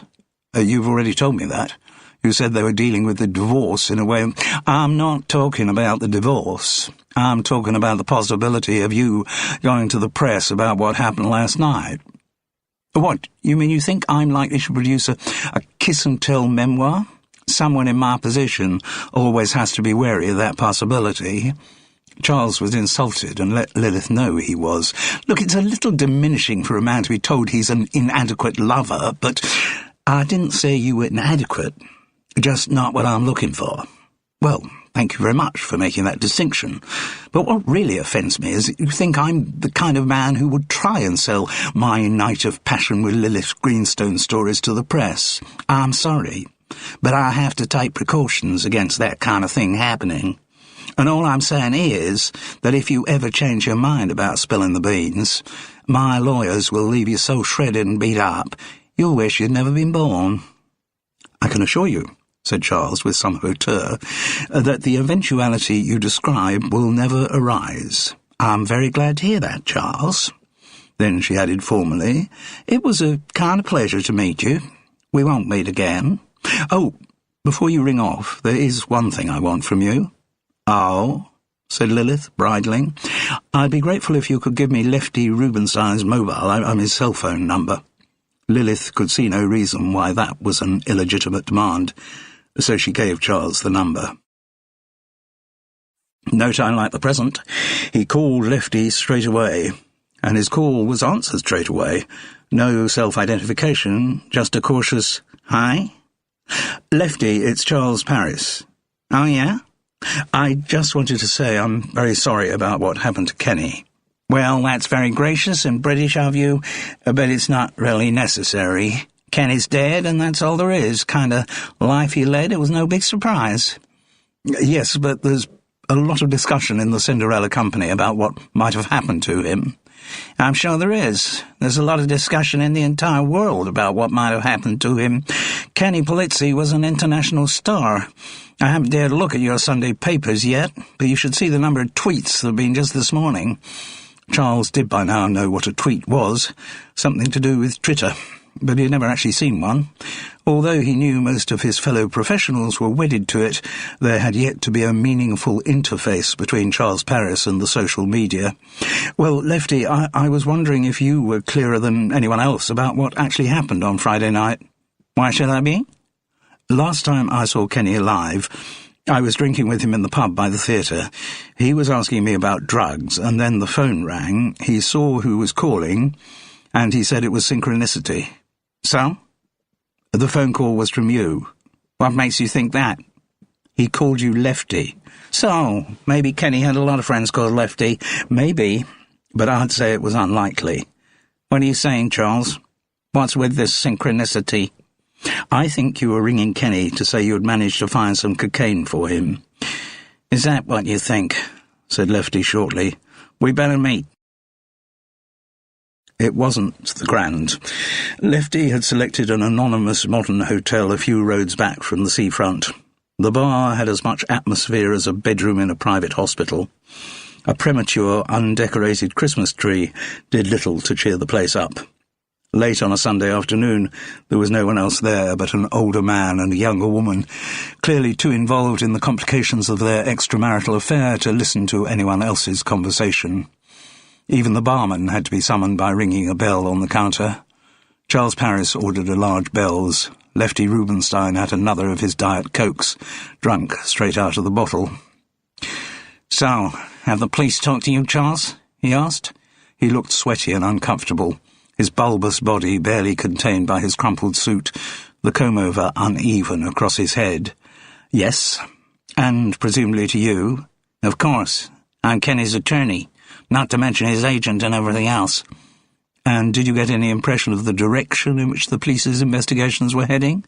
Surely even British cops wouldn't be stupid enough to let anyone know that?" Charles felt duly put down by the response. "No, you're right. When you rang me on my cell, you talked about drugs and the idea that I might have obtained cocaine for Kenny." "Yes." "You have any reason for thinking I did that?" "Just what he said about synchronicity." "Huh." Lefty took a moment to assess that response. Then he asked, "Did you say anything to the police about this synchronicity?" Charles was able to reply an honest no. So when you talked to the police, drugs weren't mentioned? Yes, they were. Detective Inspector Malik, did you meet her? Sure I did. She was the one who raised the subject of drugs with me. I got the impression Lilith Greenstone had told her that Kenny tended to fancy some cocaine every time he started drinking again. Lefty nodded ruefully. That figures. Lilith would have said that, the bitch. She also, Charles began cautiously, suggested that on occasion you sourced cocaine for Kenny. The lawyer looked horrified. She said that to the cops? No, not as far as I know. She said that to me. Ah. Lefty smiled a crooked smile. You've been spending a bit of time with the lovely Lilith? Charles found himself blushing. Yeah, that figures. She always liked variety. Then he became serious. Listen, Charles, this situation I'm in is a real shithole. My responsibilities don't stop with Kenny's death. I've managed the guy's image for years, and I reckon that job's just got harder. While he was alive and he did something stupid, we could always limit the damage. Get him to own up, go on some chat show, be all contrition. We could work it out. Protecting his image without him there is going to be one hell of a lot trickier. But why do you need to manage his image now he's dead?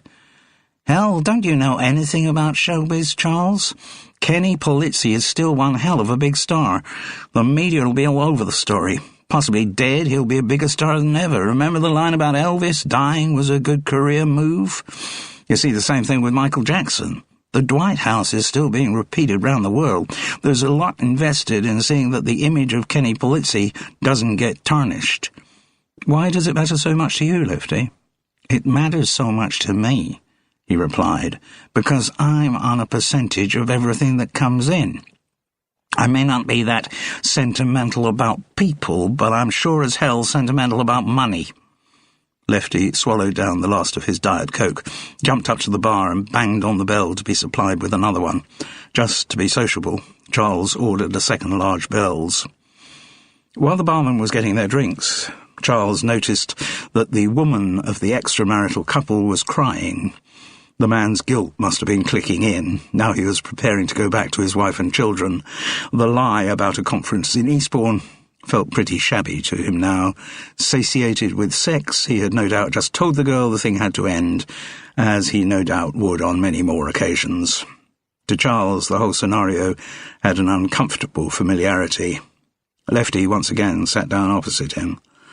Listen, keep it the way it is with the cops. If they ask you any more about Kenny and drugs, act dumb, you know nothing. And if they should happen to ask you if you've ever heard of me procuring coke for Kenny, you know even less. Got that? Sure thing, said Charles, taking on the actor's habit of beginning to talk like the person he was with. But there are things about Friday night I still want to know. The lawyer's eyes narrowed. Yeah? Like what? You did meet up with Kenny, didn't you? Why should I tell you whether I did or not? He didn't like doing it, but Charles was so intrigued by the puzzle of Kenny Polizzi's murder that he said, to ensure I don't forget what you just told me, and happened to mention to Detective Inspector Malik that you have, on occasion, sourced coke for him. He had feared this would prompt an outburst, but in fact Lefty took it very calmly. Maybe as a lawyer he was used to negotiation. He was used to a world where information was just another bargaining counter. Okay, he nodded. That's your pitch. And you put me in a kind of bind, which I'm sure it was exactly what you intended to do. If I don't tell you any more about Friday night, you're threatening to spill the beans to Malik about me sourcing coke for Kenny.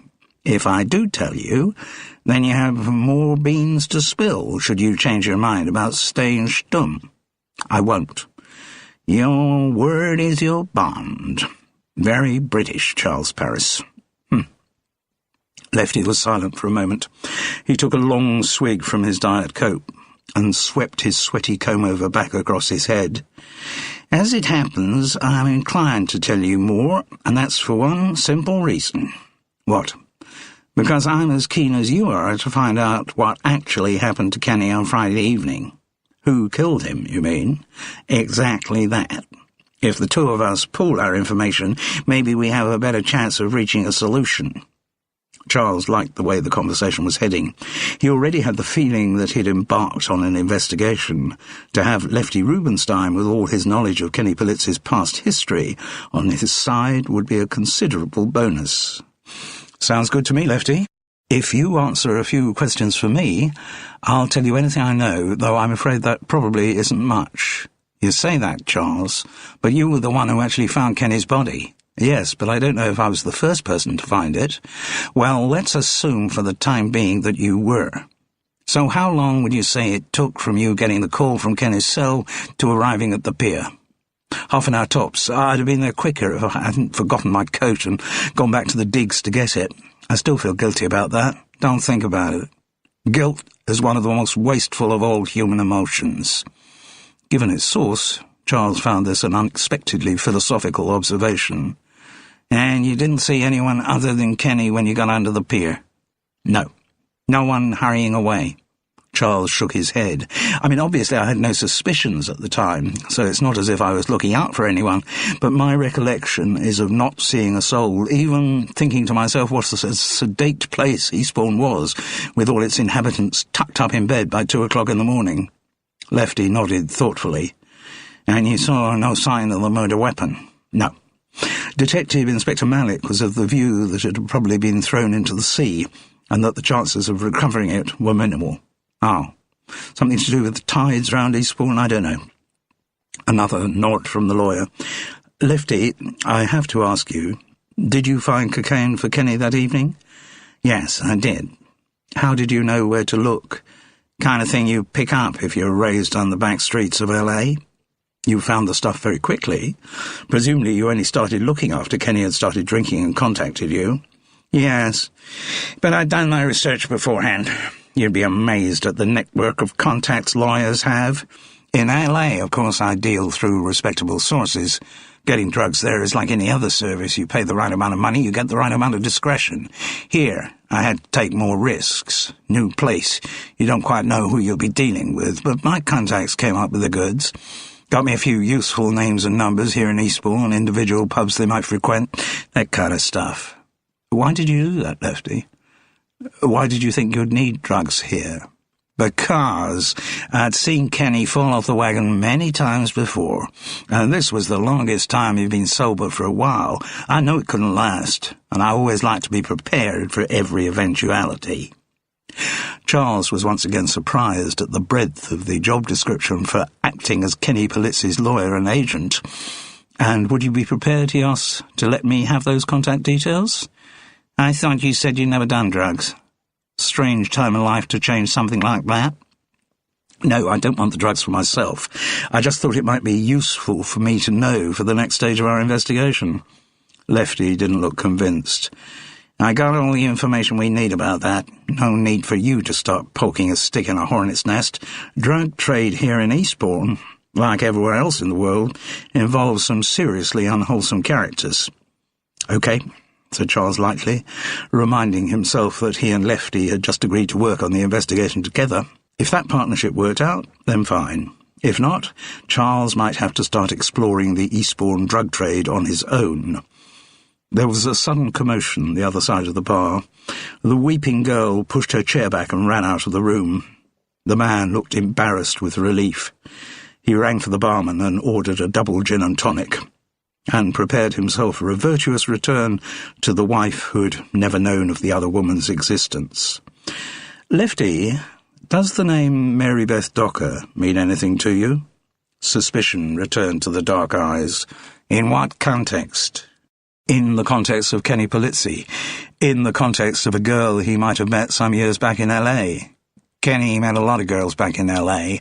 He might have had a sexual relationship with this Mary Beth Docker. Kenny had sexual relationships with a lot of girls back in L.A. This one is in the Cinderella Company, now under the name of Jasmine Del Rio." Lefty Rubinstein shook his head. "Neither name means anything to me." "Because I was wondering whether Jasmine offered some kind of threat to Kenny." And Charles described the encounter between the two of them that he had witnessed in the rehearsal room. But his narrative only prompted another shake of the head. "Though I may be like Kenny's nursemaid, I don't have a record of every woman he screwed. Particularly not if we're going back to before the Dwight House days. Oh well, if you do hear anything about a woman with either of those names, let me know. Sure will. Lefty seemed more relaxed as he took another long swig from his bottle. That finished the contents, so he rang the bell on the bar for a refill. Still being sociable, Charles ordered another large Bell's. The other drinker in the bar downed the remains of his gin and tonic and walked out back to his unsuspecting wife with a step that was almost jaunty. "How long are you going to stay in England?" asked Charles, once they were again seated. "A little while yet, I think. Need to be near the police investigation, be one of the first to know when there's any progress. My staff back in LA can handle the US media. Besides, given the scale of Kenny's name, a lot of the papers and TV companies will probably be sending their news teams over here, if they haven't arrived already. I need to be around here to manage how they report the story." "I can see that." Lefty looked at his watch. "I got to get back up to my room. Lot of emails to do." "Well, it's been good to see you." Charles reached across the table to shake the lawyer's hand. "And we're agreed? Any useful information either of us gets on the investigation, we share it." "Sure thing," said Lefty. Charles held on to the man's hand. "And I think that should include you telling me who the contact was in Eastbourne through whom you got the cocaine for Kenny." There was only a token remonstrance before Lefty gave in. He gave the name of a pub and the name of a man to ask for there. "But be careful, Charles," was his parting shot. "People who deal drugs are rarely the nice guys." Chapter 13. Buttons. "But will you love me in the end?" Cinderella. "No, but I'll always be your friend." There were two pieces of news at the start of rehearsals on the Monday morning. One was about recasting. The elevation of Charles Paris to the role of Baron Hardup had left the production one broker's man short, and following the bizarre process that goes under the name of celebrity casting in pantomimes, it had been decided that Mick the Cobra Mosquito should be paired up with another boxer. During his career in the ring, he had had an ongoing rivalry, in small part genuine, in large part puffed up by the media, with a fellow welterweight called Gary Bomber Braun. They had had two memorable fights, memorable being a relative term, since they were both British and there have never been any truly memorable boxing matches that didn't involve Americans. In the first, the Bomber had taken Mosquito's British welterweight title. In the second, the Cobra had regained it. Both fights had been uninspiring contests, with the fighters doing a lot of holding and leaning against each other, shuffling round the ring like superannuated ballroom dancers, and both had been won on a split points decision.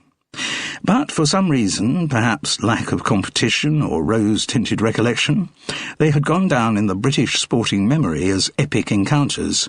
So the introduction of Gary Bomber Braun into the cast of Cinderella was reckoned to be something of a publicity coup.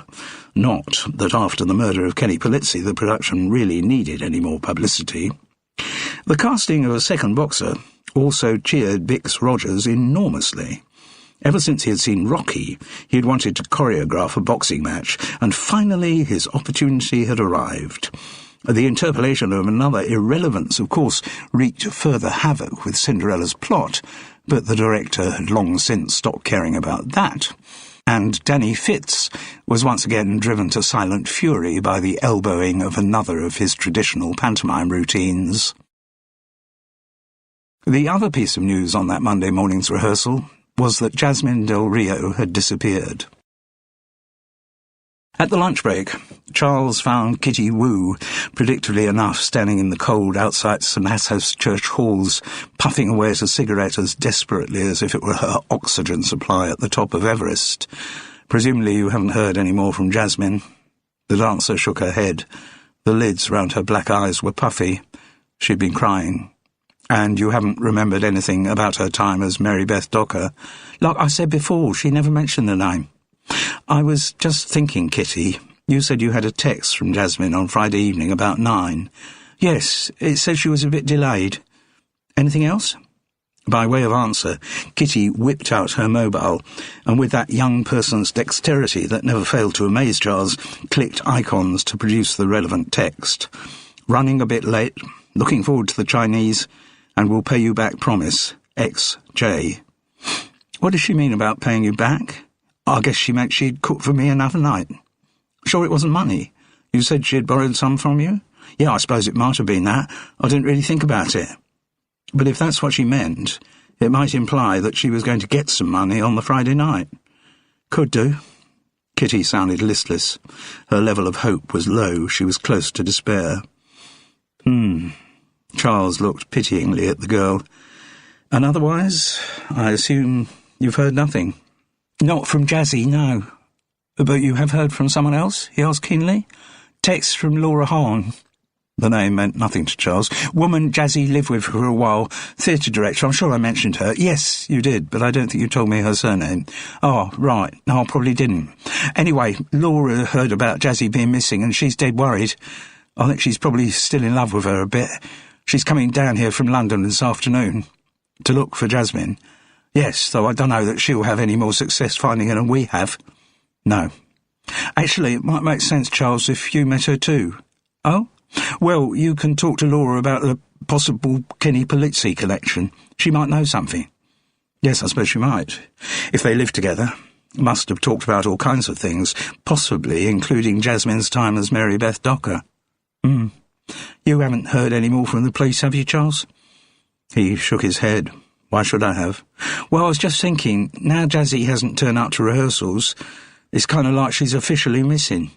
The police will be wanting to find out more about her movements on Friday. I wouldn't be surprised if I get another call from them. She closed her eyes and clenched her hands tightly together, almost as if she was praying. Oh, I hope to God nothing's happened to her. Well, if she's disappeared, there must be a reason. She's been abducted. Not necessarily. Why not? Why else would she suddenly disappear off the face of the earth? To escape? Escape from what? Kitty, if there was some past history between Jasmine and Kenny, then she might have confronted him about it. Kenny might have pulled out a gun and shot her.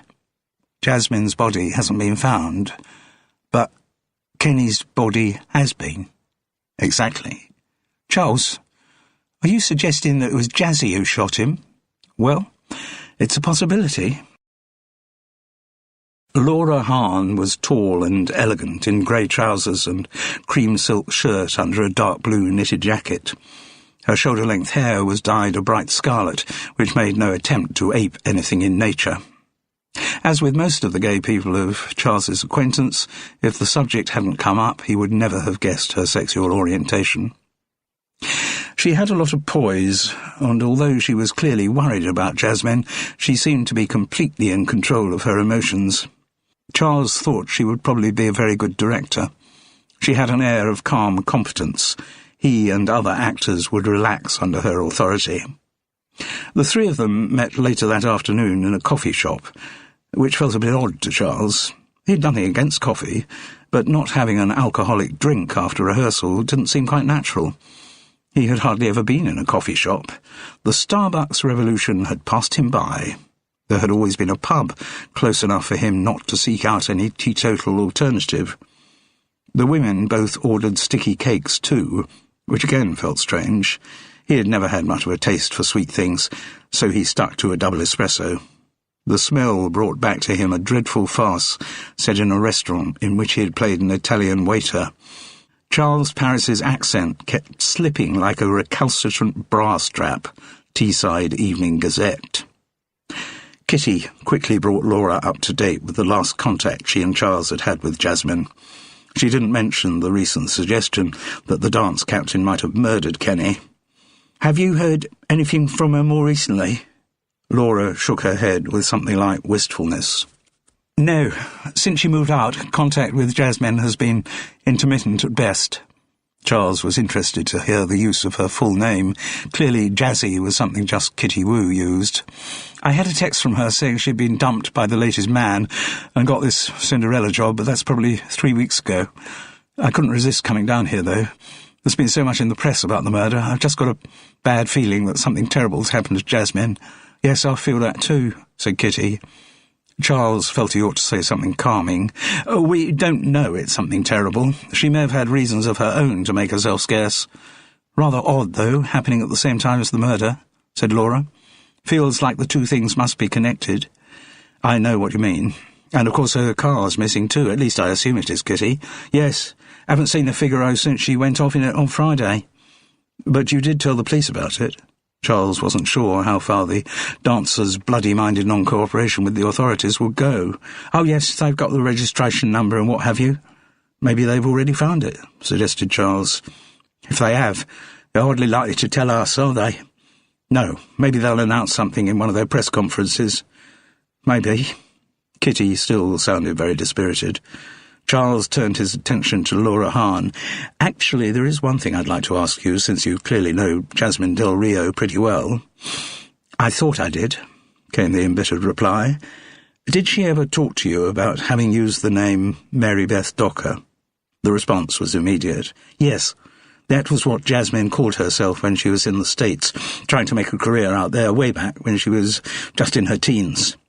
Did she talk to you much about that period? Asked Charles. Not a lot. I don't think it was one of the happier times of her life. Did she ever say why she changed her name? I think it was probably to sound more American. Trying to get work out in LA for an unknown was pretty hard. For an unknown Brit, it was even harder. I think that must have been when she picked up that mid-Atlantic accent she never really got rid of. Laura spoke with fond nostalgia. Clearly the feelings she had for her ex-lover remained strong. Charles asked, might her reinvention of herself in the States also have had something to do with her age? You're probably right. From what she told me, she was only 14 when she went out there, so yes, that could be another reason for her obscuring her origins. Did she talk to you about any relationships she had while she was out there? Sexual relationships? Yes. Only in pretty general terms. I think there were plenty of predatory men round LA at the time. So what else is new? There are predatory men around everywhere all the time. But I got the impression from Jasmine that some of the dancing jobs she got involved her putting in some work on the casting couch. That doesn't still happen, does it? Asked Kitty, sounding surprisingly shocked by the idea. It's never happened to me. Then you've been unusually fortunate. The casting couch has always happened, Laura replied. Even in these right-on politically correct days, it still happens. Power goes to men's heads, and not just to their heads. But anyway, in Jasmine's case, we're talking 12, 15 years ago. Gender politics hadn't advanced so far back then. Did she mention any names? Asked Charles. You know, of the men she supplied sexual favours to? No. I didn't get the impression any of them were particularly memorable. She just did what she needed to do to get the job. When it came to sex, Jasmine always did have a very pragmatic side to her, Laura concluded ruefully. And she didn't mention the name of Kenny Polizzi. The director shook her head. Or any other big-name star. Another shake of the head. Anyway, would Kenny Polizzi have been a big star back then? I thought he came from more or less total obscurity to star in the Dwight House. You could be right. Charles sighed with frustration and looked at the swirl of brown in the bottom of his espresso cup. Now he really did need a proper drink. If only we could find Jasmine and ask her. That is the problem. Yes. Laura looked desperately sad for a moment before she quickly covered up the feeling. She looked at Kitty. It's unlike her just to take off in the middle of a job, isn't it? She'd never do that. She's got like this really strong work ethic. Once she'd signed up to do something, no matter how sick she was feeling, she'd always turn up. Laura nodded. That's the impression I got of her. Mind you, a good few of my other impressions of her were wrong, so no, she'd never just piss off. Jazzy's a professional. Charles made one last attempt. Laura, you can't think of anything else, can you? Anything else Jasmine told you about her time in the States? Well, there was one thing. At the stage when our relationship was going really well, when we were even talking of buying a flat together, she did say she'd got about 15 grand tucked away in a special account. She described it as her LA haul. Do you think she just meant the money she'd managed to save while she was out there? No, I don't think it was that. From the way she described her life in LA, she was hardly making enough to keep herself clothed and fed, let alone give her a chance to save any. "Well, however she got it," said Kitty bitterly. "It's gone now." "Really?" Laura looked shocked. "Last bastard she lived with cleaned her out completely.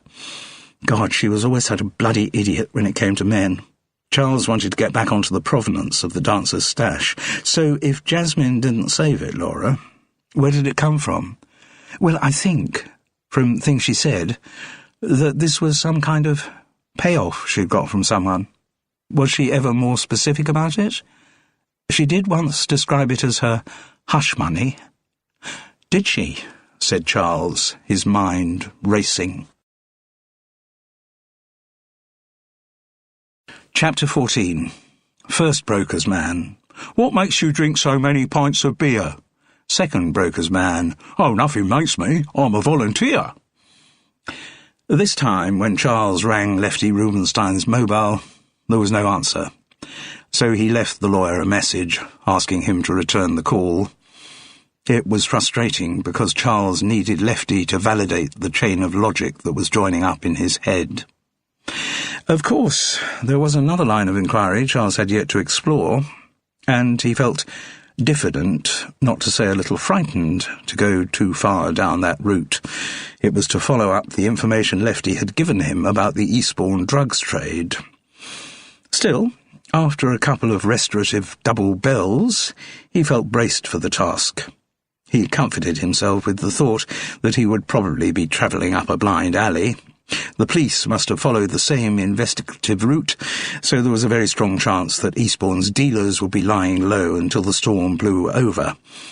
"I don't have much of a genuine detective instinct," Charles mildly chided himself, setting off on a sleuthing mission in the hope I won't find anyone to interview.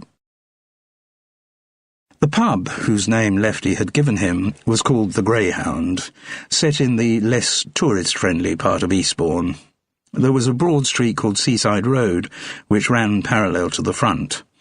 Though one end joined Terminus Road, Eastbourne's main pedestrian shopping centre, Seaside Road grew shabbier the further east it went. There were more and more ethnic food stores and takeaways, and though there were still some fine Victorian villas, they were not very well maintained and bore the telltale signs of multiple occupancy. Charles found the Greyhound easily enough. Permanent chalkboards outside promised the usual delights of Sky Sports, curry nights, karaoke and special 2-for-1 meal deals.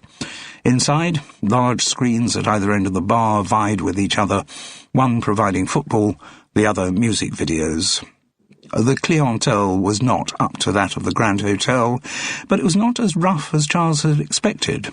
There was an allowance of shaven-headed men with tattoos and women with hair pulled tightly back from their faces, but there were also respectable-looking pensioners and even some extended families wading their way through plates piled high with what mostly seemed to be chips. That sight made Charles feel hungry. He'd only had a sandwich at lunch, and that seemed a long time ago. He wondered if eating a meal was a good cover for an undercover operative investigating the drugs trade, and decided reluctantly that it wasn't. That decision also affected his choice of drink. If he'd been eating, he'd have gone for the red wine. Without food, it'd be another large Bell's. The bar staff didn't look that interested in their clientele, but the one who served him was polite enough, and Charles knew he had to take advantage of that moment of human contact. He had to ask about the name that Lefty had given him. It made him feel rather like a shifty Russian agent he had played in a television Cold War thriller. With Charles Paris representing the Soviet opposition, democracy will be safe for a good few years. Observer. So, as he took his change, feeling rather embarrassed, he asked, "Has Vinnie McCree been in tonight?" To his surprise, the girl knew who he was talking about. She looked at her watch. "He won't be in till later. Always pops in for his couple of pints round 9:30. Charles consulted his watch. 3/4 of an hour to wait. Well, he would have that meal after all. Good idea. He added to his order a rump steak with all the trimmings and a large merlot. And then, if he lost his bottle before Vinnie McCree arrived, he could at least go back to his digs on a full stomach. Charles Paris wasn't sure what he expected a drug dealer to look like. But Vinnie McCree certainly wasn't it. A paunchy, balding man in his 60s, He entered the pub wrapped up in an old British warm coat. His face was suffused with red, the kind of broken-veined complexion Charles feared he too might have in a few years' time. And Vinny seemed to be very much a regular, a favourite almost in the Greyhound. He knew all the bar staff by name, and one of them was pulling his pint even before he reached the bar. The girl who had served Charles's large Merlot, and his second one and the third, had a whispered word with the new arrival and pointed across to where the actor was sitting. As soon as he'd paid for his pint and taken a large swallow from it, Vinny came across. You were asking for me?" He had quite a thick Scottish accent, but he didn't sound surprised. Maybe Charles's approach was the one used by everyone who wanted to buy drugs. Yes, said Charles, who hadn't really planned this bit of his investigation. All he knew was that the noise from the football analysis and the music videos was too loud for them to worry about being overheard. "What did you want to see me about?" asked Vinny.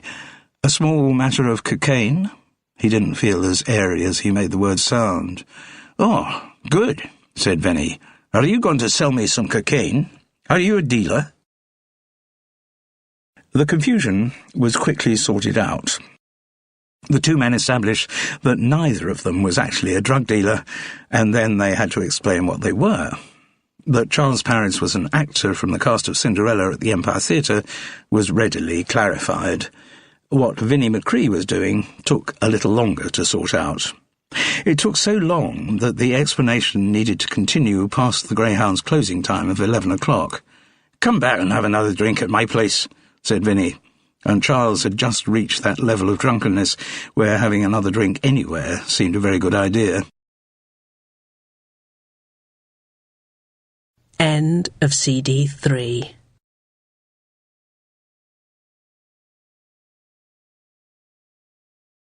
CD 4. The fact that only half an hour before he had been prepared to defend himself against an assault from Vinnie McCree now seemed incongruous. The flat he was taken to was very close. The pub really qualified as a local, a shabby conversion in a large shabby house. The hallway smelt of mould and damp, and inside the flat was added a distinct whiff of urine. There was also, Charles realised in the enclosed space, an unwashed sourness emanating from his companion. Vinnie's home was clumsily designed, with the bathroom separated off by a shoddy partition. There didn't seem to be any evidence of a kitchen area or cooking equipment apart from a kettle. A proliferation of empty bottles suggested that most of the meals Vinnie took were liquid. And the space was unbelievably untidy. Every surface covered, each wall stacked high with newspapers. However much he tried to, Charles couldn't be unaware of the squalor, nor of comparisons to his own studio flat in Hereford Road in London. Though he hadn't yet reached Vinnie McCree's level of seediness, his own living conditions were moving in that direction. Not for the first time, Charles felt that he must take control of his life, tidy up Hereford Road, cut down on the drinking. That thought lasted until Vinnie produced an unopened bottle of famous grouse, the whisky that Charles found closest in taste to his beloved Bell's. And once they were both supplied with grubby glasses of the stuff, Vinnie picked up the conversation where they left it off. It would have to be described as a conversation, thought Charles, though Vinnie was very definitely doing the lion's share of the talking. He was, they'd established in the pub, a journalist, but Vinnie didn't seem to think he had adequately described the kind of journalist he was.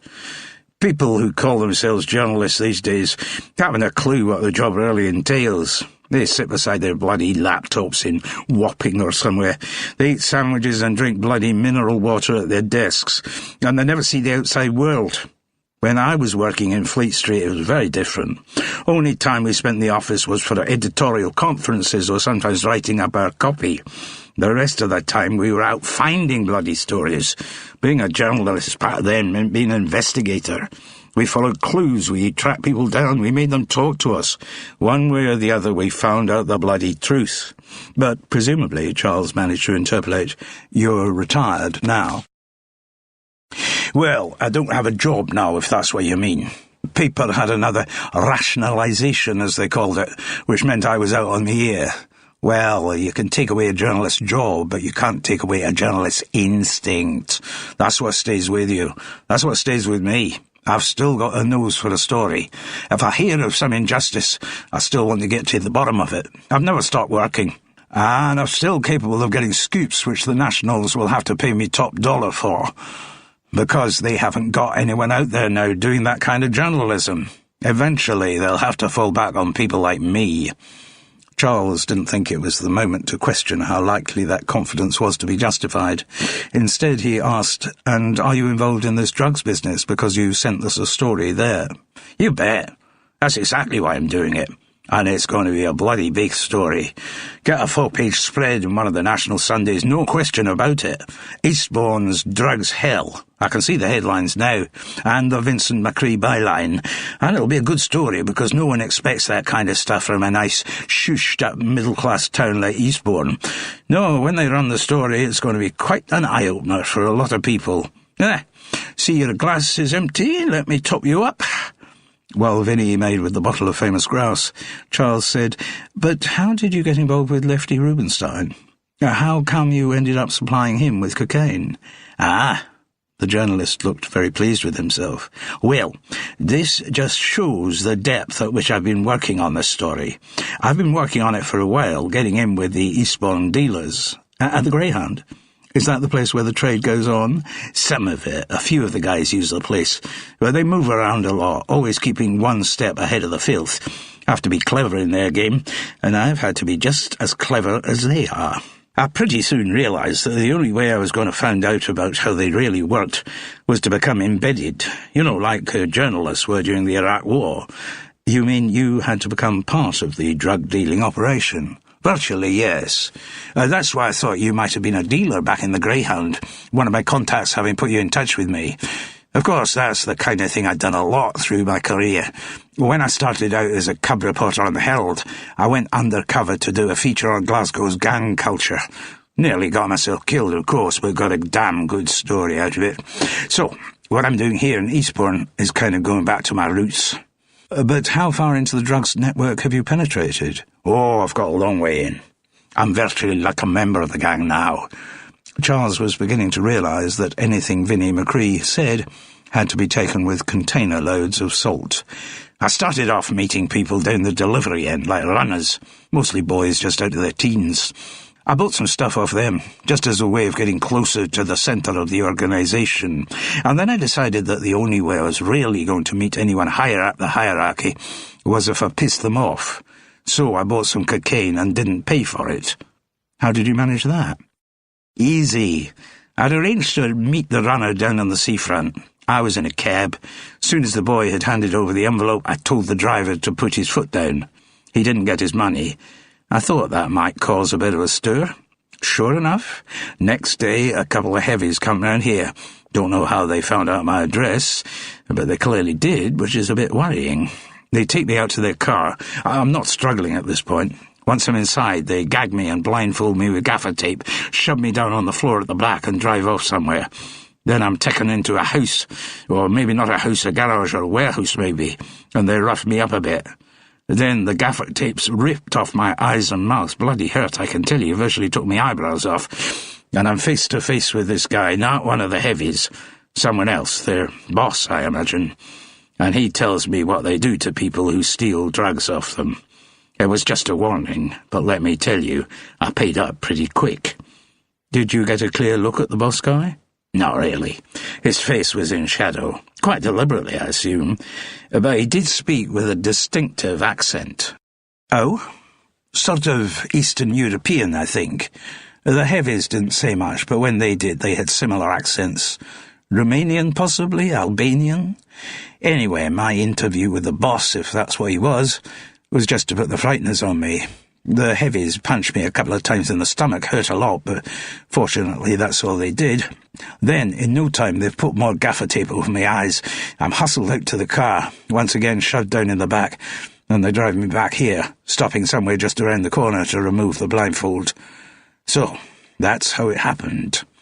Charles didn't want to sound picky, but he had to say, That doesn't really make it sound as though you're embedded in their organisation. But I have a lot of information about them.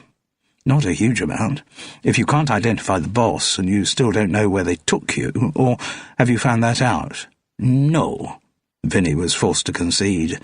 But then a glint of triumph came into his bleary eyes. But I do have something far more important, something that puts me right at the centre of their operations. He reached into the pocket of his shabby cardigan and produced a mobile phone. Never guess where I got this from? No, I'm sure I won't, said Charles, who was wearying a little of Vinny's self-dramatising. Yeah, it was just lying in the well of the car at the back. Must have slipped out of one of the heavy's pockets. This will be the key. This phone will put me right in there with them. How? Because this phone gets calls giving drug orders. Ah, Charles could see that might be potentially relevant to his investigation. So, Vinny went on, I can find out a lot about the organisation from the customers, from the people who actually buy the drugs. He tapped the phone. This is my big breakthrough. Finding it was pure luck, but back in my Fleet Street days you always needed a bit of luck. And once things started going my way on a story, then the luck would follow. And have you actually had many calls on the phone ordering drugs? Only one so far. The journalist did not allow himself to be cast down for more than a moment before asserting, but I know there'll be others. The one you did have, asked Charles. Who was that? We don't deal too much with names in the drugs world, replied Vinny, as though he'd spent his whole life as a dealer. False names, aliases, maybe. I never did find out the name of the guy who rang last Friday. Did he have an American accent? Asked Charles, warming to the chase. Yes, he did. He said he'd been given my number and been told that I could source cocaine for him. So you did? Sure. I got plenty of the stuff which I had bought from the runners when I started my investigation. So we agreed a price. I asked for quite a lot more than I paid for it.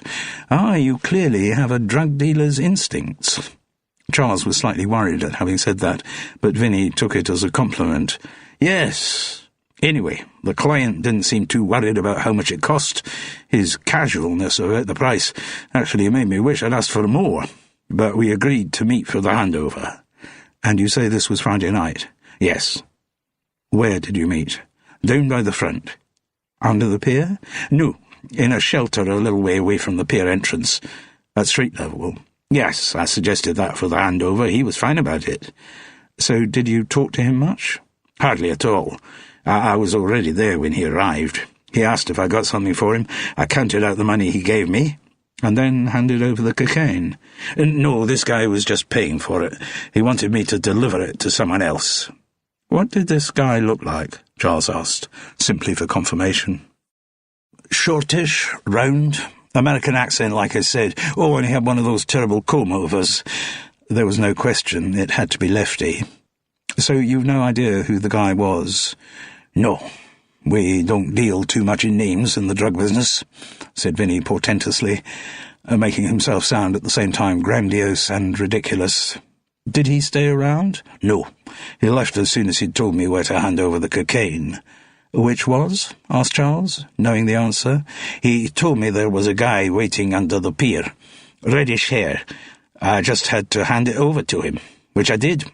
He beamed with self-satisfaction and took a long swallow of famous grouse. And you didn't recognize the guy? No. It was ironic, really. In his fumbling attempts to research the Eastbourne drug scene, Vinnie McCree had managed to miss what could have been the biggest scoop of his life. If only he had made the connection and realized that Lefty Rubenstein was sourcing cocaine for Kenny Polizzi, and that he, Vinny, had actually handed over the drug to the star whose murder was splashed over the front pages of newspapers all around the world, then he might have had a story to sell. As it was, his failure to recognize the connection seemed emblematic of many other failures in his over-glamorized career. It was now around 2 o'clock. The journalist produced another unopened bottle of the grouse and suggested Charles should stay the night. It was a while, Vinny said, since he'd had a proper all-night drinking session. Of course, it used to happen all the time back in the Fleet Street days. We'd start at Elvino's and then move on all over the bloody place. Lots of private clubs. Did some of my best work after I'd been drinking all night, he asserted with tired braggadocio. And, he went on, if Charles did need to kip, there was an old sleeping bag somewhere he could borrow. Go on, it'd be fun to drink all night. But Charles demurred, saying that he had to be up for rehearsal in the morning. Suddenly, the squalor of the flat and the sadness of Vinnie McCree were getting to him. The thought of waking up with a hangover in that noxious place was more than he could contemplate. After fulsome farewells, he left his host and walked the half-mile back to his digs. Though it had advanced his investigation, meeting Vinnie had shocked him. It had been like looking in a fairground distorting mirror, only to realise, no, it was an ordinary mirror. Vinnie McCree was a horrible foreshadowing of what Charles Paris could all too easily become. Chapter 15. Baron Hardup. But what's afoot, I'd like to know? Buttons.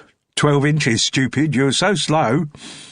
Lefty Rubinstein rang at 7:45 the following morning. Charles felt infinitely weary, infinitely old, and infinitely determined never to drink again. You called me? Yes, said Charles, trying to reassemble his scrambled thoughts. It was about Jasmine Del Rio. Oh, yeah?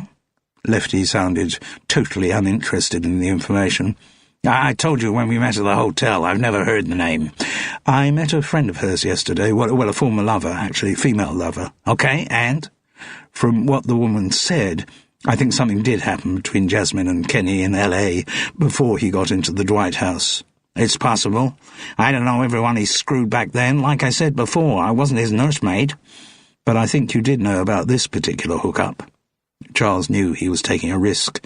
The chain of logic that had seemed so solid the day before now looked tenuous in the extreme. Lefty could destroy it with a couple of words. But fortunately, something Charles had said had brought a note of caution into the lawyer's manner. What makes you say that? At the time, Jasmine Del Rio was going under the name of Mary Beth Docker. Lefty didn't repeat his assertion that he'd never heard the name. He just wanted to see what would come next. And she was only 14 years old. Still no response. For some reason, someone paid her £15,000, I don't know what that would have been in dollars then, to keep quiet about something. She called it her hush money. So? Asked Lefty. Lilith Greenstone told me that you quite often paid hush money to dissuade people from taking legal action against Kenny. Didn't she? Never liked my Lilith. Makes a habit of spreading nasty rumours about people, particularly Kenny and me. Why are you telling me all this, Charles? Because we said we'd work together on this investigation. If either of us found something out, we'd tell the other. I'm not really sure you've found anything out, Charles. Just seems to me you're pretty big on conjecture. There's no solid basis to anything you're saying. Well, if there's no solid basis, you won't mind my sharing my conjectures with Detective Inspector Malik, will you? Hey, just a minute. Let's not be hasty here. There was a silence. Charles knew he was behaving out of character. Blackmail wasn't a means of persuasion that he liked using, but somehow with Lefty, the arch-negotiator, it seemed the right approach, and Charles was finding it easier to do on the telephone than if he had been face-to-face with the man. The lawyer picked up the conversation again. Let me get this right. You're threatening to take your conjectures to Inspector Malik. Yes. What's more, I know where you got the cocaine from, too. Well, you have been a busy little investigator, haven't you? And am I detecting a veiled threat that you might tell Malik about that too, me supplying Kenny with cocaine? I suppose it's something I could consider, if you don't tell me about the connection between Kenny and Jasmine Del Rio. I'm not sure playing hardball suits you, Charles. This observation so closely matched Charles's own feelings that he almost dropped his pretense and owned up, but good sense prevailed, and he just said nothing. Okay, said Lefty, after what felt like a long time. I'll even with you, Charles. And one of the reasons that I'll leave them with you is that I won't be telling you anything I haven't already told Detective Inspector Malik. Really? I had a long session with her yesterday afternoon, afternoon into evening. That's why I didn't reply straight away when I got your message. Malik had already got so much information that there was no point in denying it. I just added a few details for her. Details about Kenny Polizzi and Jasmine Del Rio in her Mary Beth Docker persona? Yep. And details about you getting cocaine for Kenny? I'm glad to say that subject didn't come up. Malik knew nothing about it. Well, she knew he'd taken cocaine. The medical examination of the body had revealed that, but she had no idea where it had come from. A state of ignorance, Charles, in which I would like her to remain. Okay, I'll keep quiet about that. Thank you. There was a weary sigh from the other end of the line. Okay, listen up, Charles. This is what I told Malik.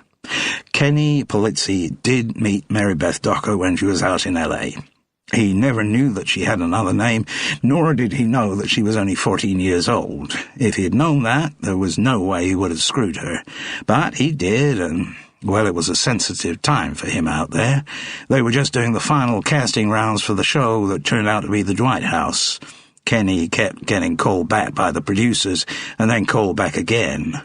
At that time, had Mary Beth Docker gone public, as she threatened to do, that he'd been humping a 14-year-old, well, it would have been goodbye Dwight House, probably goodbye career. So he sent me to negotiate a settlement. The kind of thing that you had done before. Yes, and the kind of thing that I would have to do again more than once in Kenny's career. Anyway, Mary Beth was a tough negotiator. There was a degree of respect in his voice. Eventually, we settled on $25,000. Nearly cleaned Kenny out at the time because, of course, the Dwight House monies hadn't started coming in yet. But anyway, that settled it. Mary Beth took the money, and I believe went back to England with it soon after.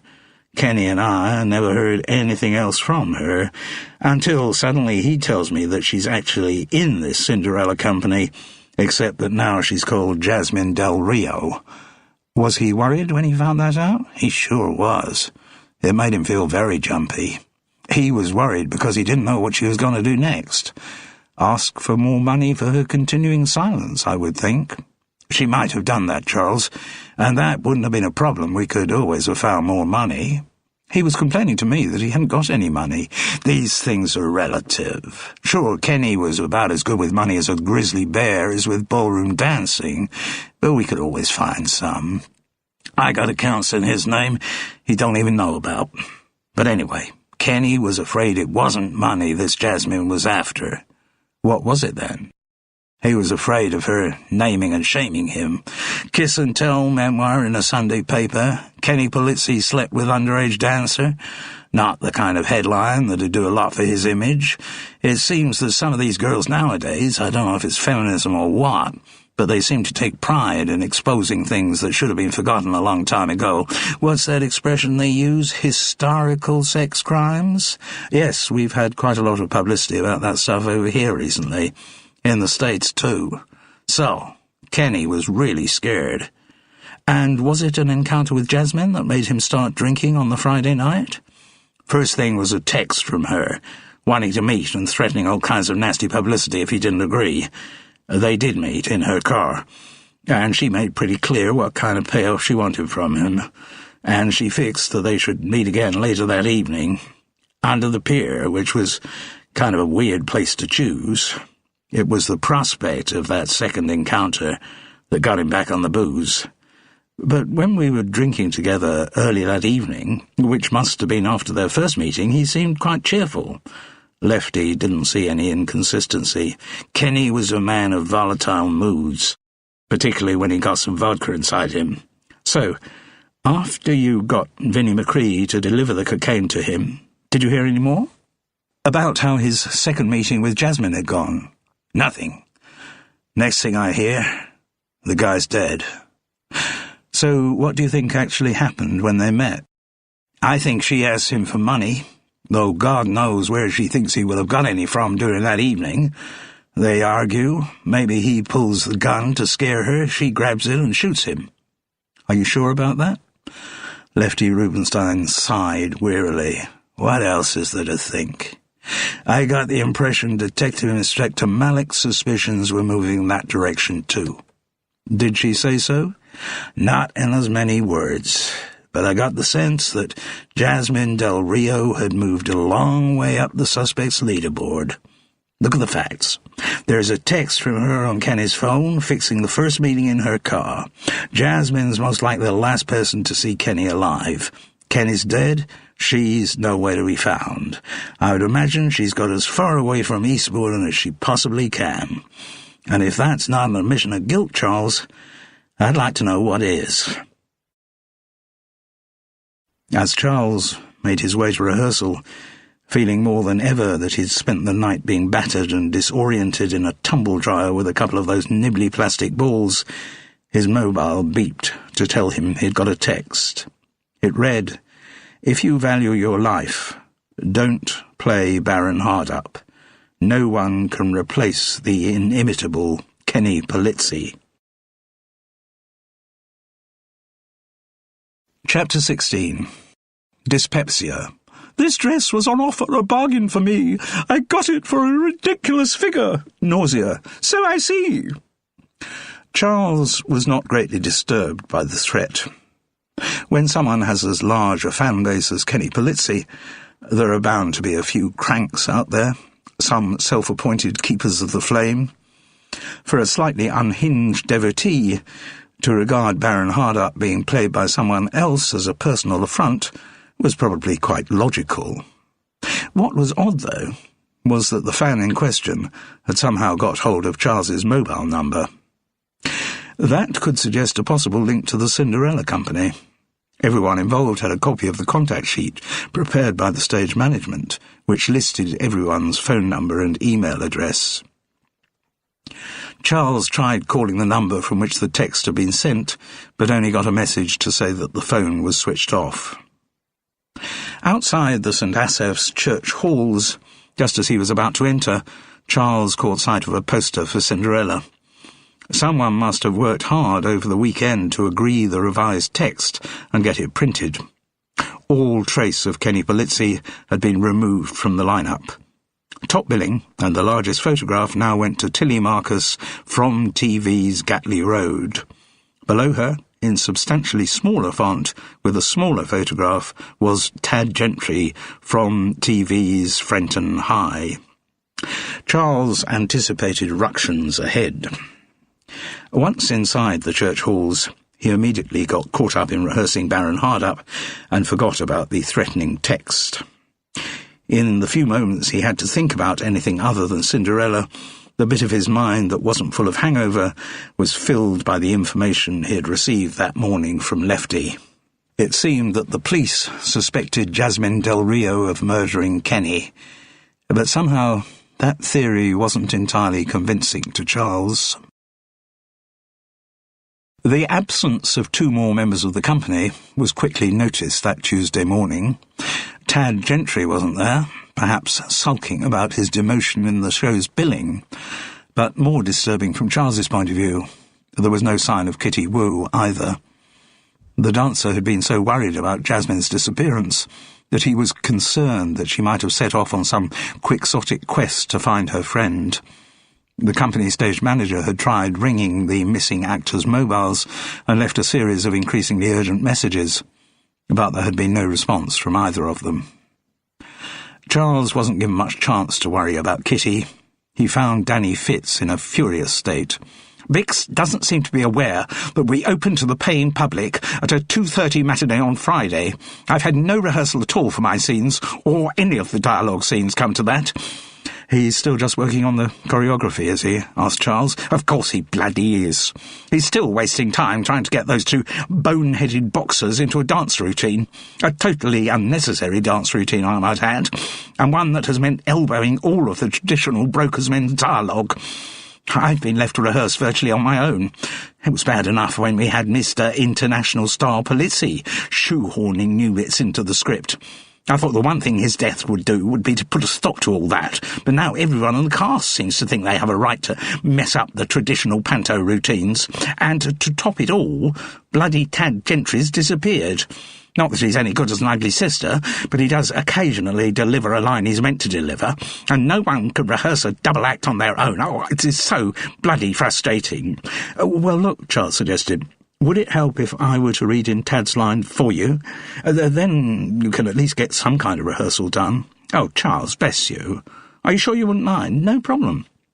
Which scene do you want to have a look at? The make-up routine. The one where Nausea and Dyspepsia are getting ready for Prince Charming's ball. OK. What, so we're both sitting behind the dressing table, is that it? Exactly. And when the lights come up, we're both holding hand mirrors. Let's go for it then, said Charles, finding his place in the script and taking a seat beside Danny. So I'll read Nausea. Yes, and you have the first line. And so they went into the time-honoured routine. Nausea, holding up a hand mirror and looking at it. Oh, who's that? Dyspepsia, holding up a hand mirror and looking at it. Why, that's me. Oh, thank goodness, I thought it was me. Actually, you know, I've got the complexion of a 16-year-old schoolgirl. Well, give it back to her, you're wrinkling it. You know, to look really good for Prince Charming's ball, I'm going to have my face lifted. When they see what's under it, they'll drop it again pretty damn quick. But Nausea, you stand no chance with Prince Charming. Not like me. I'm going to appeal to his patriotism. For that reason, I've had a pair of knickers made out of a Union Jack. Aren't they uncomfortable? Well, they were a bit, till I took the flagpole out. To ensure I really appeal to the Prince, I am going to sprinkle myself all over with toilet water. Have you tried that, Dyspepsia? Well, I did once, but the seat fell on my head. Oh dear, I've got a new hat for the ball. Have you? Oh yes, every time I'm down in the dumps, I buy myself a new hat. Oh, I wondered where you got them from. And so it went on. Corny beyond words, but as he watched Danny Fitz working the lines, Charles really felt he was seeing a masterclass in comic timing. And he was flattered when, at the end of the scene, Danny said, "Oh, God, it's such a relief to work with someone who can act." As if on cue, they were joined from the bigger hall by someone who couldn't act, the real Nausea, Tad Gentry. He was accompanied by Bix Rogers and Tilly Marcus, and the three of them were clearly in the middle of a major row, and the subject of their row Charles found all too predictable. "Listen, Bix," Tad was saying, "if we don't get that poster changed, I'm afraid you're going to have to find someone else to play Nausea. I've just been talking to my agent, and she says the contract stipulated that Tilly and I should have equal second billing." "Yes," the director argued, "but now Ken is dead, there is no second billing." "Yes, there is, and I've got it. And for some unfathomable reason, Tilly's got top billing."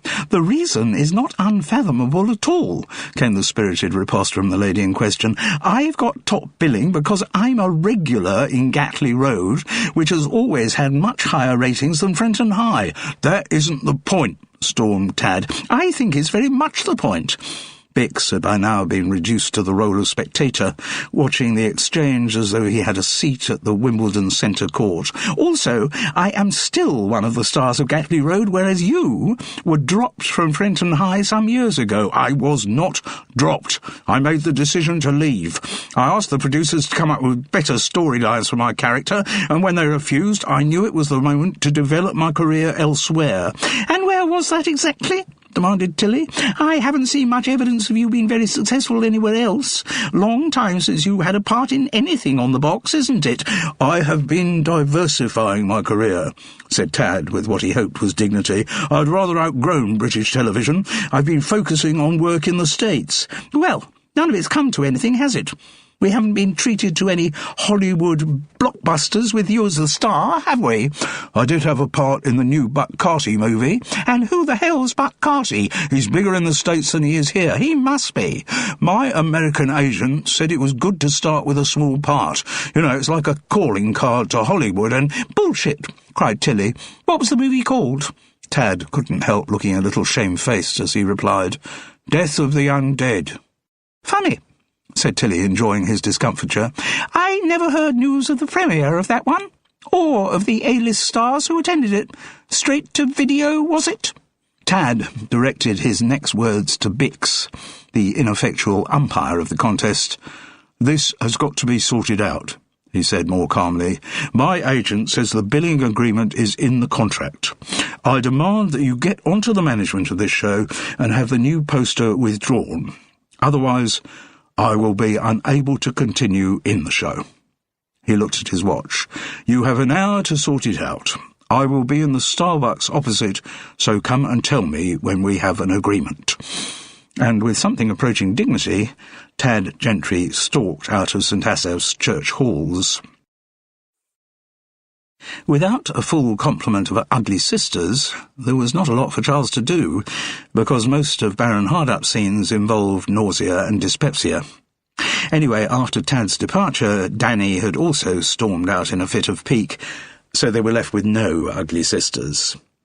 The one other scene he could have rehearsed was near the beginning of the show, when the broker's men came and demanded Baron Hardup's overdue rent. But since Mick the Cobra Mosquito and Gary Bomber Brawn were still involved with Bix trying to translate boxing into dance, they couldn't do that one either. Charles checked with the stage management that he wasn't required for anything else, and having assured them he'd have his mobile switched on in case of a sudden call, left the hall. He decided, for the second time in 2 days, that he might go to a coffee shop. Charles Paris wasn't very well informed about the infinite varieties of coffee available in a Starbucks, but he did know that he liked a double espresso, so that was what he ordered. While it was being prepared, he looked across at Tad, who sat, without newspaper or book, staring down into his coffee cup. Though not familiar with Frenton High, a series about the loves, feuds and other extramural disasters of a group of surprisingly attractive and surprisingly old-looking sixth formers at a London comprehensive school, Charles had gathered that Tad's character had been a fatally attractive villain, and the much-disputed photograph on the Cinderella poster dated from the height of his soap star fame. In it he was strikingly good-looking, with his black hair and almost black eyes. But the Tad Gentry who sat in Starbucks that Tuesday morning was no longer quite such a babe magnet. Though his body was still meticulously gym-toned, his face had thickened out a bit around the jowls. His hair, even blacker now, so much so that it must have been dyed, was beginning to thin around the temples, and the lips that might once have been sensuous now just looked petulant. Although they had spent no time in a one-to-one situation, the two actors did obviously know each other as members of the Cinderella company, so it was quite legitimate for Charles to move across with his espresso and say, "Mind if I join you?" Tad shrugged permission without notable enthusiasm. Charles decided that he should ingratiate himself a little. "Sorry to hear about that business in the rehearsal room. They are buggers, aren't they? Never seem to take any notice of what's in your contract." "Tell me about it," said Tad. "And it's ridiculous giving Tilly billing above you." Charles worried for a moment that he was taking self-ingratiation too far, but the younger actor's response showed he'd got the approach just right. "Yes, I mean, the fact is that Matt Luckworth was a kind of iconic figure." Charles hoped he was right in assuming that this was the name of the character Tad had played in Frenton High. To have to ask about it might show a lack of respect for the triumphant high spot of the young actor's career. His conjecture was quickly confirmed. "I mean, people still talk about him as a sort of the villain, one of the great villains, like Macbeth or Moriarty or Hannibal Lecter." Charles thought Tad was possibly pitching his comparisons a bit high, but he made no comment on that, instead saying, "You must have been really gutted when they decided to write the character out." "They didn't write the character out," Tad insisted. "It was my choice to leave. Didn't you hear what I was saying to that cow Tilly? I asked the producers for stronger Matt Luckworth storylines or I'd go. They said they couldn't guarantee me stronger storylines, so I called their bluff and went. It was the producers who were gutted then. What they must have thought when they saw the media coverage Matt's death in the motorbike accident got. The Sun's headline was TV's smouldering Mr. Sex goes up in smoke. One of the tabloids even said they thought Frenton High wouldn't survive without my character in it, because my profile was really high. I was getting lots of offers then. What, the RSC, the National? Tad shook his head testily. No, much higher profile stuff than that. They were going to have me on I'm a Celebrity, Get Me Out of Here, but it turned out they'd already booked a male soap star. Then there was a suggestion that I might present the midweek national lottery, and talks went quite a long way on having me on Strictly Come Dancing.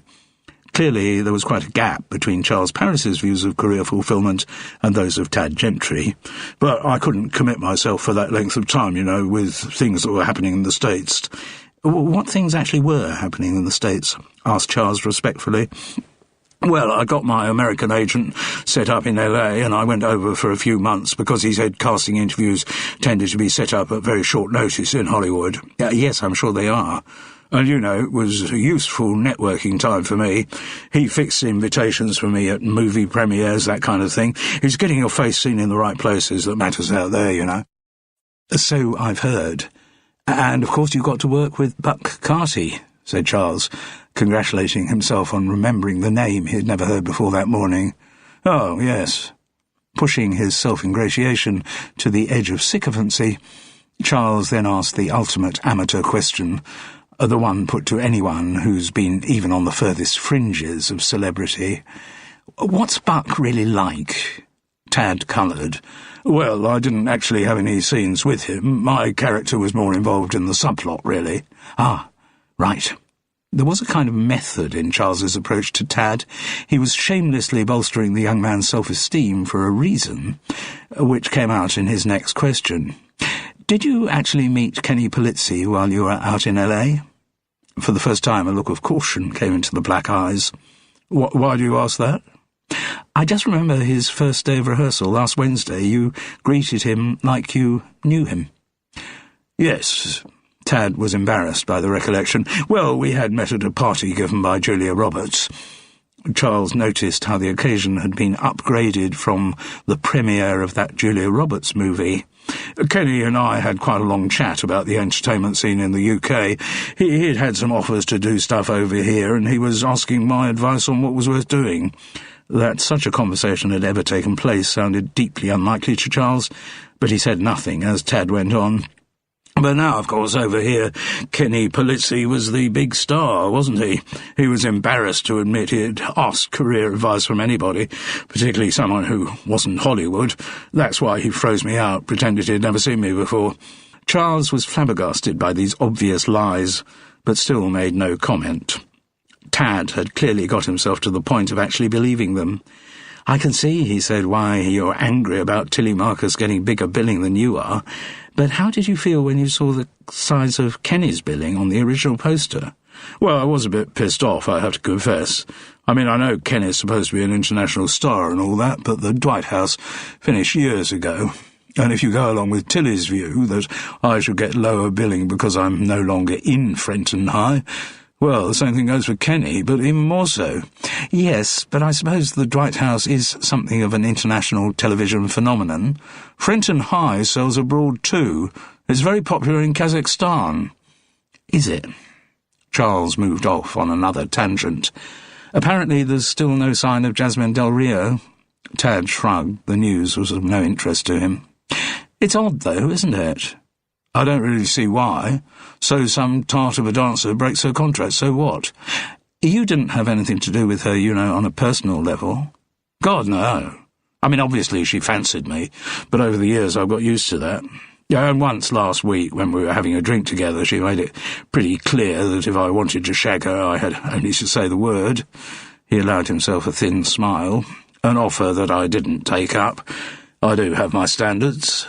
So you wouldn't have any idea where Jasmine might have disappeared to? Absolutely none. Tad looked up at the approach of a rather agitated young female stage manager from the Cinderella Company. Ah, he said, news at last of the management's climb down. He grinned at Charles. Never fails, calling people's bluff. Tad, said the stage manager, I've got a message from Bix. Oh, great.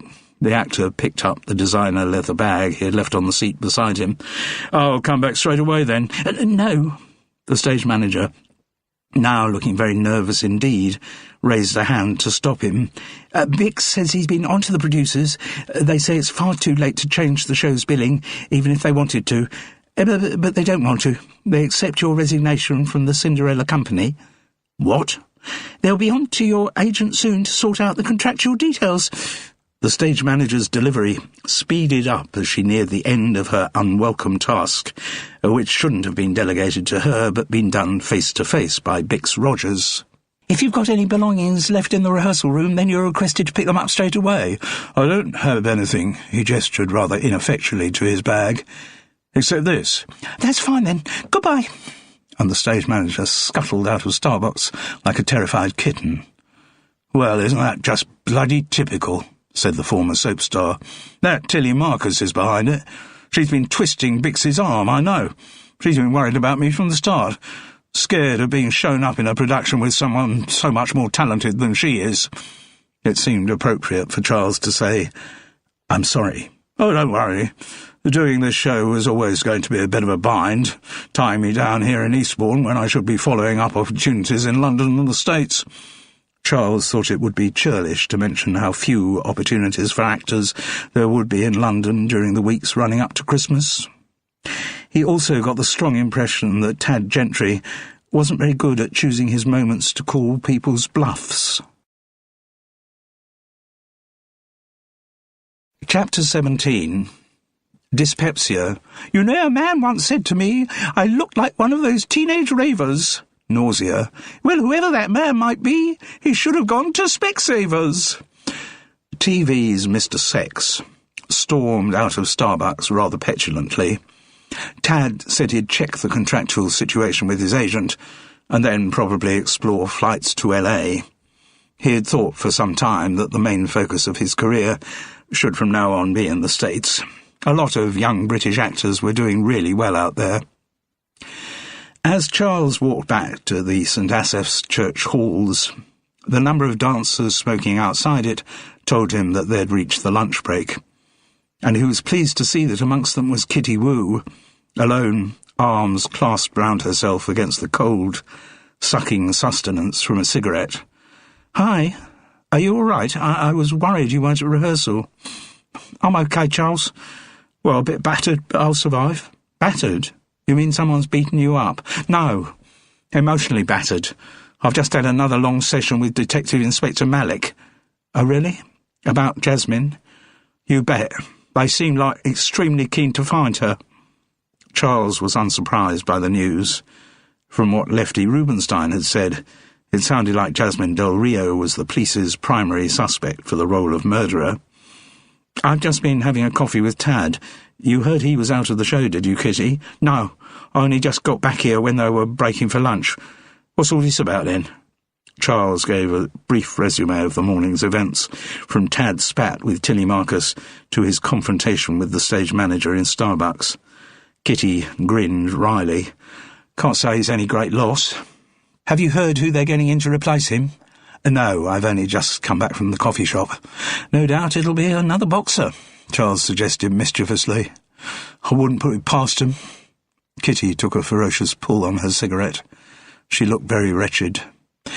Did you get any impression from Detective Inspector Malik whether the police are suspicious of Jasmine? You mean putting her in frame as a murderer?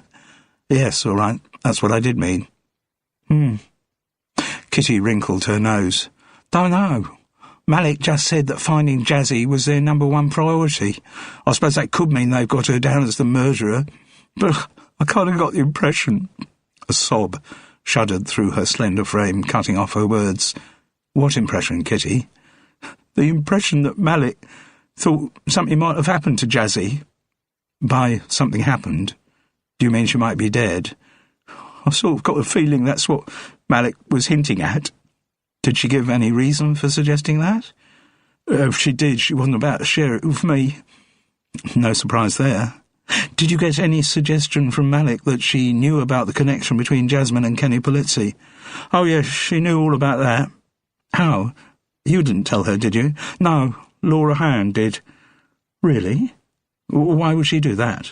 Well, she's so worried about Jazzy's disappearance. Laura reckoned telling everything she knew to the police might help them find her. Charles was silent for a moment. Then he said, "I was thinking about something you said at lunchtime on Sunday." "Oh, yeah?" "We were talking about whether anyone in the Cinderella cast had come on to Jasmine." "I remember. And you sort of implied that someone might have come on to her, and she might have gone out and had a drink with him." "Did that actually happen?" "Yes, it was like second day of rehearsals. She came to the digs after she'd been with him, and we had a right old giggle." "What was so funny about it?" "Well, he'd come on to her all smooth and chatty, and after they'd had a drink, he asked Jazzy back to his digs, and she's, a game girl, and she hadn't had any action for quite a while, so she's a bit randy, and anyway," Kitty Woo let out a throaty giggle, "when they actually got into bed, in spite of his smooth talk and all that, he couldn't get it up." This prompted another wave of hilarity. Charles waited till it had subsided, then said, "You've very deliberately avoided telling me the name of the man in question." "Yes, I have. Haven't I?" Another short burst of giggles. "It was Tad Gentry." "Ah," said Charles, "was it?" And he wondered how TV's Mr. Sex would feel towards a woman who had witnessed him failing to get an erection. Charles wasn't reckoning on a lot of rehearsal for him that afternoon. Even though the first public performance of Cinderella was a mere 3 days away, almost all of Baron Hardup's scenes were with the Ugly Sisters, and the production was currently one short in the Ugly Sister department. Or so he had assumed. But when he arrived back in the smaller rehearsal room, he was surprised to see on Danny Fitz's face the biggest smile, and indeed the only smile, he had ever witnessed. "What's happened?" Charles asked. "Finally, something good." There was also more animation in Danny's manner than he had ever witnessed. "The first sensible decision that has been made throughout this entire benighted production." "Tell me more." "Well, the first bit of undiluted good news is that charm-free, talent-free bonehead, Tad Gentry, is no longer in the show." "Yes, I did know about that." "But the even better news is that Bix has finally listened to one of my ideas." "Oh?" "For the replacement for the actor to play Nausea." "So who is it?" "I wonder if you are too young, Charles, to have heard of Arthur Bodymead." "Certainly not. He was a legend in the theatre, but surely he can't still be around, can he?" "He's very much around. He's 94 years old, and he lives right here in Eastbourne. What's more, Bix agreed to let me offer him the part of Nausea, and, the even better news, Arthur's agreed to step into the breach." As if on cue, the rehearsal room door opened to admit a little old man whose overcoat must have fitted when he had more flesh on his bones. Now he looked like a stick insect wrapped in a towel. The skin on his face was parchment thin, and he wore round glasses with lenses as thick as the bottoms of jam jars. What hair remained on his head had been dyed jet black and brill-creamed down, as though there was still enough of it to have a parting. One freckled, claw-like hand carried a dark grey trilby, the other a small leather suitcase. His black shoes had a high polish rarely seen outside military establishments. Arthur Bodymead and Danny Fitz were clearly old friends, and there was a wonderful physical contrast between them. Danny built like a docker, Arthur tiny and bird-like. When introduced to Charles Paris, the newcomer said, "Yes, of course, I had heard your name, but probably not seen much of your recent work. I don't find it so easy to get to the theatre these days." "Well, it's a real honour to meet you. I've heard so much about you." Arthur Bodymead's watery eyes twinkled. "Nothing too bad, I hope?" "All good." "Flatterer," came the almost skittish response. "And I'm delighted to see that you're still working," said Charles. "Oh, I do still get offers," said Arthur Bodymead. "The trouble is these days, they all seem to be for old men." Chapter 18. Fairy Godmother. My magic powers and inspiration now will make a transformation. Charles Paris found that afternoon's rehearsal a wonderful education. If watching Danny Fitz work on his own had been a masterclass, then some more elevated description would have to be found for the interplay between Danny and Arthur Bodymead. They referred to various traditional pantomime routines in a kind of shorthand. Can we fit in the drink of truth here, do you think? Let's do the money-lending gag. Is this the moment for the busy bee? And each, by some kind of instinct, knew exactly what followed. Though the two actors had never actually worked together, they came from the same tradition. The physical contrast between them made for a perfect double act, and they were walking repositories of pantomime history. The other remarkable sight Charles observed that afternoon was the transformation of Arthur Bodymead. Frail and doddery when he wasn't acting, the moment he started the crosstalk with Danny Fitz, the years dropped off him.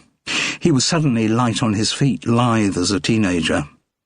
Actors described the magic that enables someone laid up with crippling flu to go on stage and give a fine performance as Dr. Theatre. And Dr. Theatre was certainly doing his stuff with Arthur in that rehearsal room. The most astonishing achievement of the afternoon was the emergence of a script.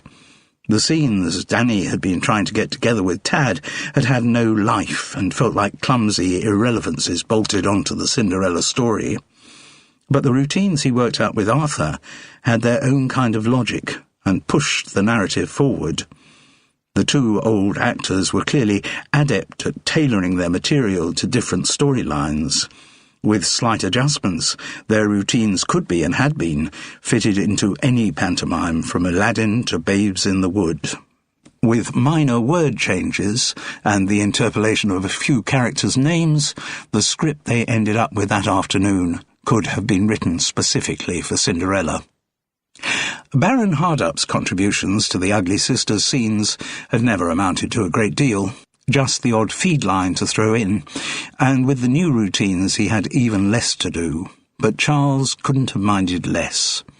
Like most actors, though they all deny it, the first thing he did on receiving a new script was to count his lines, and like most actors he felt pretty miffed when one or more of them was cut. But working with Danny Fitz and Arthur Bodymead was such a treat that he wouldn't have cared if he had no lines at all in their scenes. He was getting enough of a charge from being in the presence of genius. At the end of the afternoon's rehearsal, Charles suggested that he should treat Danny and Arthur to a drink at the Sea Dog, but both demurred. Danny said he wasn't really a pub person, and Arthur said he was too tired. And indeed, out of the panto routines, he did look every one of his 94 years. Charles wondered how that frail frame would stand up to the challenge of 2 shows a day, matinee and evening from Monday to Saturday for the 6-week run. He hoped Dr. Theatre would be able to keep up the good work. So Charles was sitting alone in the Sea Dog with the post-rehearsal large bells. The wonders of the afternoon had driven thoughts of Kenny Polizzi and Jasmine Del Rio out of his head, but now they came crashing back in. He was particularly intrigued by Kitty's news that Detective Inspector Malik and her team seemed to be pointing at Jasmine as Kenny's murderer, and tried to work out why that might be the case. Of course, he didn't know how much the police knew. It was quite possible, indeed almost certain, that they had evidence of which he knew nothing. But the scenario that was taking shape in his head, that Jasmine had wanted to blackmail Kenny, didn't give her any motive to kill him. In fact, she'd very definitely have wanted to keep him alive, a ready and continuing supply of hush money. Her secret had become more valuable with the passage of years. A minor actor in Hollywood going to bed with a 14-year-old girl wasn't big news, but the star of the Dwight House having gone to bed with a 14-year-old girl, that was very different, particularly in these days when there was a voguish obsession with historical sex crimes. The other possibility, that Jasmine had been so traumatized by her underage sexual experience with Kenny that she had nursed a hatred of him for years until she finally got the chance to expiate it by killing him, just didn't work for Charles. From what he'd seen of Jasmine, and from what Kitty had said about her friend, she was a pretty tough cookie. and with a precocious sexuality. It was even possible, given her character, that she might have been the instigator of the sexual encounter. In Charles's mind, the one thing that might suggest some guilt attached to Jasmine Del Rio was her disappearance. The timing, the fact that she hadn't been seen since Kenny's murder, did perhaps justify some suspicion. But Charles definitely agreed with Detective Inspector Malik that the next step to solving the crime must involve finding Jasmine Del Rio. Charles wasn't very good at checking his mobile phone for messages. It didn't really ring that often, and he was even worse at checking it for text messages. He had switched off the alert tones so as not to disturb rehearsals, which was a good thing. Mobile phones going off were very unpopular with directors, but he kept forgetting to switch the alerts back on again. Now, in the Sea Dog, having just been up to the bar for his second large bells, and having left his Times crossword in his digs, he decided to check his text messages. There was only one. It read, "Don't try stepping into Kenny Politz's shoes, or you will end up the same way he did." Again, Charles tried calling the number from which the text had been sent. Again, there was no response. Foolishly, he had deleted the former threatening texts, so he couldn't check whether they had been sent from the same phone. The number didn't look familiar, though. This new threat shook him up a bit, certainly more than the first one had done. It was effectively saying that if he continued to play Baron Hardup, he would be killed. And after what had happened to Kenny, he knew there was someone out there ready to put that threat into action. He wondered what he should do, what action he should take. He supposed the obvious course would be to tell Detective Inspector Malik. The text might be significant to her inquiries, but something in him was reluctant to take that step. Was it possibly because of his agreement to share information with Lefty Rubinstein, as though the two of them were conducting their own investigation? Even as he had thought, his mobile rang. The call was from Lefty. More synchronicity, perhaps? "So what's new?" asked the lawyer. "Well, I've discovered that last week Jasmine Del Rio had a minor fling with another cast member." "Minor? What does that mean?" Charles told Lefty exactly why the skirmish with Tad Gentry qualified as minor. He concluded, if it turns out that something's happened to Jasmine, then that could bring Tad into the frame as a suspect. She really put his nose out of joint. "Sounds like it wasn't just his nose. You got anything else, Charles?" "Nothing major. What about you?" "Well, I've just come back from another interview with Detective Inspector Malik. One very persistent lady she is." "Yes. Did you get anything new from her?" "Not really. But she did ask me not to go back to the States for a few days." "What, she's forbidden you to travel?" "It wasn't put quite like that. She behaved with characteristic British decorum. It would be more convenient for her inquiries if I were to remain here in England, just for a little while until the direction of her investigation became clearer." "And did she imply that it was becoming clearer?" "She sounded very confident, but I don't know what that confidence was based on." "And she's still no nearer tracking down Jasmine?" "It seems not, no." There was a silence. Then Charles asked, "You haven't been getting any anonymous text messages, have you?" "No. Why, have you?" "I've had a couple." "What have they been saying?" Charles told Lefty about the two texts he'd received. "But I haven't a clue where they might have come from." "Well, given what they say, I just might have an idea on that." "Really? Does the name Gloria van der Groot mean anything to you?" "Yes, I met her with Kenny after rehearsal one night. His #1 fan?" "Exactly. Well, I figure she'd be the #1 suspect for having sent those texts to you. In her mind, no one can replace Kenny in any capacity. I guess she feels your taking over his part is showing disrespect to his memory." "Oh, great. But is she dangerous? I mean, is she likely to carry out her threats?" "I'd be very surprised if she did. I've never actually met her, the Lord be praised, but from what Kenny said, she's just a weirdo. I think most of what happens in her life happens inside her head." "I'm not sure that's the most reassuring answer I've ever heard, Lefty." "Don't worry about it, Charles. You'll be safe. For one thing, I think Gloria has already gone back to the States." Oh, well, that is a relief, thanks. You say you haven't had any anonymous texts. Have you had any from Gloria in the last few days? I mean, since Friday? Yeah, Kenny would never let her know his cell phone number, but typically he made sure she got mine. It got to the point years ago when if I saw a text was from her, I'd delete it. But Kenny made me stop that. He said he needed to know what she was up to. And did she stalk him? Kind of. But she never did anything actionable.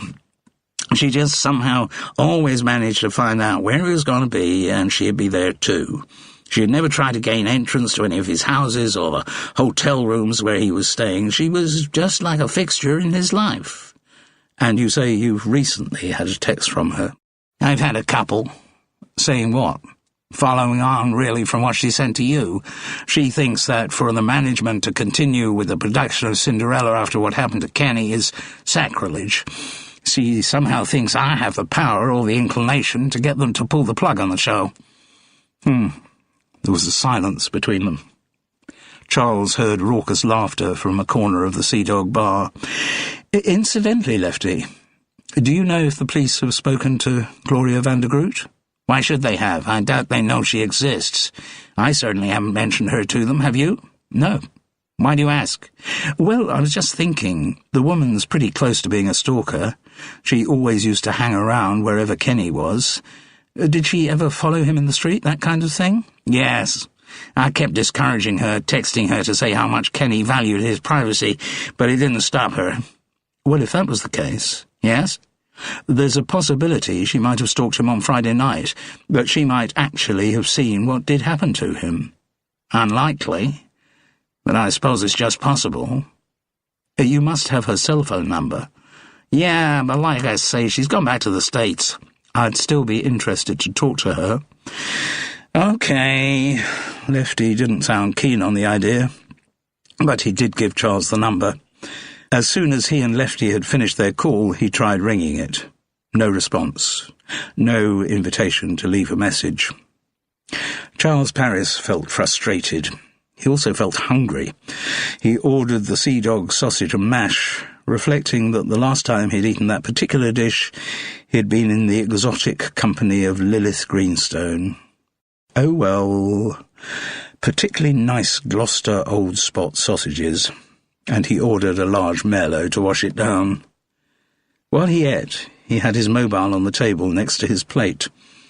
Otherwise, he might not have noticed the arrival of a text message. All it said was, Jasmine Del Rio, Ranley Road. It seemed reasonable, or at least a good starting point, to assume that the road was in Eastbourne. The girl behind the bar at the Sea Dog helpfully produced a local map for Charles to find out how to get there. It was some way from the sea, more in the direction of the Greyhound pub than the town's main tourist attractions. As he walked through the moonlit night, Charles wondered what he would do when he reached his destination. He had only a street name after all. Would he bang on every front door and ask if anyone had seen Jasmine Del Rio? He somehow doubted that that would be a very fruitful approach. But when he reached the road specified, he realized his problem was going to be a rather different one. There were no houses. He found himself in a kind of service road, lined on one side by the backyards and loading bays of a row of shops. The walls, fences and gates were graffiti-scored and in most cases razor-wire topped. On the other side of the road was a row of run-down garages or lock-ups. Well, at least the situation restricted Charles's options. Since there were no front doors to bang on, he would begin by focusing his attention on the row of lock-ups. There was fortunately sufficient light for him to see what he was doing, but he didn't approach the task with much optimism. Most of the garage doors seemed to have been locked for millennia. Some had built up an accretion of rusty rings and hooks and hasps and padlocks. Some hung a little drunkenly from their hinges, suggesting that even if they could be unlocked, tugging them open would still present a major difficulty. Charles went along the row, seeing if there were any signs that one had been recently opened. But it had rained heavily the last 2 nights, and any clues there might have been had been washed away into the metal-covered gutter which ran along parallel to the locked doors. As he passed lock-up after lock-up, Charles tried the handles of the doors to see if any might give a little. He had nearly finished the row when he came to one which had a metal up-and-over door with a T-shaped handle in the middle. Thinking that he would soon be back in his digs with that comforting bottle of bells, he turned the handle and made a lifting movement. To his amazement, the door responded, making a rattling, scraping sound very loud in the night-time. The door swung up above his head and slid back into the ceiling of the garage. Parked in the space revealed was a car that looked almost like a full-sized toy. Charles Paris had never seen one before, but it was a mint-green Nissan Figaro. He wished he had brought a torch. Though the moon was nearly full, its light didn't penetrate into the shadows of the lock-up. He moved gently forward on the driver's side of the Figaro and felt his way along till he found the door handle. Not daring to hope it might be unlocked, he gave it a sharp tug. He was aware of an unpleasant smell as the overhead light inside the car came on. It revealed Jasmine Del Rio slumped back in the driver's seat. Just like Kenny Polizzi, she had a neat bullet hole in the centre of her forehead. Chapter 19. First broker's man. The police are looking for a man with one eye, it's true. Second broker's man. Oh, they're so lazy, you'd think they'd look with two. And now he knew he was at a crime scene. Charles regretted having left his fingerprints on the door handle. A cautious part of him said that he should touch nothing else and immediately ring the police. A more curious, less law-abiding part of him said he should quickly check a couple of details and then ring the police. There was surprisingly little blood, though Charles noticed that what there was had spattered onto the headrests of both seats. In Jasmine Del Rio's right hand, which lay on her lap, was a pistol. Charles didn't know a lot about guns, but he reckoned it looked very similar to the one that he had seen Lefty give Kenny outside the Sea Dog. The dead girl's left hand had drooped palm up onto the passenger seat. Looking as if it had slipped from her grasp lay an iPhone. Charles moved round to the other side of the Figaro. Now remembering to cover his hand with a handkerchief, he opened the passenger side door and picked up the mobile. He leant into the car to take advantage of the overhead light. Charles wasn't familiar with the wonders of the iPhone. All he required of his own mobile was that it allowed him to make and receive calls and texts. But he did remember Kitty saying something about her friend always scribbling down stuff on the little notes app. Needless to say, he had no idea what a little notes app was, but once he had managed to switch the phone on, he was presented with a screen of unfamiliar coloured icons. One of these had a yellow strip at the top of a row of lines, and underneath was the word Notes. With a handkerchief-covered finger, he pressed it, and was immediately rewarded with what was presumably the last note Jasmine Del Rio had ever written. It read, "I thought killing Kenny would also kill the pain I have suffered all these years. In fact, it's made it worse. I can't go on. Sorry." "It seems to be becoming something of a habit for you, Mr. Paris," said Detective Inspector Malik, "finding murder victims." Charles found himself unexpectedly nervous and gabbled a response. "And I suppose if a person who finds one body automatically makes themselves suspicious, someone who discovers two makes themselves even more suspicious." He thought it was a sentence that Oscar Wilde would have phrased better. "Yes," said Malik, and there was no irony in her black eyes. Charles Paris was asked if he would mind going down to the station for some questioning, and it wasn't put in a way that made no a viable response. Once there, he was asked if he minded his mobile being taken away for experts to see if they could trace the source of the anonymous texts. Then he found himself sitting at a table opposite Detective Inspector Malik. There was also a male uniformed policeman sitting in the corner. Charles was once again asked if he minded having their conversation recorded. He said he didn't mind. "Obviously," Malik began, "what interests us is how you came to find Jasmine Del Rio's body." Her manner was a little different from the last time she had interviewed him. She seemed more relaxed, less urgent, as though perhaps she had reached or was on the verge of some breakthrough on the case. "I told you, Inspector, I had a text message. And you say you have no idea who it was from." "Well, it's the third anonymous text I've had since Kenny Pollitz's death, and they all came from different numbers. That's no surprise. In the criminal world, there are quite a lot of mobiles that are only used once and then thrown away. I thought they could be traced. It depends how effectively they've been thrown away. If you're operating in Eastbourne, there's a whole lot of sea out there." "Of course. And you say the first two texts were warning you off taking over Kenny Pollitz's role in the pantomime?" "Yes. So surely you must have some idea who might not want you playing Baron Hardup?" "Well, I was talking recently to Lefty Rubinstein, who's Kenny Pollitz's—" "I know who Mr. Rubinstein is, Mr. Paris. I have spoken to him extensively." "Yes, of course you would have done. Well, did he at any point mention to you a woman called Gloria van der Groot?" "No, he didn't." So Charles quickly brought the inspector up to speed with what he knew of Kenny Pollitz's #1 fan. "His stalker?" "Yes, so far as I can tell, a fairly harmless one. I mean, I did once meet her with Kenny. He was polite to her. I think she represented a nuisance rather than a threat." Detective Inspector Malik made a note on her iPad. "We'd better talk to her." "I think that might be difficult. According to Lefty Rubinstein, she's gone back to the States. I'm sure we can track her down. Do you know where she was staying in Eastbourne? Which hotel?" "It was a B&B. Malik grimaced. "We've got a good few of those here." "Yes, sorry I can't be more helpful." "Don't know any more details. We can check flight records to see when she left the country."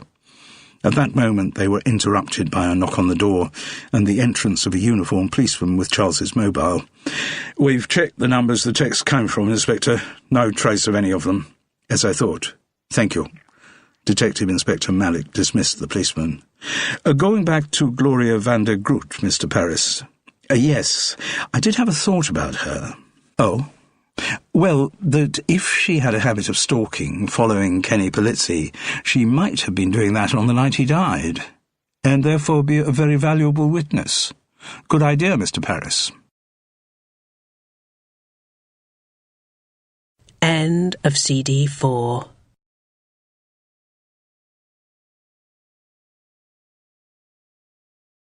CD 5. More notes on the iPad. "Don't worry, we'll track her down. It'd be good to fill in a few gaps in Friday night's sequence of events. Is it sort of coming together?" It was a question he wouldn't have dared to ask to the sterner Detective Inspector Malik of his previous encounter, and she was surprisingly forthcoming in her reply. "We've pieced together a lot of details. I don't know if you know that Mr. Polizzi was actually under the pier to buy some cocaine." "Oh, really?" said Charles, a little confused. He obviously did know that, but he couldn't remember whether the inspector knew he knew. Once again, he was unwilling to land Lefty Rubinstein in the soup. "Well, we found the man he got the cocaine from. We visited him at home this afternoon. He gave us some cock-and-bull story about being a journalist investigating Eastbourne's drug trade, but he's clearly just a rather incompetent dealer. He'll be prosecuted once we've tied up this case, but he was very useful. He gave us a description of what went on under the pier for at least part of the evening." Interesting, thought Charles. Perhaps Vinnie McCree saw more than he'd let on during their Monday night conversation. Perhaps he had stayed around the pier area for longer than he'd implied. An official police interrogation might have jogged his memory, particularly if he was under threat of prosecution. Charles made a mental note to have another chat with Vinnie McCree. "If we can find this," Malik went on, consulting her iPad, "Gloria van der Groot, then we'll begin to see the whole picture. And I guess we really have to thank you, Mr. Paris." "Oh," Charles was puzzled. "What for?" "For finding Jasmine Del Rio's body. That's really opened up the whole case for us." "Has it? You mean you think Jasmine killed Kenny and then topped herself?" Detective Inspector Malik made a mock tutting sound. I couldn't possibly make a statement like that before a lot more investigation has been completed, but I do finally think we're on the right track. So the authorities thought Jasmine Del Rio was the murderer of Kenny Polizzi. Charles Paris still somehow didn't. Once the interview with Detective Inspector Malik was over, it was too late for him to do anything except return to his digs and go to bed. But he got up early the next morning, the Wednesday, reckoning he had time before the Cinderella technical run started at 10 to visit Vinnie McCree. It was suddenly much colder, a reminder that November had given way to December. Ugh, Christmas approaching. He put the unwelcome thought from his mind. At least, being in the pantomime meant there'd only be the one day, Christmas Day, to fill somehow. Charles again noticed how quickly the well-maintained gentility of Eastbourne's tourist area gave way along Seaside Road to rows of increasingly shabby buildings. Taking his bearings from the Greyhound pub, he soon found the one in which Vinnie lived. In daylight, it looked even less prepossessing. The white paint was flaked and mangy, the windows opaque with dust.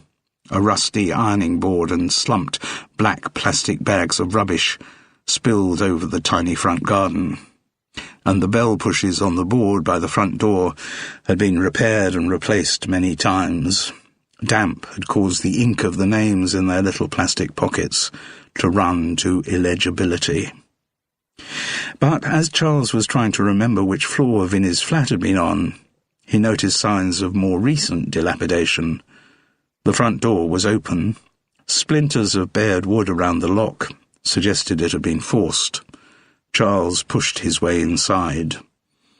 The two doors off the hall were firmly shut, and anyway he had a recollection of a drunken stagger down at least one flight of stairs when he left on the Tuesday morning.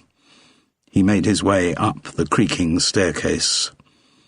On the first-floor landing, one door was closed, but the other hung ajar.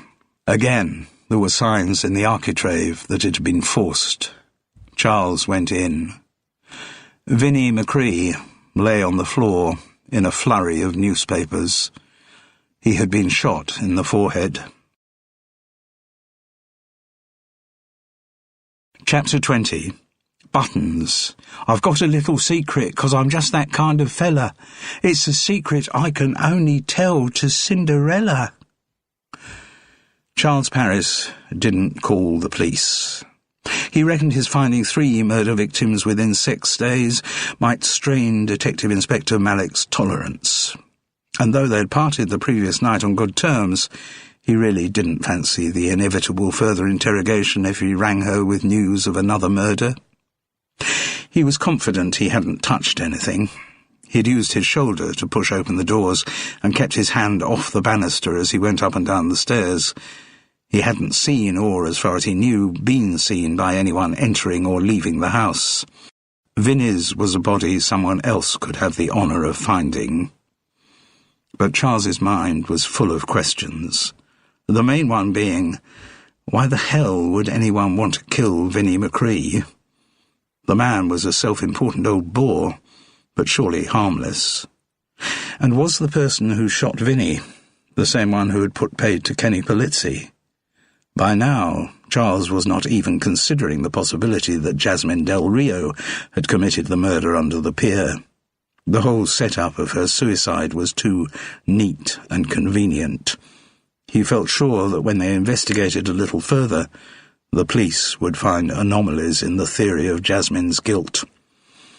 Unless, of course, Detective Inspector Malik was so pleased to have got a nice self-sealing explanation for the 2 deaths that she would discourage further inquiries. The only solution that made sense to Charles was that Jasmine Del Rio had been killed because she knew too much. Perhaps she had actually witnessed Kenny's murder, and for that reason the killer had to eliminate her. Something similar might explain Vinnie's death, too. Detective Inspector Malik said the journalist had supplied information about what he had seen on the Friday night. Had he been another witness of the shooting? Or had the killer found out that the police had been talking to Vinny and shut him up permanently as a security measure?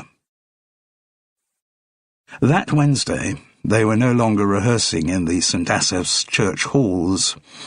For the first time, they would be on stage at the Empire Theatre for the Tech, as the technical run was always called. That would take as long as it took, which could be quite a long time, on the Wednesday and the Thursday morning. Then the plan was to have 2 dress rehearsals, one at 2:30 on the Thursday afternoon, and the next at 7:30 in the evening. These would set a template for the rest of the run. 2 performances a day until the middle of January, when mercifully the show would end. Charles reckoned that Cinderella was way off the standard it should be for a show which would confront its first paying audience at the Friday matinee, even though that first audience would all be screaming kiddies. Bix Rogers was still devoting far too much of his time to the choreography, and though the introduction of Arthur Bodymead had sharpened up the bits when the Ugly Sisters were on stage, there was still scenes not involving them which had hardly been rehearsed at all. Dr. Theatre, or some other actor's deity, was going to have to do an amazing transformation job on the show in the next 2 days. Charles's mood was not improved when, arriving on time for the Tech, he was told by the stage management that Bix would be rehearsing out of sequence, doing all of the musical numbers first, because the lighting for them is more complex.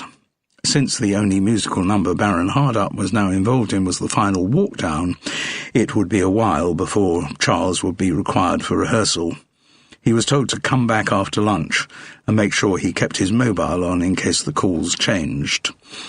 So a somewhat disgruntled Charles Paris went to check out the dressing room he would be sharing with a lot of other actors and decide what to do with the rest of his morning.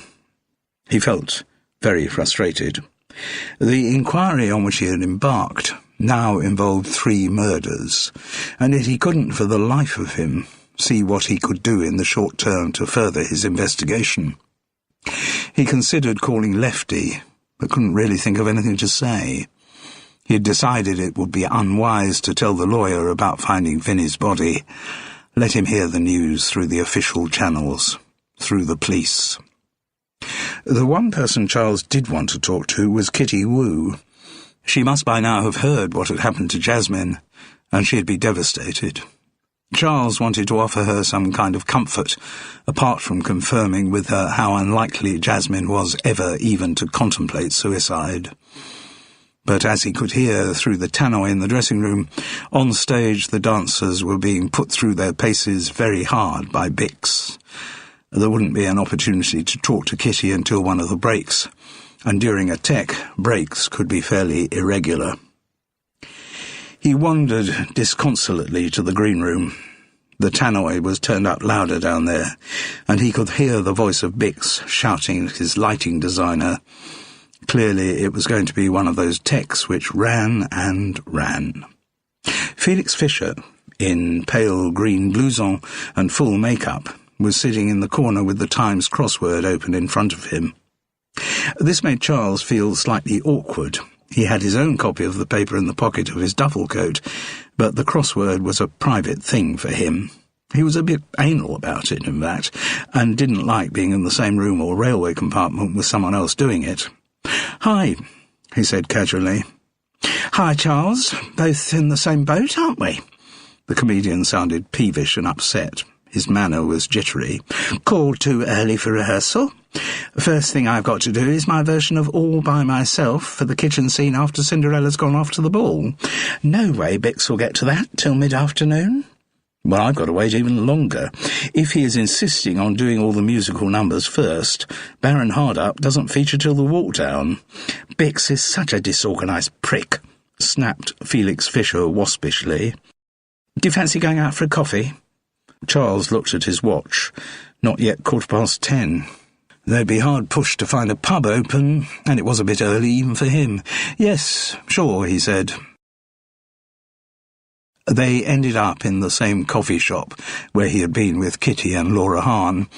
More familiar with the routine now, Charles ordered a double espresso. Felix, ordering a skinny latte, flirted camply with the male barista who recognised him from off the telly. "Presumably you heard about Jasmine," said Charles, amazed that it was only the night before that he had discovered her body.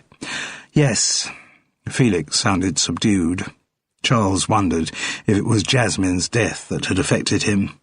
"That kind of news travels really fast." "On Twitter again?" "Oh, you bet." "And what are the Twitterists saying?" "They tend to be called Twitterati, Charles. And they're saying that Jasmine killed herself in remorse for having killed Kenny. Apparently there was a note of some kind. But how on earth did they get the news so fast? It was only last night that..." Charles decided to gloss over his involvement in the discovery, "that her body was found. And I don't think there's been a police press conference about it yet." Felix shrugged. "Some journalist may have got onto it. Possibly even a leak from the police. Either an illegitimate one or deliberate. Oh, there's no secrecy around anywhere anymore. Once something's posted on Twitter, the news goes round the world in no time." "I suppose so," said Charles, the sum of whose knowledge of the workings of Twitter was not increasing. "And would you buy that as an explanation?" Another shrug. "Well, until we get another more convincing one, it does seem to fit the known facts quite neatly." But what about the unknown facts, thought Charles. He didn't voice the question, though. There was a natural hiatus in their conversation. Then Charles said, "I think it's pretty shitty of the stage management to bring us in for 10. They could have texted us to say the rehearsal call was going to be later." "Oh, don't blame the stage management. It's more likely Bix being shitty than them. I bet he only decided the rehearsal schedule when he arrived at the theatre this morning." "Well, I hope someone at least got a message to Arthur Bodymead not to hurry in. He looks so frail, I think he should be conserving every drop of energy he's got." "Yes, but he's quite amazing when he gets into the routines, isn't he?" It was said slightly grudgingly, but it was praise, an homage to the skills of an old generation that Charles would never have expected to hear from the abrasive young comic. "And actually, now I think of it, Danny said last night that neither he nor Arthur had been called this morning." "Oh, then why couldn't someone have told us too?" Charles's response was in no way loaded, but Felix seemed to think he needed to supply more information. "The fact is, I went out for dinner with Danny last night." "Did you?" "Yes, we had a very pleasant evening, bitching away about everyone."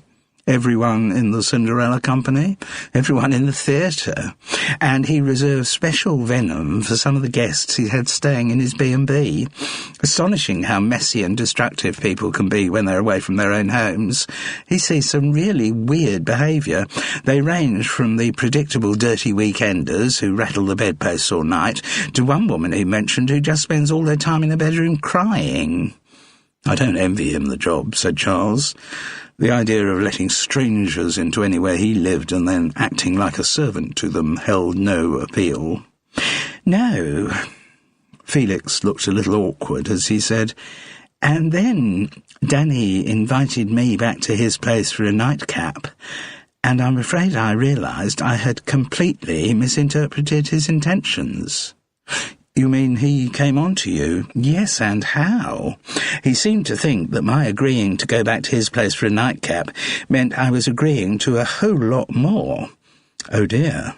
"Well, it was acutely embarrassing, because, you see..." The stand-up was quiet for a moment, weighing up what he was about to say.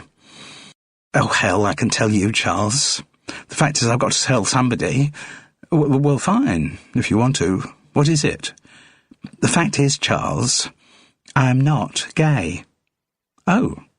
That did come as quite a shock, and Charles floundered a little for the proper response. "Well, I mean, obviously that's up to you. The trouble was, when I was at university and started doing comedy, I developed this gay persona, and it went down really well. When I did straight stuff, it didn't work. So then I take a show to Edinburgh, and it's shortlisted for awards and stuff. And the more success I have, the more I'm kind of pushed into this gay ghetto. And it's fine, because though there are plenty of other gay stand-ups out there, the public can't seem to get enough of us. So there's plenty of work. Oh, I'd be daft to chuck up something that's really making me a very good living. But giving up the pretense and coming out as straight becomes more and more difficult, because there's a kind of political element now involved. It's all right for Jews to do Jewish jokes or Pakistanis to do Paki jokes. If someone else did them, that'd be racist. Well, it's the same with the gay thing. I can do jokes about being a screaming queen because everyone thinks I am one. A straight man doing the same shtick would almost definitely be seen as homophobic. So I have got myself into a bit of a bind. I can see that, said Charles. And what about actual relationships? Does it mean you can't have any? Felix grinned ruefully.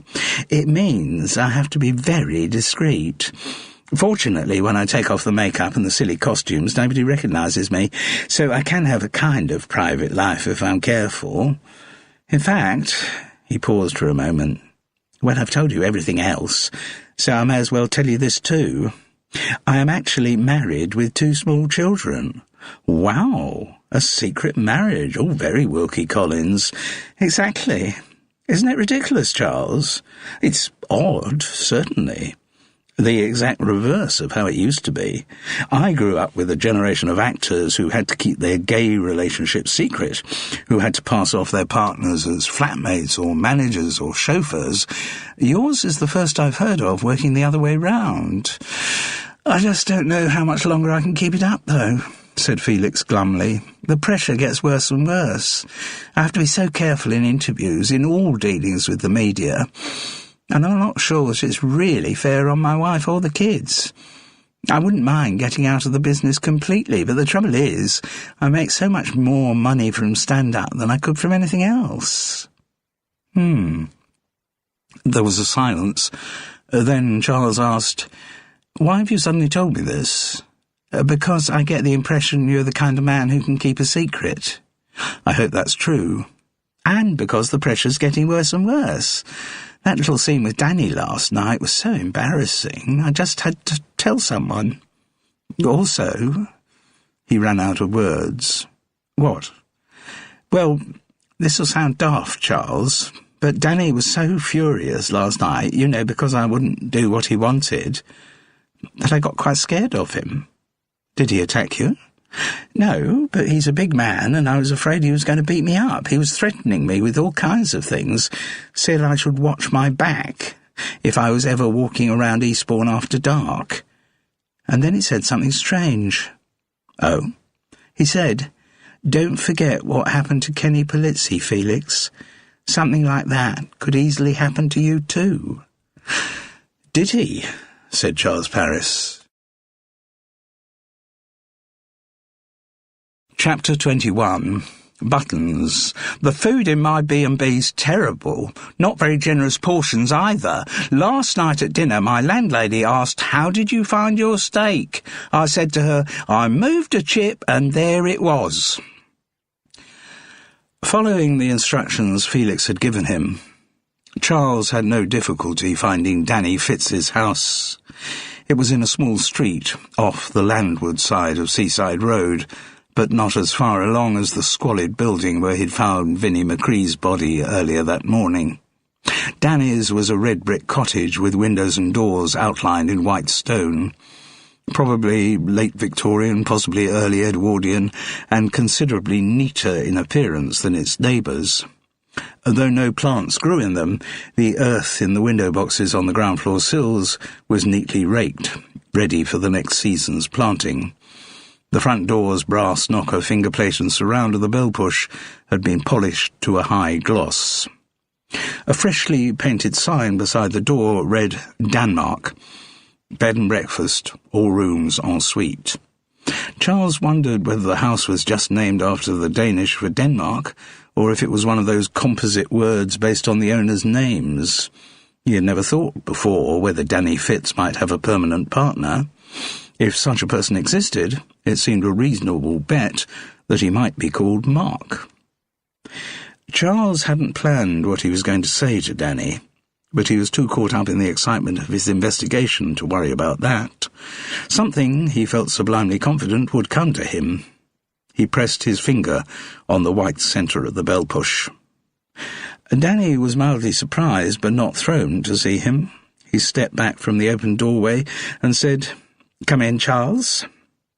There was just time for an impression of a hall lined with glass cases in which hung a meticulously arranged selection of pantomime dames' costumes before Danny said, I'm sure she's expecting you." "Oh, yes, I'm expecting him," said the voice of someone coming down the stairs. Charles looked up to take in the unexpected sight of Gloria van der Groot. Behind thick glasses, the skin around her eyes was puffy with much weeping, and in her right hand she held a small automatic pistol. Chapter 22. Buttons. First day I was in the B&B, one of the chickens died and we had chicken soup. Next day, one of the pigs died and we had pork chops. Third day, the landlady's old man was taken ill, so we went back home. Fortunately, the actual threat of being shot didn't last very long. Danny Fitz stepped towards the stairs, announcing, "There are very few rules at the Denmark B&B, but there are some things not allowed on the premises under any circumstances. They include whores, rent boys, inflatable women, copies of the Daily Mail, and, I'm afraid, guns." As he spoke the word, he neatly picked the pistol out of Gloria's hand. She offered little resistance. "Anyway, where did you get this?" "You got money. You can get anything. I learned that a long time ago." Danny grunted. "Well, I think I should make some coffee, and you two should go into the sitting room and have a little chat." He ushered them through. Gloria seemed numbed into obedience. Danny disappeared to the kitchen, while the other two sat down opposite each other. Charles noticed that the sitting room, too, was a shrine to pantomime memorabilia. Old programmes were displayed behind glass. A giant rolling pin from some long-forgotten slapstick kitchen scene stood in its own case, and pride of place was given to a tall, golden oriental headdress, which Charles reckoned must have been part of the walk-down costume for Widow Twankey in an Aladdin of many years before. But these were momentary impressions. In his current predicament, Charles couldn't take much notice of his surroundings. He was, after all, facing a woman who had recently threatened him with a gun. "I presume, Gloria," he said, "that it's you I have to thank for the texts saying I shouldn't be playing Baron Hardup." "Of course," she said. "That was Kenny's part." Her voice wavered slightly, but there was no faltering in the confidence of her logic. "I didn't take over the part out of any disrespect for him. I don't even think I would play it as well as Kenny would have done." This was a lie.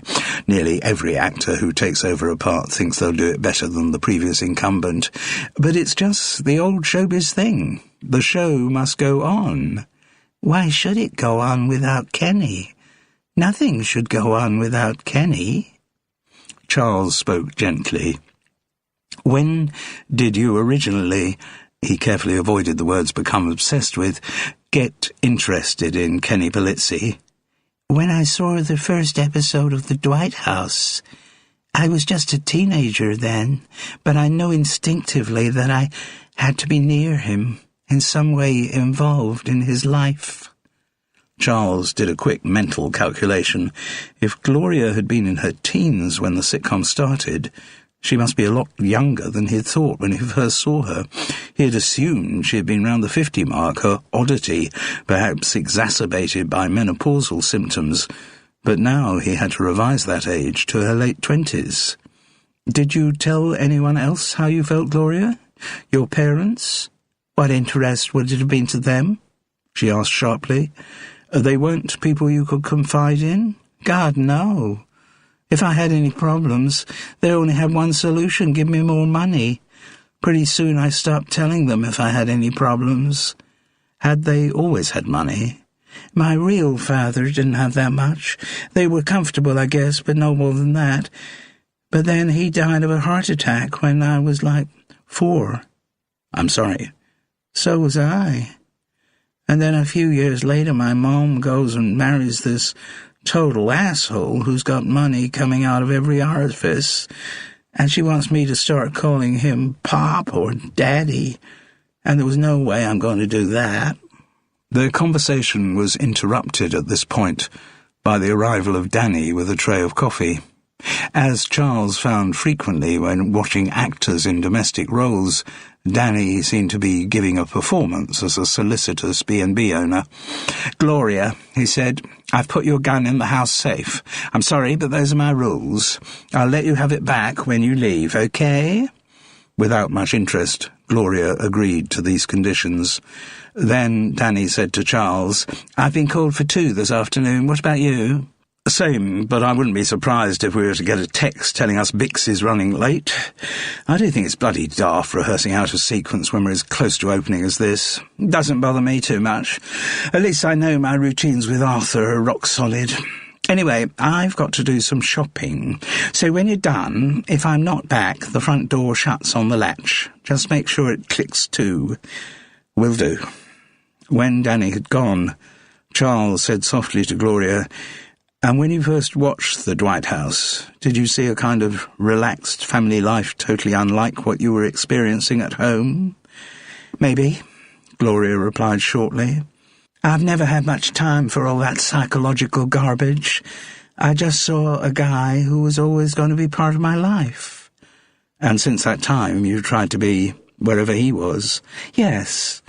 It's fairly easy to work out his schedule from stuff on his website and a lot of other showbiz and celebrity sites."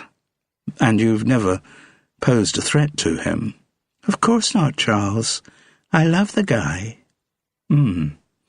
He was finding their conversation odd. Though Gloria was by most definitions a crackpot, when she spoke there was a compelling logic which seemed entirely natural.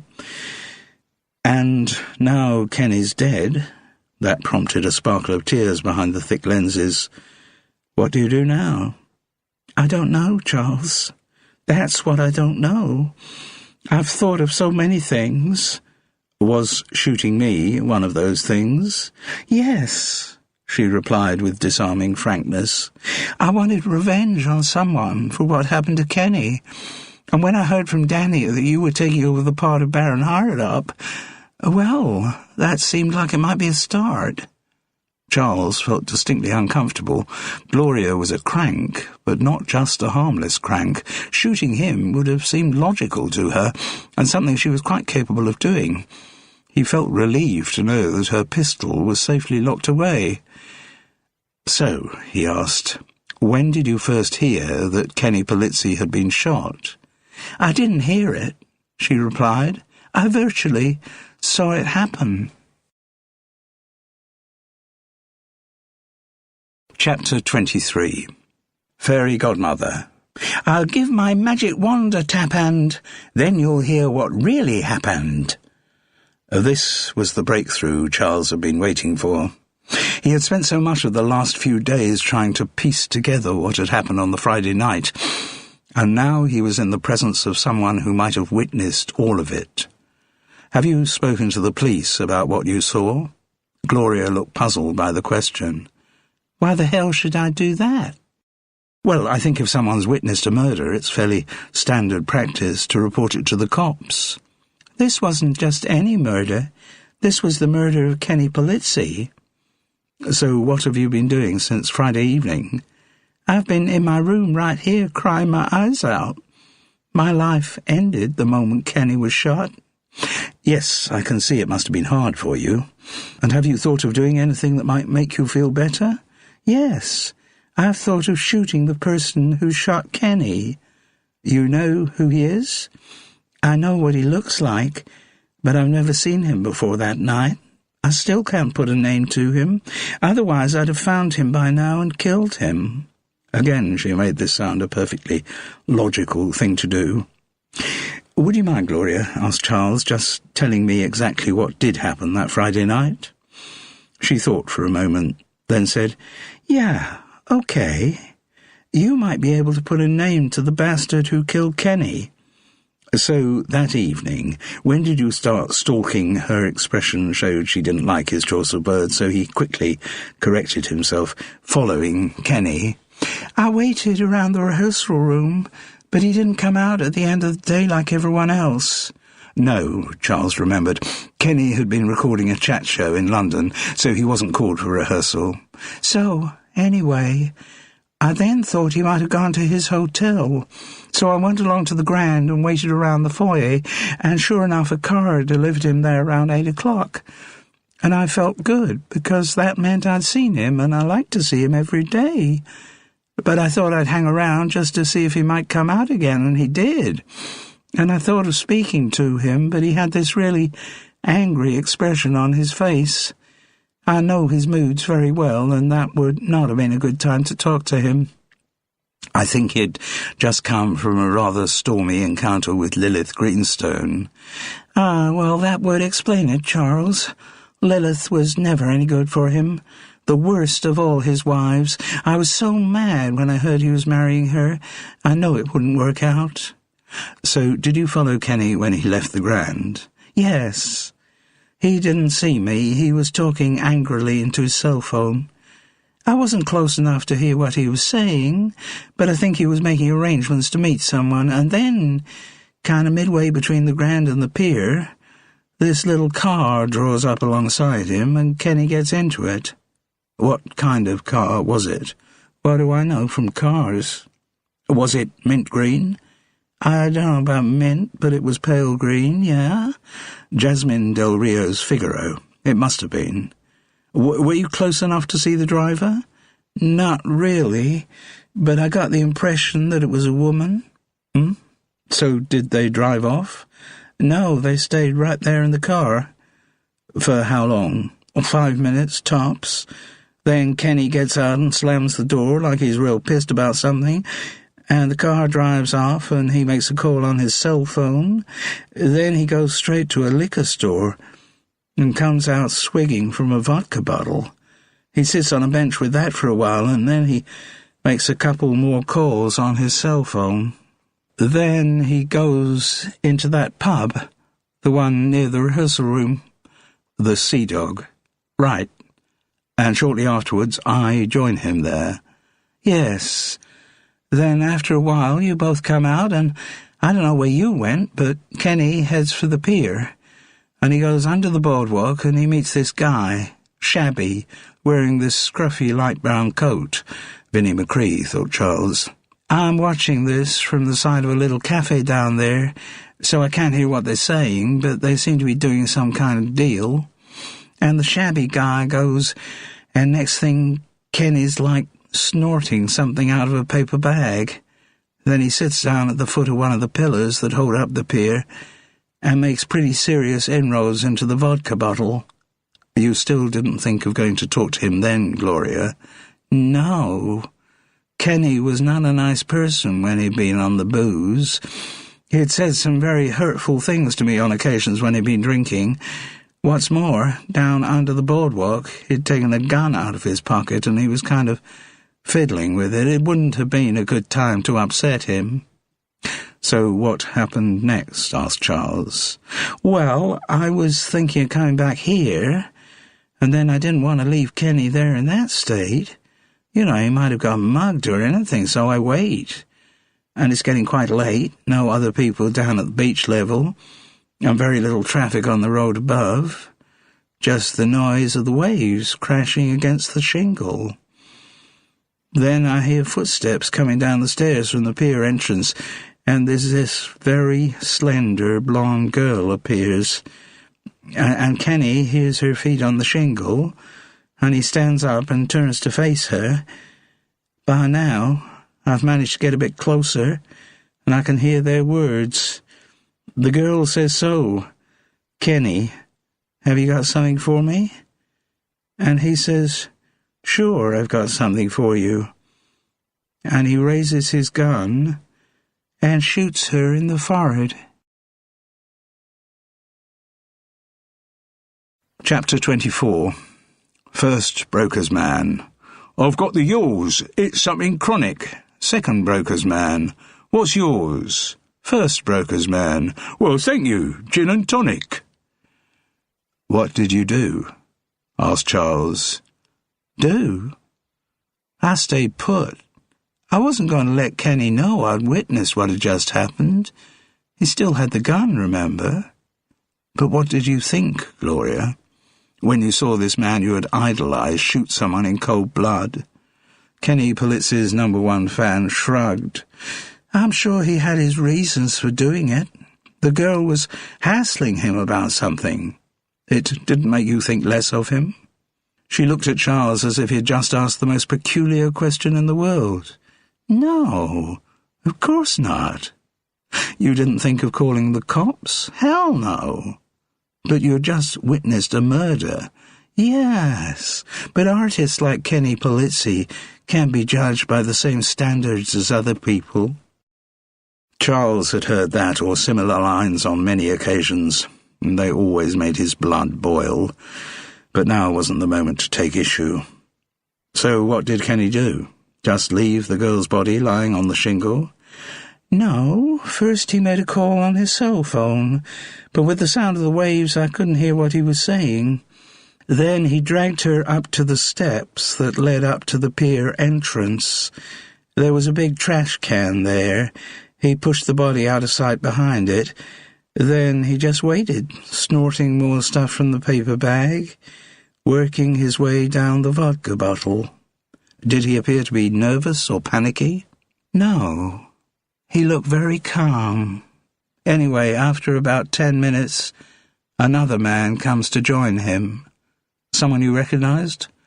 Gloria shook her head. Never seen him before. What did he look like? Kind of short and round, with hair combed over his bald patch. It was the description Charles had been anticipating. Gloria went on.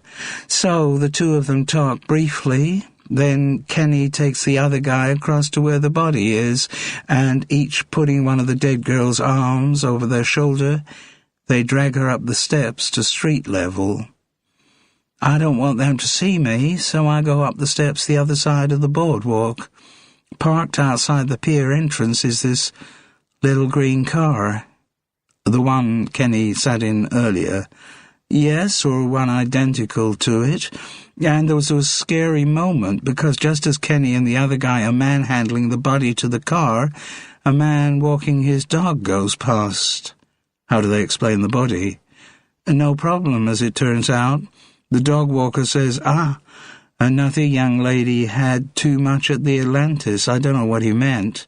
It's the nightclub at the end of the pier. Oh. Anyway, the guy with the dog goes on, in my young day, women used to maintain their dignity. And he walks off, and the other two get the girl's body into the car. Driving seat or passenger? Asked Charles, a vivid image coming to his mind of how he had found Jasmine Del Rio's corpse. Passenger seat. Then Kenny and the other guy go back down to the beach. Do you follow them? No, I wait at street level. I want to see where the car's going. Do you have to wait long? No. The other guy, the guy I don't recognize, he comes up, gets into the green car with the girl's body beside him, and drives off. So did you follow the car? No, I was on foot. Then how did you know where he left the car? I had no idea but you sent me an anonymous text. I sent you 2 texts saying you shouldn't take over Kenny's part. That's all. Charles Parris's mind was racing with new thoughts, but there were other facts he had to establish first. So, after the car's been driven off, then you go back down to the beach to see Kenny. Yes. Then I go back down to the beach and find Kenny dead. Chapter 25. Fairy Godmother. Now all is clear, so all is fine, to the meanest intellect. First broker's man. But what about mine? As he left the Denmark B&B, Charles checked his watch. Still not 12 o'clock. Time for a little more investigation before his rehearsal call. Though in fact he was now so caught up in the case he would have allowed nothing, even his first night as King Lear at the National Theatre, to put him off the chase.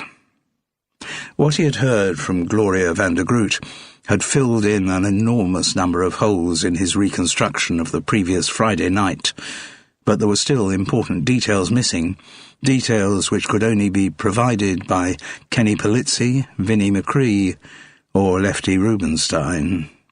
And of the three, the lawyer had the enormous advantage of still being alive. Charles rang his cell phone number, and yes, Lefty was at his hotel, and yes, he'd be happy to meet Charles in the bar, same as on Sunday. There were a few more people this time, men and women in business suits drinking coffee, all with ID cards hanging from lanyards round their necks. The hotel was clearly hosting a conference, and all the delegates seemed to be speaking in some lilting Scandinavian language.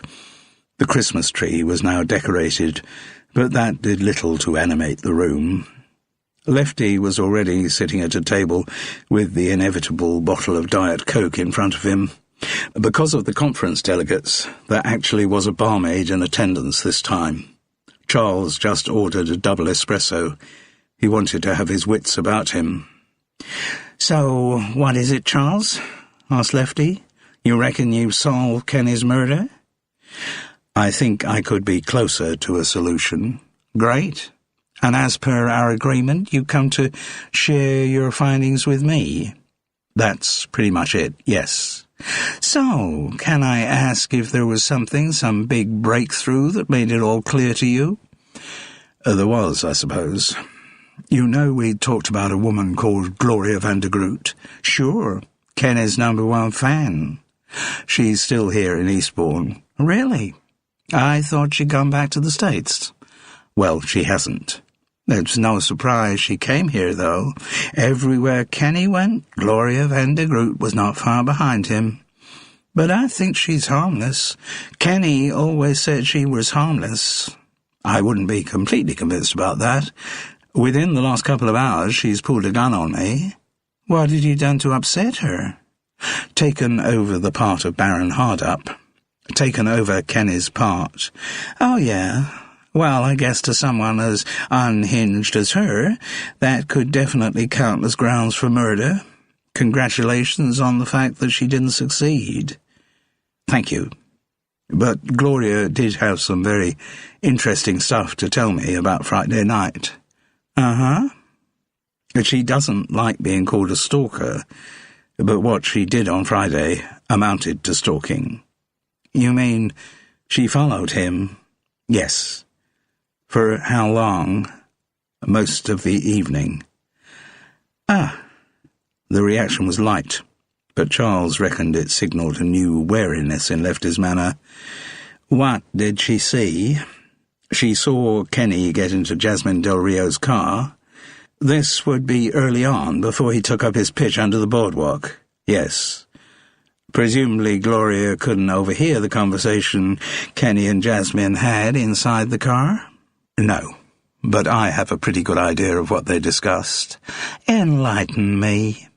Jasmine was blackmailing Kenny. You had paid her off in L.A. when she threatened to spill the beans about him screwing her when she was underage. She reckoned, now their paths had crossed again, there was more money where that came from. "You're right. And her rates had certainly gone up. She was asking for £50,000 for starters." "And did Kenny ask you to get the money together that evening?" No, Charles. Miracle worker I may be, but there are limits. My advice was we play it cool. Set up a meeting for the three of us the next day, work out some kind of compromise, negotiate. But Kenny was in no mood to negotiate. "I found that out later. For that evening, I reckon my work was done. I'd organised the cocaine he had asked for, set up this old creep to hand the stuff over to him under the pier, and advised him about Jasmine Del Rio. I reckon I deserved an early night." "But you didn't get one?" "No, not as things turned out." It was suddenly quiet in the bar. The Scandinavians' coffee break was over, and they'd returned to another session of their conference. The barmaid had gone too.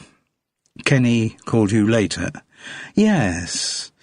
He was kind of hysterical, with the booze and the coke, But there was also something gleeful in his manner, gleeful, like he was proud of himself, like he'd done something very clever. What exactly did he say?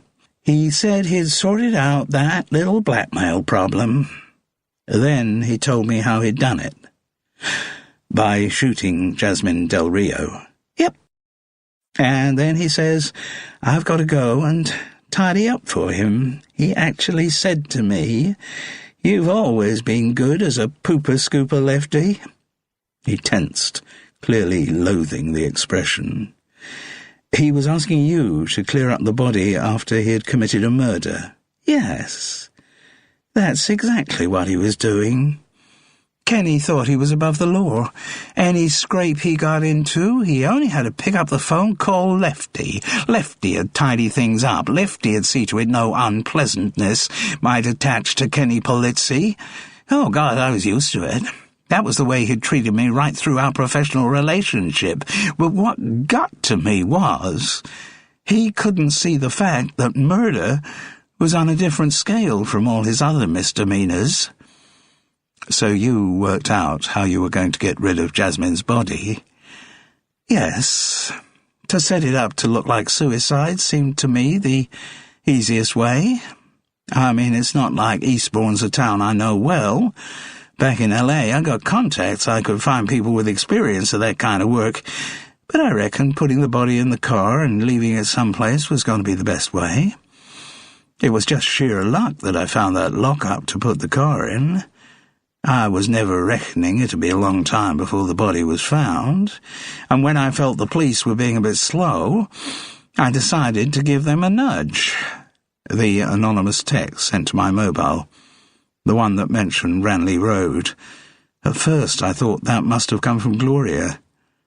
Now I realize it was you. Yes, I sent it. I knew you were a keen sleuth-hound, Charles. You'd probably be onto it straight away, you'd find the body, and you'd probably read the clues I'd left and come to a private verdict of suicide. Of course, what's odd, though, Lefty, is the reason why she appeared to have killed herself.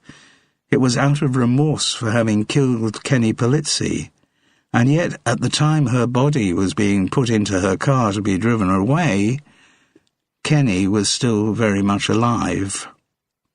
Lefty swallowed down the last of his coke and looked with annoyance towards the unmanned bar. Then he said, You've worked it out, haven't you, Charles?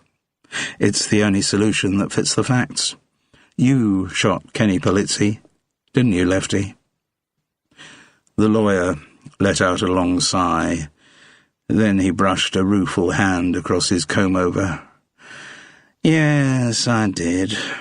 All my working life, Kenny had been piling more and more straws on me. That was the one that broke my back. Asking me to tidy up after a murder? No, I couldn't do it.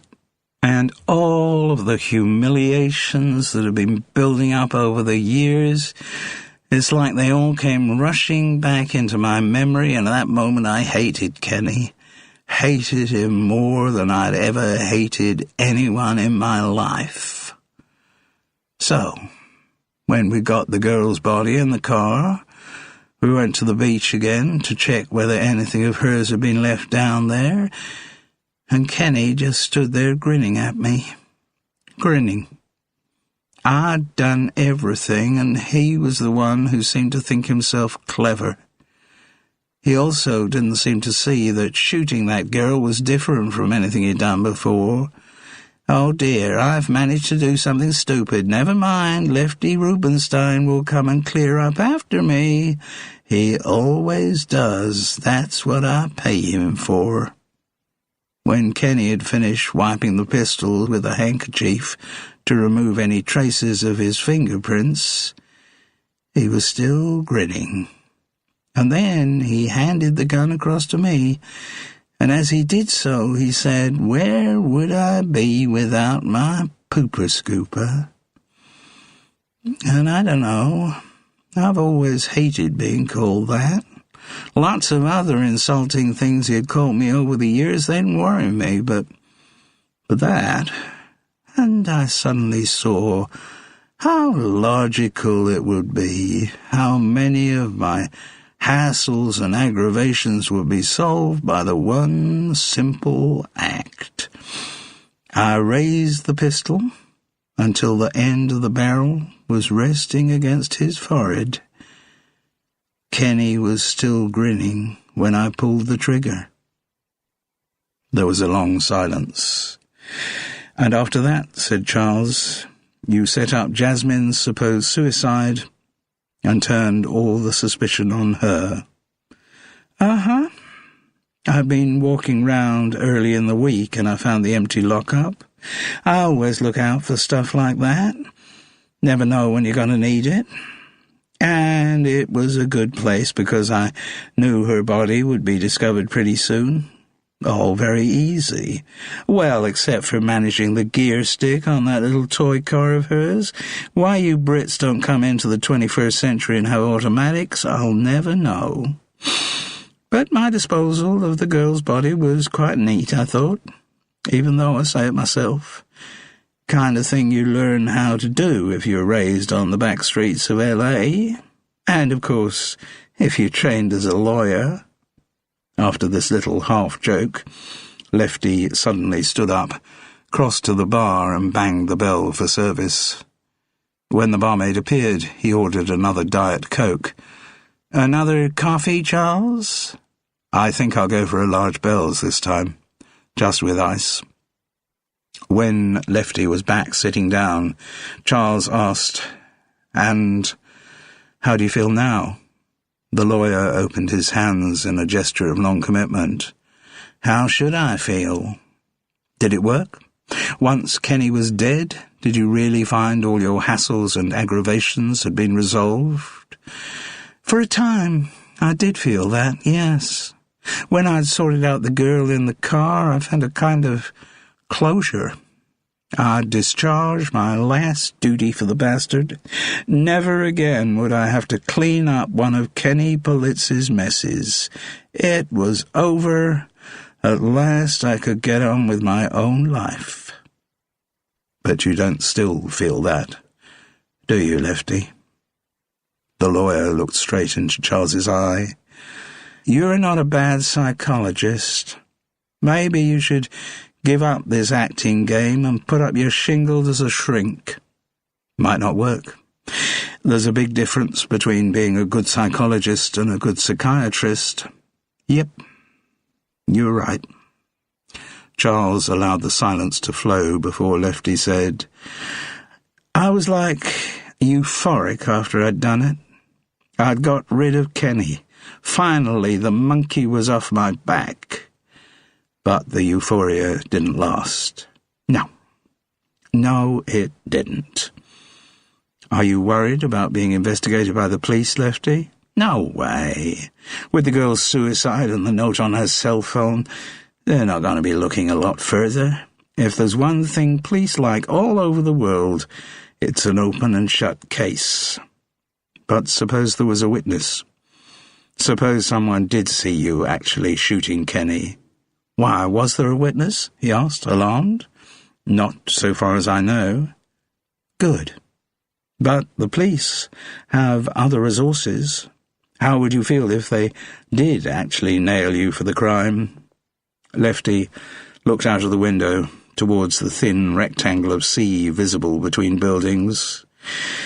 "You know, Charles, I wouldn't mind that much. It wouldn't be such a big deal for me.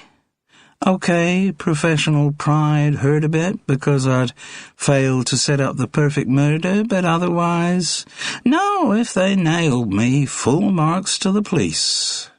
Presumably, with your legal expertise, you'd mount a pretty good defense." "Yeah, I suppose I might. Then again, I might not. I really don't care anymore.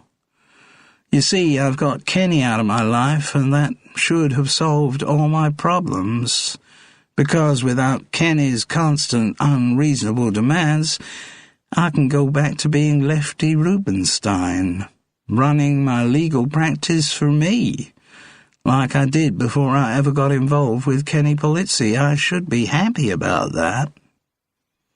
But I'm not. After a couple of days of feeling good, yeah, like I said, the euphoria, I woke up on Monday morning and I thought, what the hell am I going to do? How am I going to fill the day? And the next day? And all the days after that? I realized that without Kenny hassling me, I have no motivation to do anything. He kind of consumed me. There wasn't any of the original Lefty Rubinstein left. Yes, Kenny drove me mad. But without him, I'm on my way to getting madder. And it's more than that. I actually miss the guy.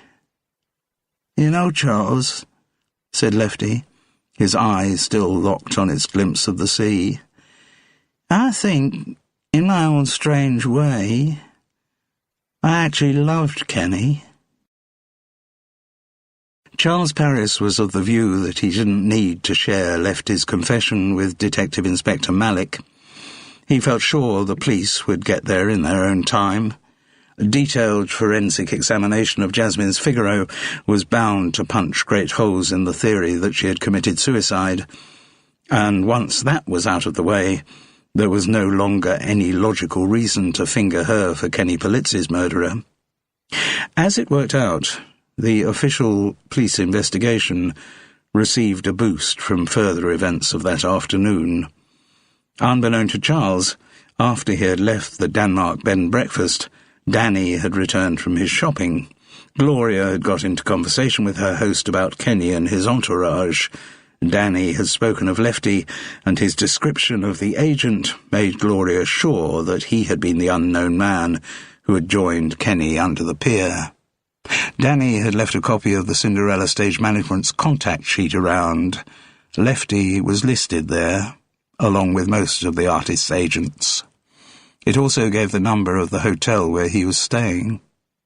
Gloria, saying she felt better and must really organize her return flight to the States, packed, paid Danny what she owed him, and, as agreed, was allowed to take her automatic pistol from the safe. Once out of the Denmark bed and breakfast, she walked briskly along Seaside Road until she arrived at Lefty's hotel. She sat quietly in the foyer until mid-afternoon he emerged from the lift. Then Gloria van der Groot shot him dead.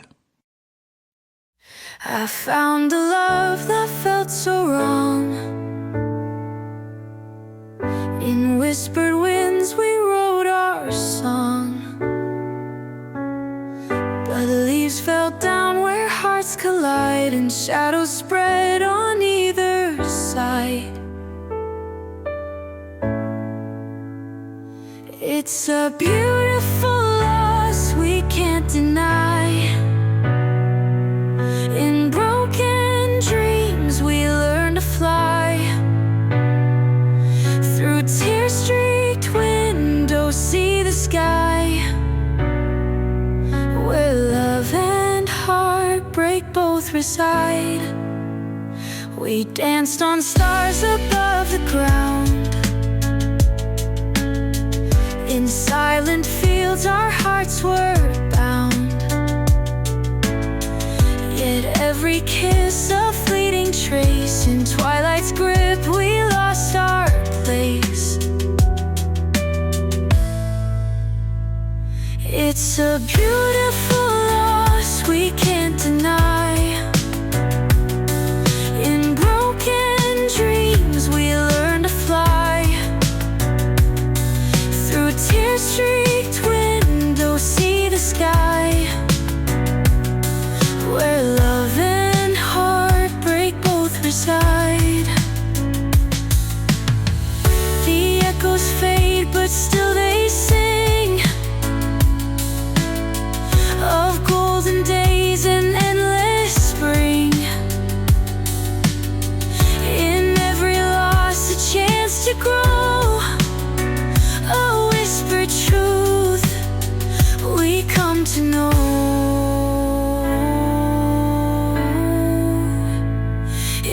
a beautiful loss we can't deny. In broken dreams we learn to fly. Through tear-streaked windows see the sky, where love and heartbreak both reside.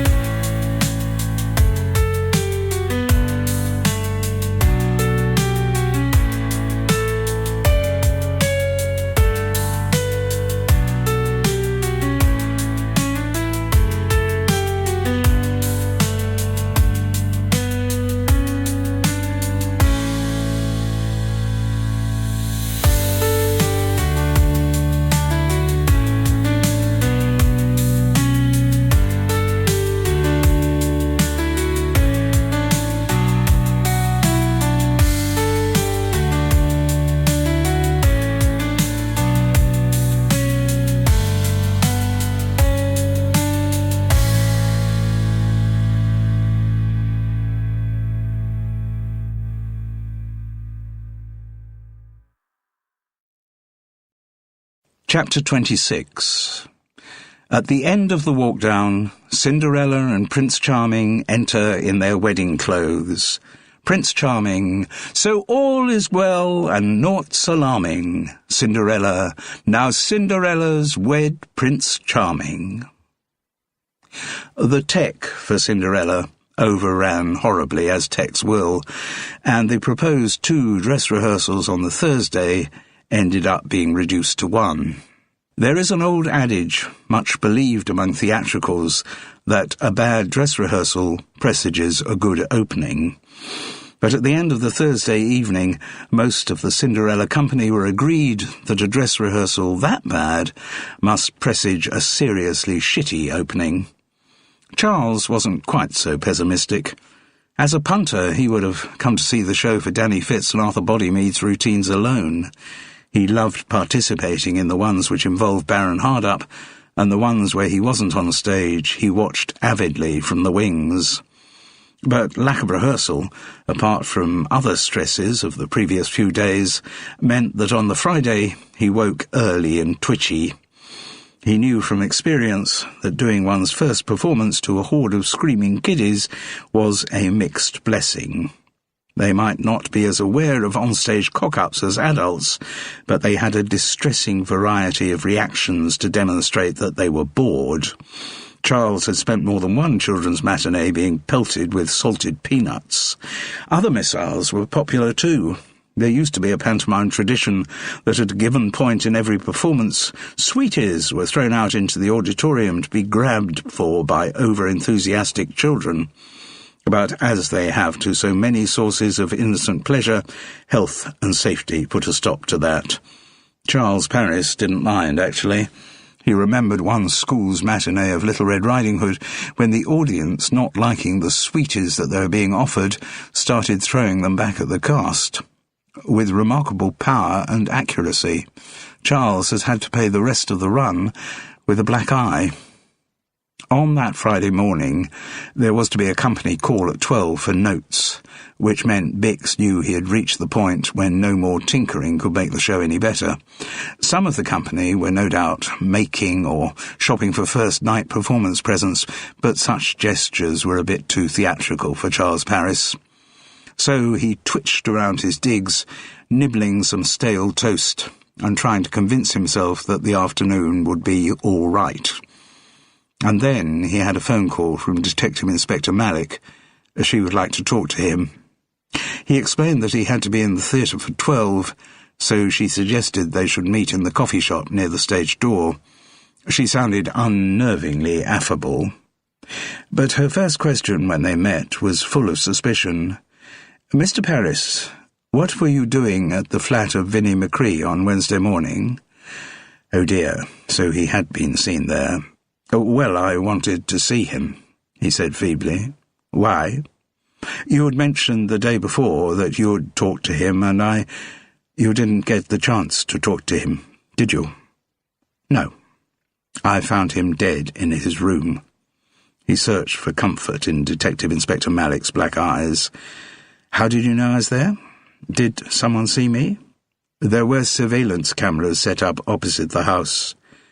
Police surveillance? No, they were set up by the other side. Other side? Very fortunate for us, as it turns out. Charles was finding the conversation a little gnomic. I'm sorry, I don't quite get what you mean. Well, the fact is that the drug scene here in Eastbourne, there's always been one, but it's been fairly low-key, almost a cottage industry. But now some of the Albanian gangs who operate in other South Coast towns are trying to muscle in. They're the ones who set up the surveillance cameras, and thereby produced a great deal of evidence for us. Why did they set the cameras up, though? They were suspicious of Mr. McCree. He had been asking too many questions about their operations, so they wanted to see who his associates were. So they'd also seen you when you visited him at the house too, wouldn't they? Police cars. They wouldn't have liked that. No, I think that's possibly why they decided that he was a threat to their security.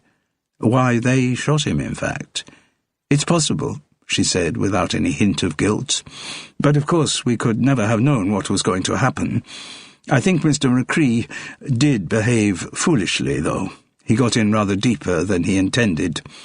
Charles agreed, though he couldn't help feeling a level of pity for Vinnie McCree, silly, pathetic old fool, still thinking he could come up with the career-driving scoop, and ending up being executed by an Albanian drug trafficker. Then a rather unpleasant thought came to him. If I'm caught on their surveillance cameras, then these Albanians might think I'm one of Vinnie's associates, and Detective Inspector Malik smiled. Don't worry about it, Mr. Paris. The good thing about recent events is that they've opened up this Albanian connection. We've arrested the lot of them. Oh, well done, said Charles with considerable relief. And, what about the other murders? The other murders? Well, we've had quite a succession of them now, haven't we? You know, connected with Cinderella. First Kenny Polizzi, then Jasmine Del Rio, then Mr. Paris. Yes. I think we in the police force are quite capable of sorting out any connections there may be between those crimes. Oh, yes, I'm sure you are. I wasn't suggesting that. It's just, I did know the people involved, and if you needed any, as it were, I am sure you did, Mr. Paris. And I am sure if we reach a point when we need help in joining the dots on the case, you'll be the first person we'll get in touch with. Oh, well, thank you. But don't hold your breath. Detective Inspector Malik didn't call him again, so Charles reckoned the police had worked out exactly what had happened with what became known as the Cinderella shootings. And a long time later, the wheels of justice turned slowly, he saw in the Times that Gloria van der Groot had been committed to a secure institution. But he never knew that she spent her time there very happily, watching continuous box sets of the Dwight House. That series got a boost from the publicity surrounding the murder. Like Elvis's, as Lefty Rubinstein had predicted, Kenny Polizzi's death had proved a good career move. And a large percentage of the international royalties from the show went to Lilith Greenstone, who at the time of his death was still Kenny's wife. Her career continued to blossom, but in spite of road testing a lot of men in her bed, Lilith still didn't find what she was looking for. Cinderella did open on time for the Friday matinee to an audience full of screaming kids. It wasn't the greatest performance ever, but the company got through it. The evening show was trickier. An adult audience was less forgiving to the longueurs of the set changes and the gaping holes in the plot. But, as Danny Fitz kept saying, first week of performances in pantomime is always like the third week of rehearsal. And slowly, the show took shape. The cast began to feel the rhythms of the story, and it shook down into not a bad little show. Even more remarkably, a couple of the local newspapers praised Bix's direction, describing it as tight and lively. There was only one review for Baron Hardup. Charles Paris looked as if he had wandered in from another show, and would rather be back there. Eastbourne Herald. And in time, the various lives of the Cinderella Company took various directions. Kitty Wu, desolated by the loss of Jasmine Del Rio, began to see quite a lot of Laura Hahn. United in their grief, a mutual attraction grew. Neither wanted to move too fast, both were wary, but maybe in time something might develop there. After much toing and froing and many misgivings, as soon as he'd finished the run of Cinderella, Felix Fisher came out as straight. He couldn't any longer stand the pressure of keeping his wife and children secret, and to his amazement, the revelation had exactly the effect that his career needed. Within 6 months he was hosting a family-friendly television quiz. Arthur Bodymead died within a fortnight of Cinderella's last performance, but during the run he hadn't missed a single show, and though there were only a few of them, connoisseurs of the theatre sat in the auditorium of the Empire Theatre, realising they were in the presence of genius. And Charles Paris, oh, for him life chuntered on. The shock of hearing about Frances's potential illness, the reminder that one day he might lose her, had affected him deeply, but not deeply enough for him to arrange to see her more often, or even to ring her more often. He did, however, get through to her between the matinee and the evening show on Christmas Eve. "Frances, just rang to wish you a happy Christmas." "That's very thoughtful of you," she said, with just the slightest edge to her voice. "Happy Christmas to you too. I assume you'll be spending tomorrow with Juliet and Miles?" "Yes. I'm sure if you had got in touch earlier, you would have been very welcome to—" "Couldn't have done it. We only get tomorrow off, then 2 shows again on Boxing Day, and what with there being no trains on Christmas Day. So what will you be doing tomorrow?" He was encouraged to hear concern in her voice. "Oh, I'm sure I'll find something to do. Joining up with some other people from the Cinderella Company? Something like that, yes." Though he hadn't discussed plans with anyone. "And I'm sorry, Frances, I haven't got you a present. It'll have to be in the new year." "I'm used to that, Charles." "Yes." There was a silence. Then Frances said, "I have got quite a lot of present wrapping and stuff to be getting on with, so yes, of course. I just wanted to say about the breast cancer. The good news is that I haven't got breast cancer." "Yes, but I just wanted to say, you know, the scare when I thought you might have it. Well, it made me realise how much you do still mean to me, how upset I'd be if something were to happen to you." "I'd be pretty pissed off too," said Frances, deliberately lightening the tone. "And I'd just like to say, coming up to New Year and resolutions and all that, keeping resolutions has never been one of your strong points, Charles." "No, I know." He took a moment to build up his courage, and then asked in a rush, "But shall we make next year the year we see a lot more of each other?" "I don't know, Charles. Shall we?" She didn't sound convinced. He did find a pub that was open at lunchtime on Christmas Day, only serving drinks. The ones doing a full Christmas lunch had all been booked up weeks before, but when everyone was turned out of the pub at 3 in the afternoon, Charles found a convenience store open and bought some stuff, took it back to his self-catering digs, and self-catered. He got through the day. Thereafter, as long as he was in Eastbourne, he just got on with the show. And twice a day, along with nausea, dyspepsia, and buttons, Baron Hardup watched as the sheet of words came down from the flies, and they all encouraged the audience to join in the community singing. "Smile if you're happy, smile if you're not, smile if you're in clover or if you're in a spot. If you want to be in style, just make sure you always smile. So for the world of worries we could not care a jot. Life for us is lovely and we're happy with our lot. Rallantando, life for us is lovely and we're happy with a lot.